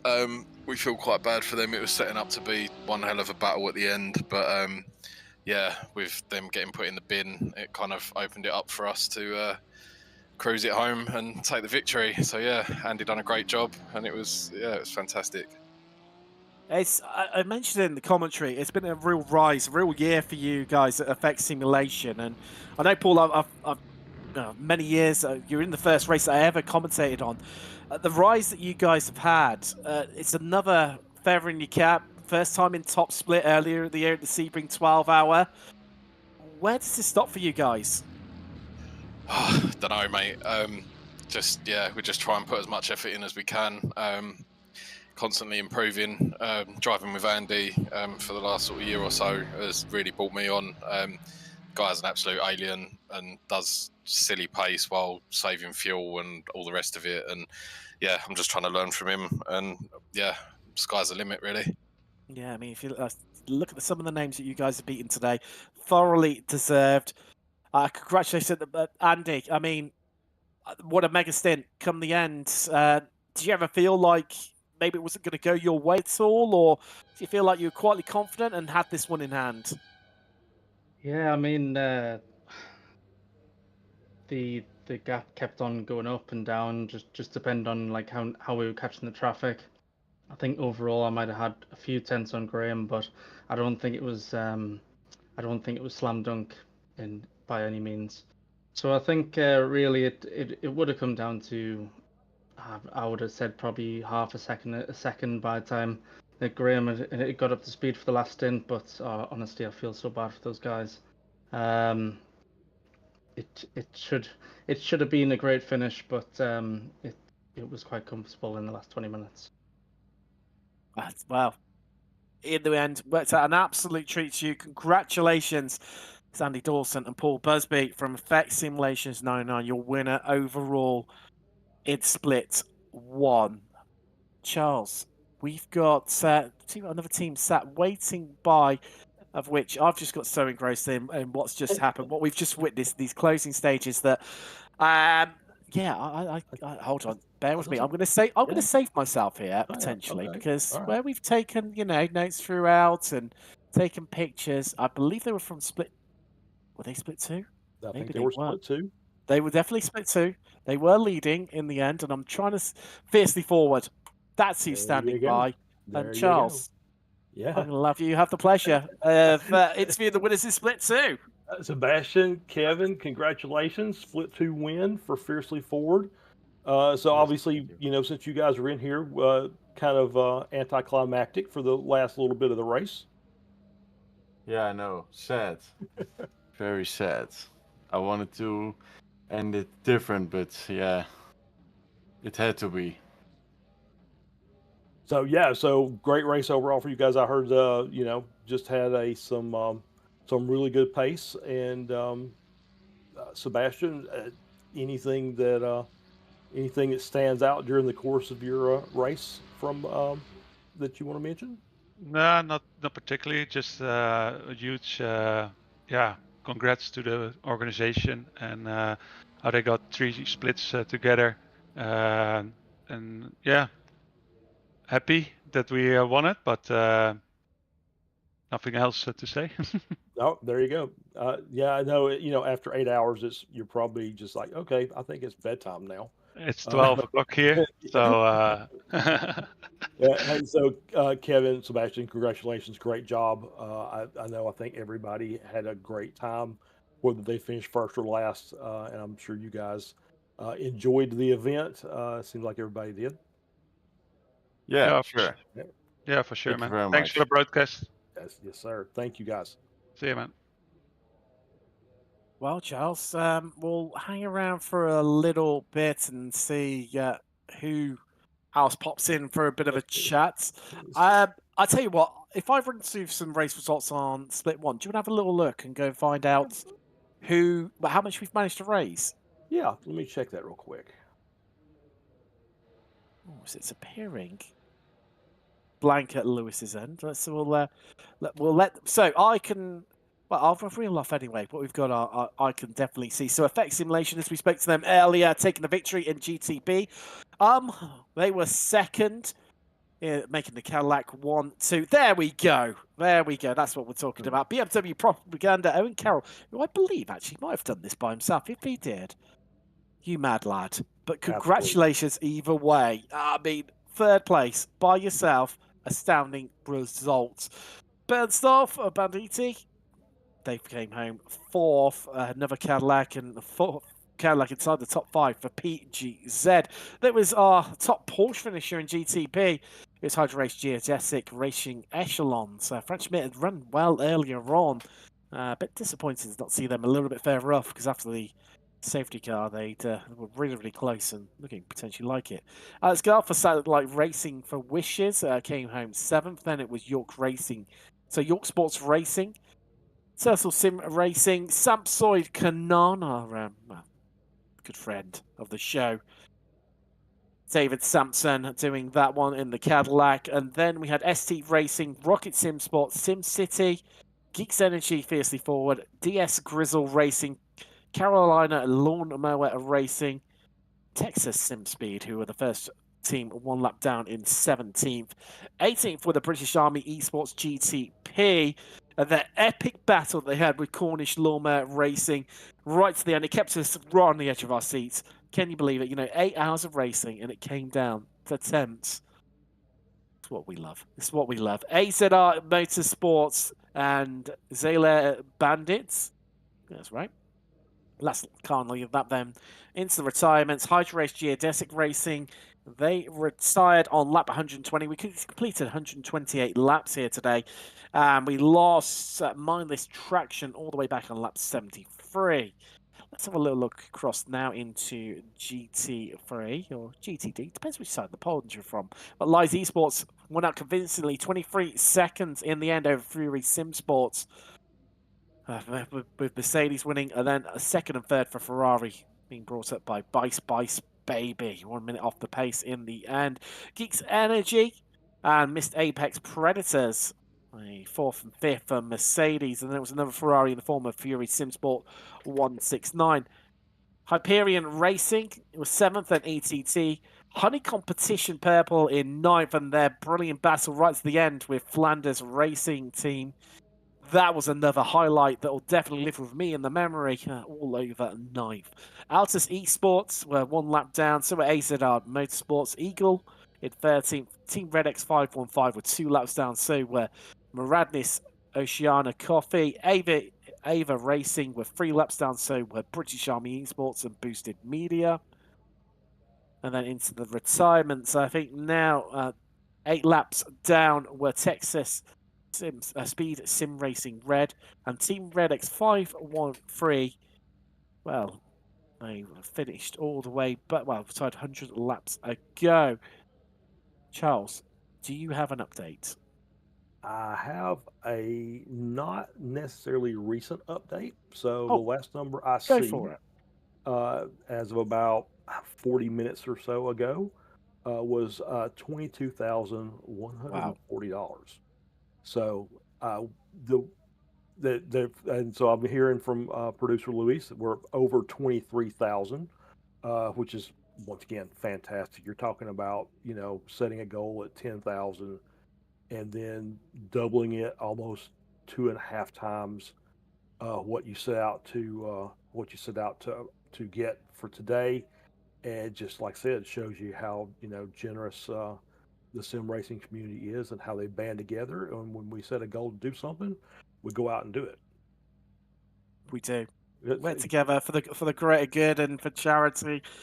And well, we're going to give a thanks to Advanced Sim Racing, Boosted Media, Eagle Speed Academy, GEODESIC Racing, SIMAGIC, and I've missed one off. I think it's GSR potentially. I can't quite read their name properly, but thank you for all their contributions and help into putting this all together and making what's been an absolutely brilliant event. Everybody we've spoken to has absolutely loved it, and I've seen quite a few times in the chat people saying that they would love to do it all over again next year and can't wait for that to come around. So, absolutely. So I just want to give another update. So the donations are open for another 40 minutes, and they are right at the $23,000 mark. So if you've got a little time and a little spare change, go out and donate to Make-A-Wish.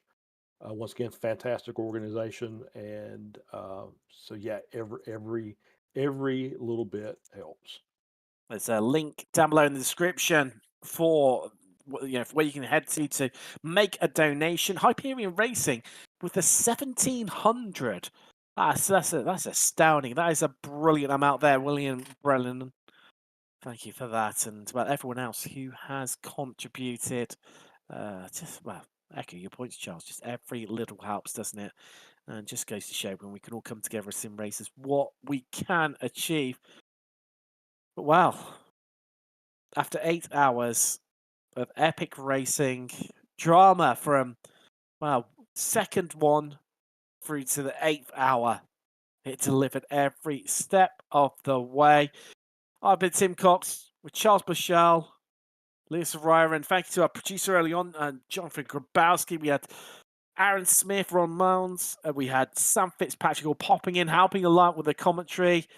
But thank you very much to all the drivers. And we hope to see you again next year where we'll go, one better. Because let's face it, we're sim racers. Thanks very much and good night.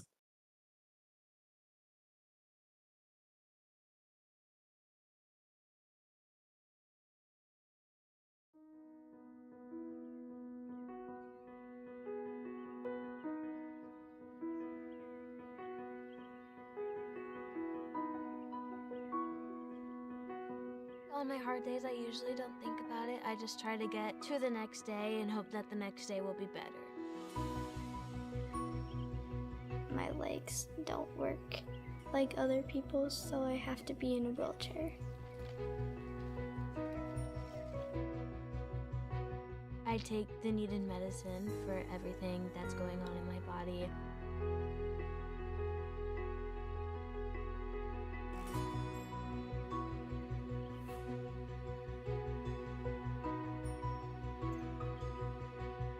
My wish is to redesign my bedroom. My wish is to remodel my backyard.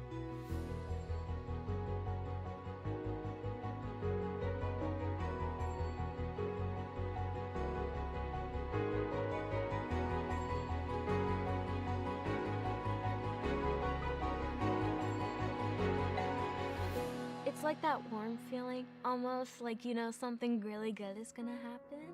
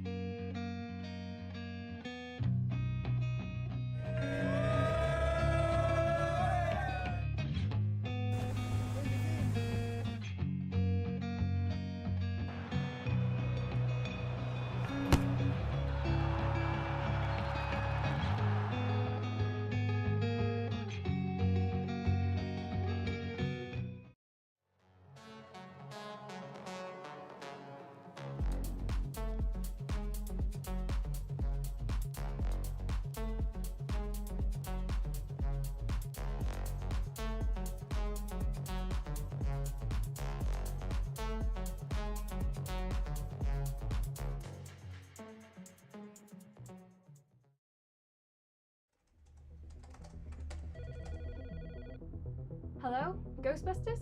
Leeds Central Library is under attack. We need the Ghostbusters. We've got one!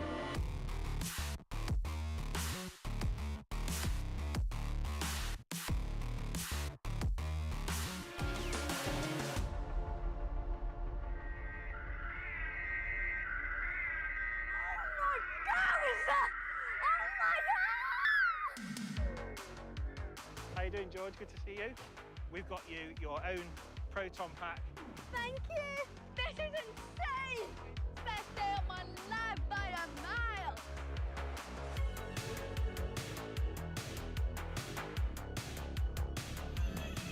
What is happening? Senior Ghostbusting Cadet George. Yes? We've got a message from the mayor. He needs you down there right now. Are you able to come down and save the city for us? Yep. He will get you there as soon as, buddy.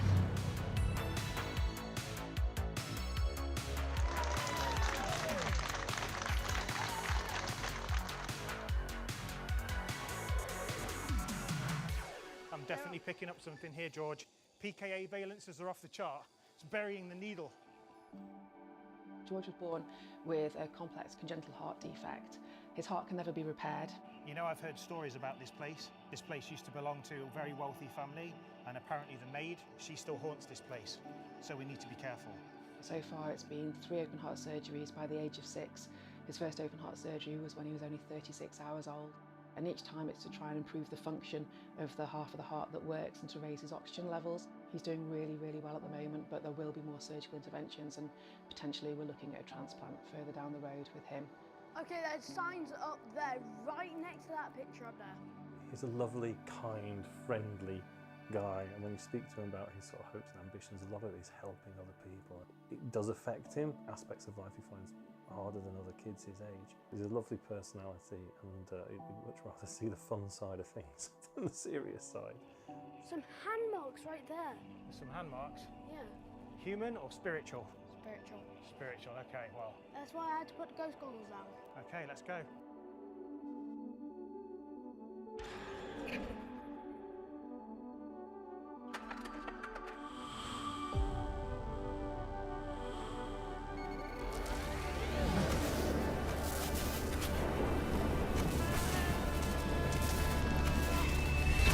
Hey, good job, George. Yeah.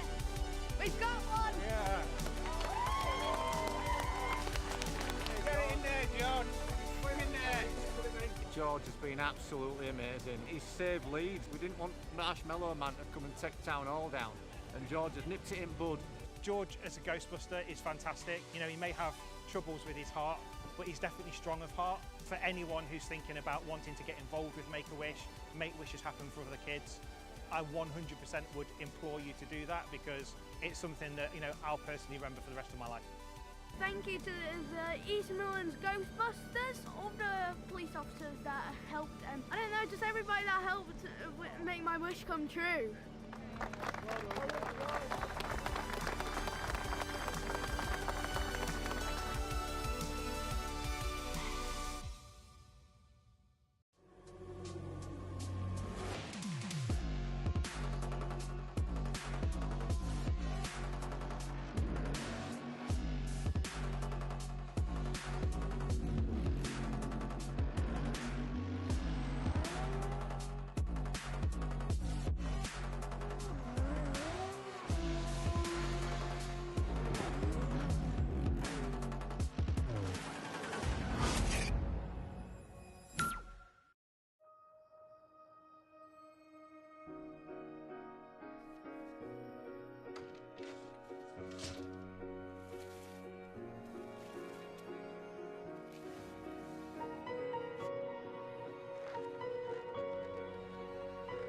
What would you give for a child you loved to make their wish come true? To help them fight a critical illness? Just imagine what you'd do. You see, wishes are so powerful, and you can make them real. They can give a child back their childhood, even change the way they feel. Every single one of us can make the stars align, because when we come together, hope and joy will shine.